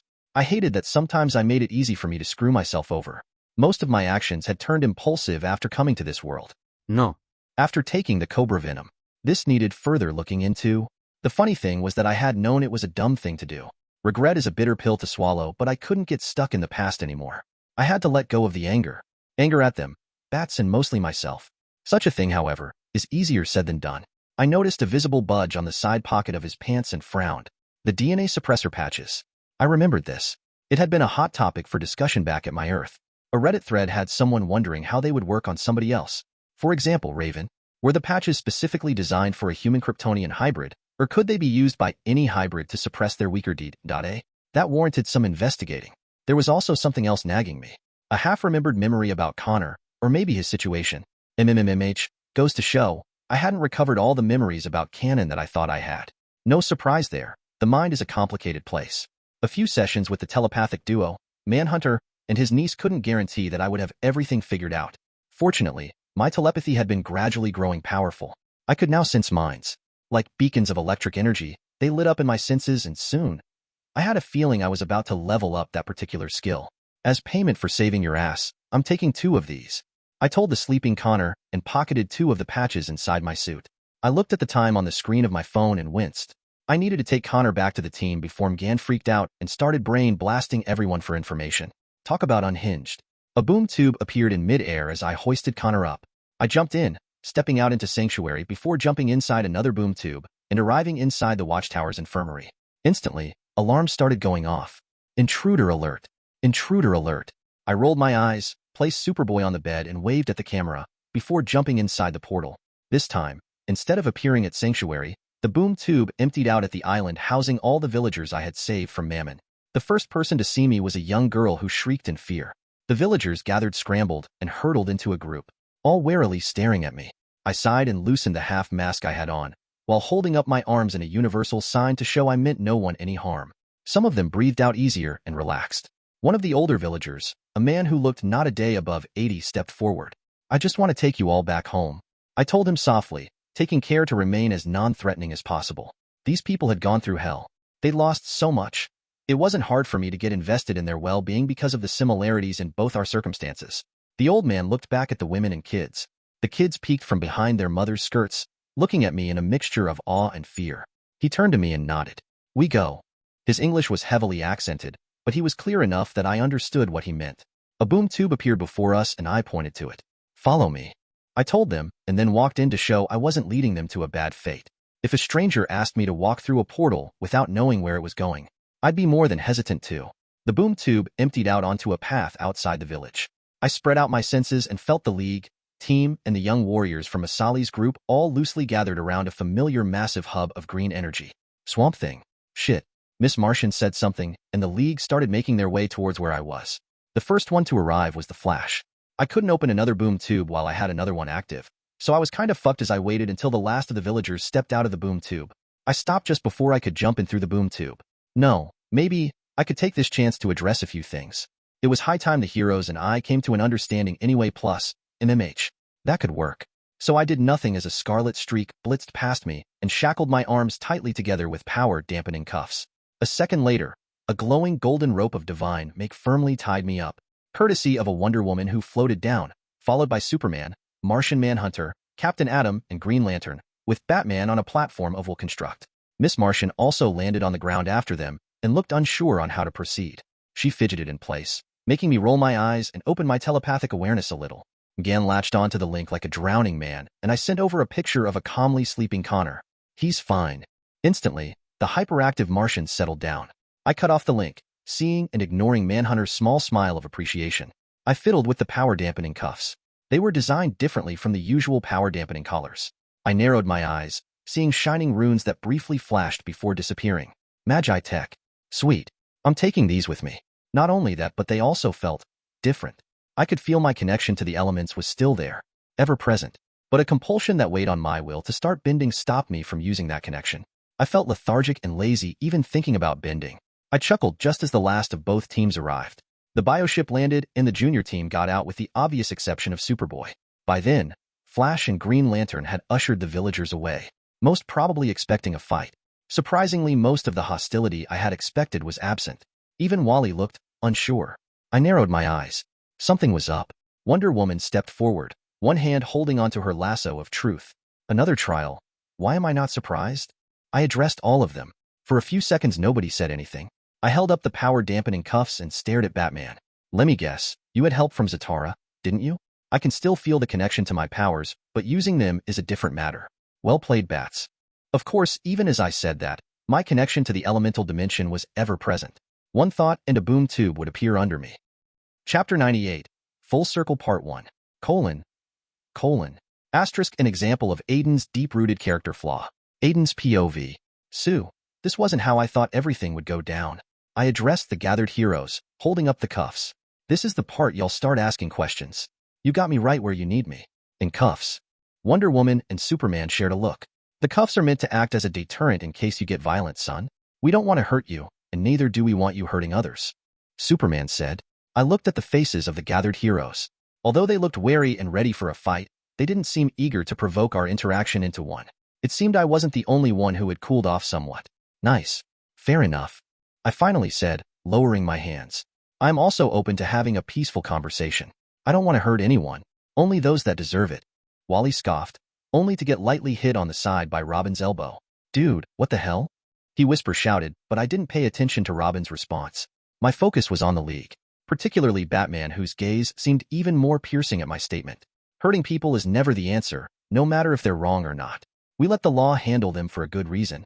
Superman was quick to say. I nodded. Right, and the cycle continues. Meanwhile, more innocent lives are lost in pursuit of safeguarding one monster's life. To try and rehabilitate them when the only thing they seem hellbent on is causing destruction and pain to people who can't handle it like we can. What can a baseline human hope to do against someone like Black Adam? I laughed a little. Look, maybe I am being too harsh on you. This is not my world. As I said that, the lack of surprise or shock from the junior team told me that they already knew that bit of news. I saw the look of sadness and understanding on Aqualad's face. Maybe Batman had briefed them on my origins. Must be why there is a distinct lack of that senseless jealousy from Kid Flash. I haven't lived here long enough to understand why you do what you do. Why you try and save every life, even if it means that that same person will be the death of others down the line. But the thing I can't accept is that you haven't come up with an alternative. I ran my eyes over everyone gathered. You have some of the most powerful and smartest people in the world. I pointedly looked at Bruce. Batman, your resources alone are enough to build a friggin' space station to watch over the Earth. Man, the watchtower was fucking hacks. At that, a few murmurs broke out among the team. Adam and the Flash looked to be in thought.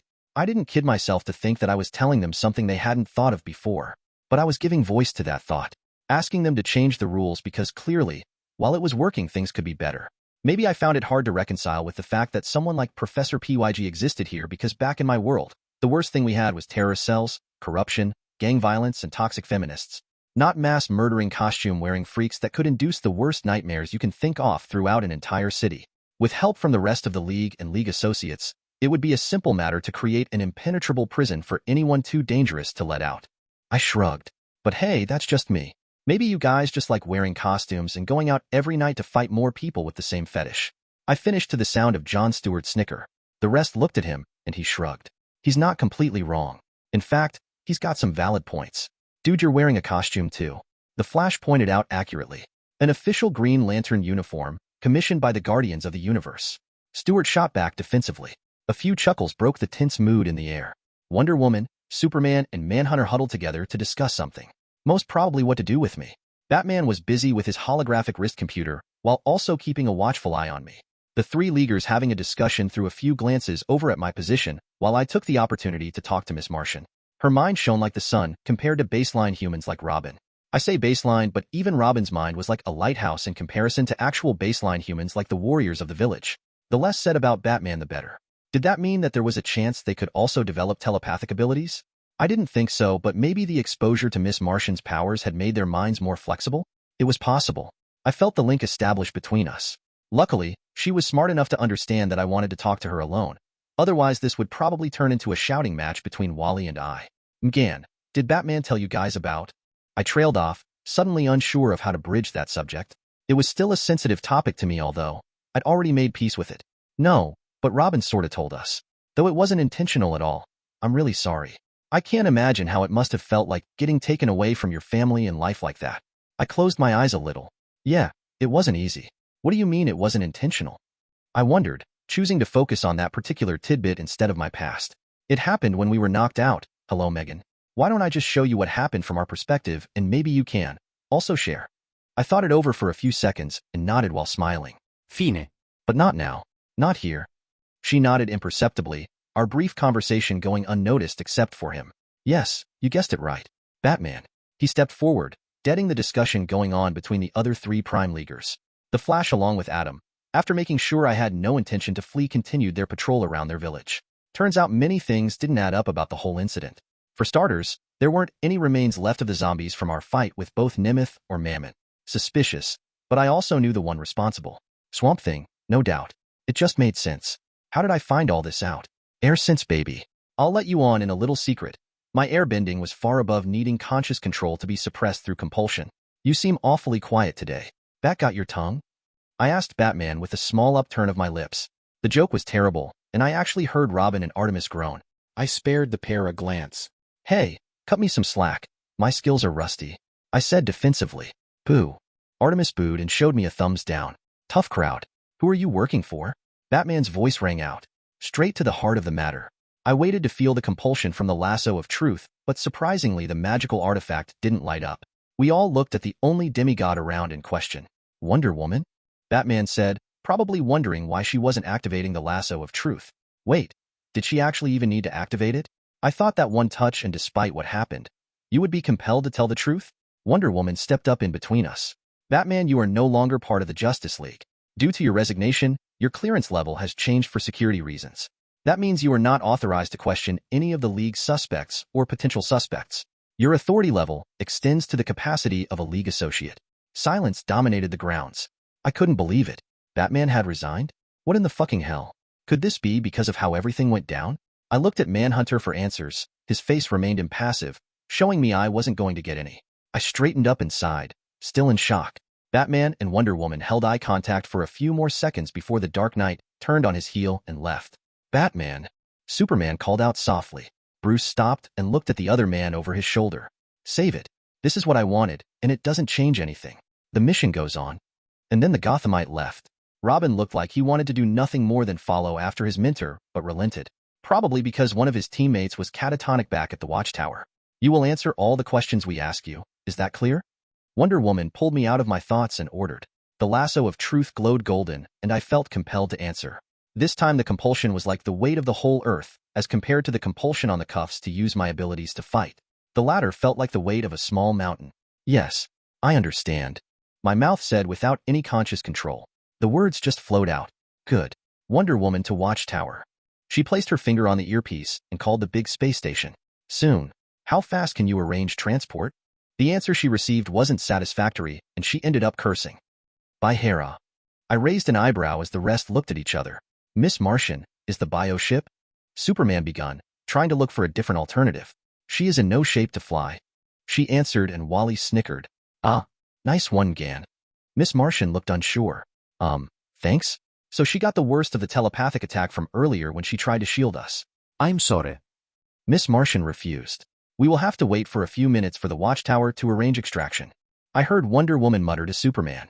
They were of course wary to leave me unattended with less than everyone present. If I went ballistic, they feared a repeat of the Mount Justice incident. And I was also getting tired of standing in one place like a fool. I had a plan to carry out.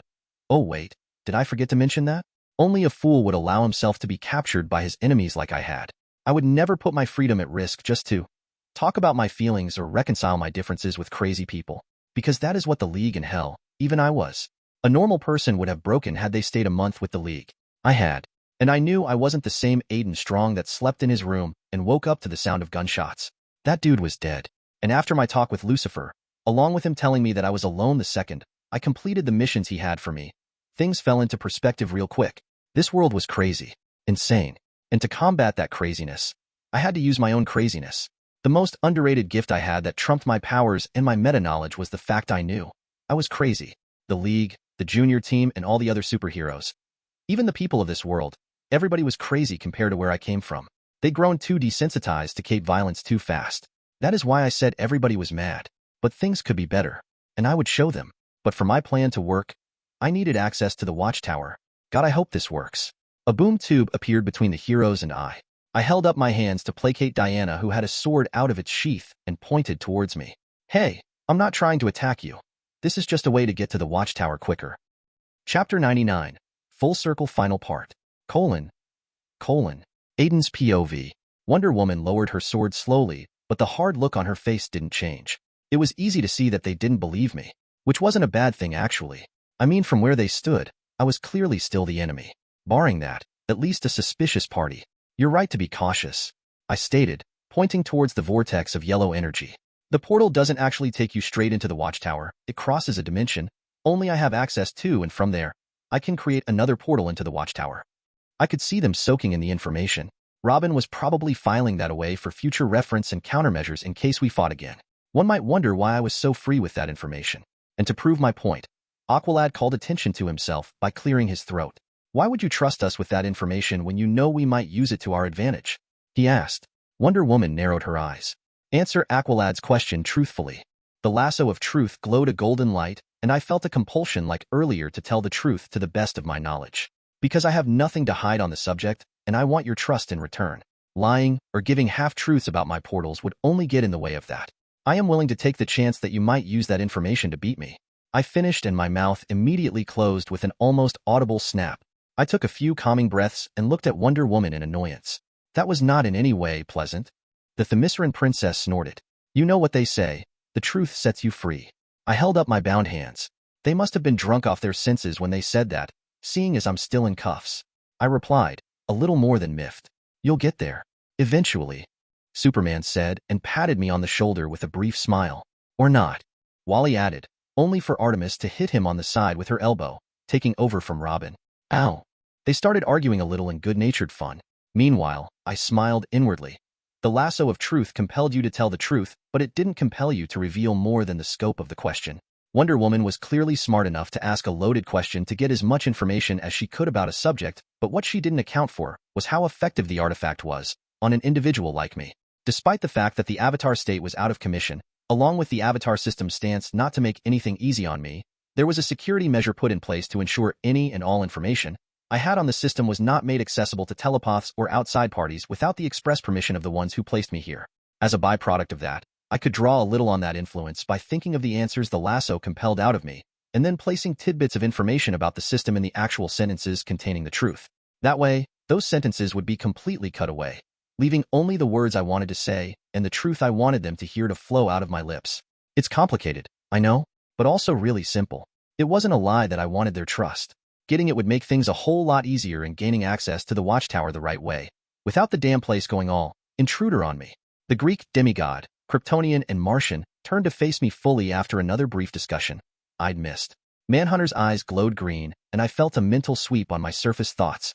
The Baba Black Sheep nursery rhyme started playing on full blast inside my head, as I smiled. Manhunter furrowed his eyebrow. I cannot read his surface thoughts. He informed the other two. I knew it. He's hiding something. Wally shouted in excitement, as if he'd won $1 million through a lottery ticket. Everyone looked at him in mixed reactions. The team didn't seem to believe him but had to after everything that had happened, and the Leaguers seemed to believe him without a shred of doubt. I shrugged. You've already violated my right to privacy and personal opinion by shackling me with power-dampening cuffs and not to mention Wonder Woman's lasso of truth. Can you blame me for trying to keep my thoughts to myself? The last vestige of respect I have? I asked. Wally stalked towards me angrily, not buying into my act at all. You're lying. The power dampeners are clearly not working if you can open a portal while they are active. He came within headbutting distance, but I chose to be the bigger man and not break his nose. That's because it's not a meta ability, you ass. And that's all I'm saying on that. You foo. Okay, that's enough. We're wasting time here, Diana. Jon Stewart came to my rescue, a green construct pulling back Wally and covering his mouth. No one wanted to hear the insults coming out of his mouth. I chuckled to needle him due to the anger in his eyes. When I found a construct muffling my mouth too, I spared John a look that said, really, dude? The Black-Green Lantern shrugged. No playing favorites. I fuck everybody up equally. I nodded sagely. Good man. Superman and everyone else looked at the lantern in shock. What? I have a life and a personality outside the green and black uniform. Now let's get gone. If he tries anything, trust me, I'll have him down before anyone can say Jack Robinson. I looked at the man in interest. The same interest being shared by everyone present as well. Okay, never knew Stewart was this cool. We entered the boom tube to find ourselves on one of the islands furthest away from Sanctuary. Instantly, their presence registered in my awareness, and I got the sense I could choose what to do with them. For all of his power, even Superman would be nothing in front of the authority I wielded in this dimension. That said, I didn't have a grudge with the heroes. I didn't hate them. What I hated was the way they carried out their duties. What is this place? It's so quiet, Gan said, probably not sensing a lot of minds in her range. I also spared a look at the other hero with a different set of super senses. Superman, and I could tell from his face he was similarly surprised by my dimension. Everybody else looked entranced by the beautiful environment. Even one of my basic islands looked like a paradise when compared to the best garden on Earth, and I felt uncomfortable allowing anyone to see a piece of my utopia. It's all necessary, I told myself. A boom tube appeared before us and I walked in without answering. This time, we stepped foot out in the watchtower. I dismissed the boom tube a few seconds later after making sure that the last of the heroes had crossed through. Multiple intruders detected. The alarm blared through the P-Data system. Watchtower override Superman 01. The alarm went silent, just as the door to the meeting hall where we had portaled and burst open. Green Arrow and Black Canary walked through in combat readiness. "Oh, it's you guys," Green Arrow said, lowering his bow. Black Canary widened her eyes upon us seeing each other and practically ran towards me, wrapping her arms around my body in a massive hug, surprising everybody. But no one was as surprised as I was. The look of shock and betrayal on Green Arrow's face was almost worth it, but I was stumped. What the fuck was happening? I mean, Canary was cool. She was a mentor to me. Someone that had helped perfect my fighting skills and polish my sound sub skill. We had spent so many evenings together as she tried to push me to the next level in my close quarter combat. Her hugging me like that brought about the realization that I had missed her. A lot. "Aden, you're all right?" She pulled back and said. "You've even grown taller." "Yeah." I smiled a little, still out of it. "I guess I have." She grew conscious of our surroundings and stepped back with a sigh. "A lot needs to be said, and if the situation allows it, it will. For now, you need to take responsibility for your actions before we hear your side of the story," she said in that professional yet caring tone she used in therapy. "Fair enough. Let's move, kid," Stuart told me while lightly shoving me. "You know, I think there is a law somewhere about how you should handle minors. You can't interrogate me without a parental figure present." The lantern chuckled, nodding at Green Arrow who was sending glares my way. "Seriously, dude probably thinks I'm going to steal his girlfriend? Fiancé? Wife? On second thought, maybe he's right to worry. Canary is effing gorgeous and those legs. Are you honestly drooling after someone who's been like a big sister to you?" Stuart's voice cut through my thoughts like a hot knife on butter. We'd moved past the door to the Hall of Justice and were now heading towards what I was sure was an interrogation room. This wasn't John. Not really. It was too out of character. Did it work? Sweat ran down my back as John and I walked on. I tried to keep my nervousness in check, keenly aware that it was only the two of us in the hallway. "Come on, Stuart. You're acting as if the green lantern ring on your finger is a chastity ring. I thought you were a man of culture, John." "Hey, trust me, I'm a freak. Canary's just too close to a sister. Now if it's Maze we're talking about or Starfire," he whistled, "that's a wild different thing.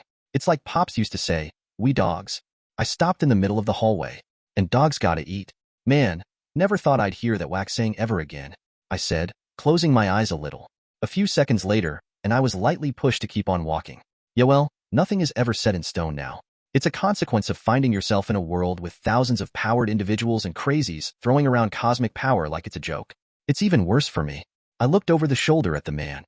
"Gee, and here I thought you seemed whelmed," I joked, only to get a slap on the back of my head. If I wasn't wary of breaking more rules than I already have, I'd go and make sure Robin never came up with this bullshit. I laughed, getting the last confirmation I needed that things had happened the way I had wanted them to. We stopped before a door that scanned John for authorization and opened. "Recognized Green Lantern 014.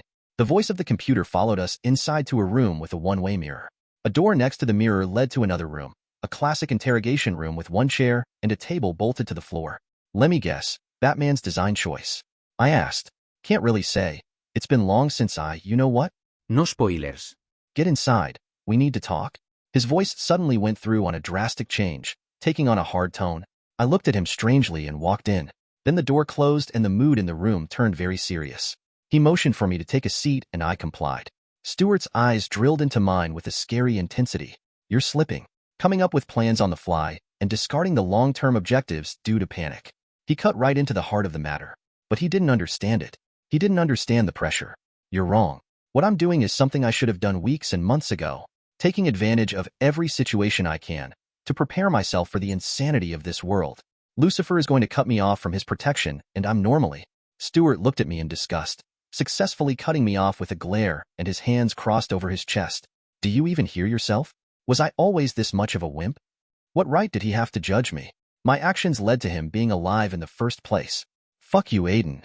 I rose up and said, losing control of myself. "You have no idea how much pressure I'm in. I have no one to have my back. And when Lucifer withdraws his protection, my ass is going to be in deep shit because I am not powerful enough to take on whatever eldritch assholes he's been protecting me from. The Avatar state is non-accessible. I am not rejoining the team, which means the League's help is out, and I'll be damned if I share the same air as Lex Luthor by joining him and his little band. I am all alone." Silence dominated the interrogation room as I breathed in heavily. I sat back down and ran a hand down my face. "So, MMH, your first thought to fix that is risking your freedom over something that probably wouldn't have worked?" Stuart's voice spoke up. I looked up at him, my gaze spearing through his eyes to see the being controlling him. Me. A chair made out of will was conjured under him and he sat on it. I remember when I was you. I wasn't in the right headspace at the time. And yes, you're right to think that this world and others are crazy, which is why you need to take it step by step. Don't throw caution to the wind by reacting to your surroundings. Act according to the information you already have. Be in control. In fact, if it wasn't for the fact that I knew you'd go off the deep end if your stupid plan didn't work, I would have never gone to the trouble of coming back. He told me, and I kept quiet to digest the information. What he said was right. I had been reacting in fear after my talk with Lucifer and maybe seeing hell. Something that was traumatic even as a nightmare was enough to completely fuck up my day. Be in control, huh? How'd you do it? I asked him, referring to the crossing over. Well, it wasn't easy. He sighed. True time travel would have messed with this universe and caused changes. You cannot afford too many close calls for things to not go your way. And even if they do, you're not the same person afterwards. His fingers clenched and unclenched. Anyway, I accessed a parallel universe in a time sync with Earth 16, which is basically this. He waved his hand to indicate. Then I crossed the time stream back to the relative time you came up with his harebrained idea to commit this time in the future, so that you could travel back in time to give yourself some cheats and help in protecting yourself once Lucy says you're on your own. Once the time ratio was 1-to-1, I seized control of the central power battery of OA and piggybacked through its connection to Stuart and gained control of him through ** and $yen $4259525530 $. Oh, sorry, you're not ready to hear that just yet. But yeah, I'm controlling Stuart remotely because I can't risk someone finding out I'm around. He finished and I sighed, understanding just how desperate I'd actually gotten. All in the space of a few hours talk with Lucifer. It really was dumb, wasn't it? I mean, how could I have known that I would even get to live long enough to find a way to time travel? Plus, you'd think with my meta-knowledge on how time travel works, I'd be wary to use it in case I broke the world around me into a mockery of its original timeline. Yeah, well, you weren't thinking. Now, Stuart rose up. In 2 minutes, you will have roughly 5 minutes to complete the rest of your plan. Goodbye, and don't expect I'll ever help you out again. This is your life, not mine. With that, future me left. There wasn't a clock in the room, but part of the aesthetic design of the avatar display box was a status bar where the time and date was shown. I focused on the team just as Stuart regained control over his body. 2 minutes, 1 minute 59 seconds, 58 seconds. What just happened? How did I get here? The last thing I remember was, are you all right? I cut off his confused muttering and asked in concern. He stared at me in suspicion, the green ring on his finger glowing menacingly. Hey. I didn't do anything. Look, I'm tied up. I raised up my hands to show I wasn't lying. Where are the others? That question actually made me curious why they let John walk me to the interrogation room alone. Say what you will, but no one could deny I was powerful and dangerous. Must have been future me's work. In fact, he must have gained control of Stuart way back in Kenya, just after I'd come up with the reckless plan. I shrugged in response to Stuart's question. I don't know. You just brought me here after we made it back to the watchtower. I answered honestly. Ring. Status update on my most recent behavior. I want to know everything. He said and left, closing the door behind him, leaving me alone in the room, unsupervised, though I was sure there were cameras to read my every move. The 2 minutes went by slowly, but when they finally ended, time stopped. I could feel it through the air. I was exempt from time. A light shone on the table, as a box wrapped around by a string and a note tied up on top of it appeared before me. I untied the note and read through it. Chapter 100, Success, Aden's POV. I pocketed the note and turned my attention to the small black box sitting on the table. The box was cube-like, similar to an engagement ring box and fit inside my palm nicely. I opened it up and revealed what was inside. Within it, the box had a raised platform with the shank of a ring holding something at the top, a thin film that looked like the pad of my thumb. Studying the setup, it was very obvious what I needed to do. I pressed my thumb on the thin film and felt a small current run up my finger. Identified, Aden Strong. New user registered. A synthetic voice sounded from the multiversal data pod. I raised my hand and watched in marvel as the MDP covered my whole thumb in a water-like motion, extending to below the first joint and changing into a silver ring. I whistled in appreciation at the cool shift. Recalling I was on a time limit, I got up and stretched. My movements were impeded by the cuffs holding my hands together. Luckily, that was the only thing I had to worry about, seeing as Wonder Woman had untied me from the lasso the second we had made it to the watchtower. I tested the strength of the cuffs and felt that I could break them apart by tugging. They weren't meant to hold me down for long term, just to inconvenience me until the League brought me down in a more secure way. Then I found out that I had underestimated the Magi Tech device. I flexed my arms, giving it about 20% of my full strength. The cuffs surprisingly held. I frowned a little as I increased the strength. In response, the magical symbols constructed along the length of the cuffs flashed, and a blue electric charge flashed, electrocuting me. I winced a little. That shit actually stung. I evaluated the cuffs and decided against breaking them. Zatara was a magical genius of that, there wasn't a doubt. Plus logomancy. His brand of magic was very powerful. Maybe there was a way I could use that. The stirrings to a follow-up plan to this begun. I would think more on that later. Right now I had to deal with the cuffs first. I turned my attention to the MDP. This thing could supposedly open anything, right? I placed my thumb on the metallic side of the cuffs and tried hard to think on what I wanted. Nothing happened. Well, that does away with the notion I can control the MDP with my thoughts. MDP. Unlock the cuffs? I tried using my voice to activate the function. Nothing happened, making me frown. What would I do if I was the one handing the device over to my past self? I wondered. A second later, an annoyed look crossed my face and I sighed. I knew exactly what I would do. MDP, unlock the cuffs, please. Upon uttering the last word, tendrils extended out of the silver ring, running up my finger like flowing water, and made contact with the cuffs. Then they got to working. The MDP was nanomachine tech with the software to interface with any technology to acquire data, or in this case control any device to do the user's bid. It was suspiciously very similar to Rocket's version of Nanites. In MMH, there were some implications there. It wouldn't take a genius to figure out she was probably the creator. And with the way future me had worded it, the cuffs suddenly unlocked, cutting through my thoughts. I held them up by my right hand curiously, as the MDP tendrils retracted back into the silver ring. Just like I'd said, I couldn't leave this behind. A boom tube appeared on the surface of the table, and I dropped the cuffs in. Then with an inaudible pop, the portal disappeared, and I rose up. Time to get to work. I hummed the tune of Sweet Dreams as I walked towards the door of the interrogation room. I held out my hand without stopping and tightened it into a fist. The metallic entrance crumpled like a piece of paper through sheer air force. I had been making steady progress in my air manipulation despite firebending being the main focus. In fact, once I was done here, it was time for a month-long grind. I was long overdue to getting those firebending sub-skills and add to my repertoire of badassery. I stepped out of the interrogation room and looked around. You couldn't tell it, but everything was frozen.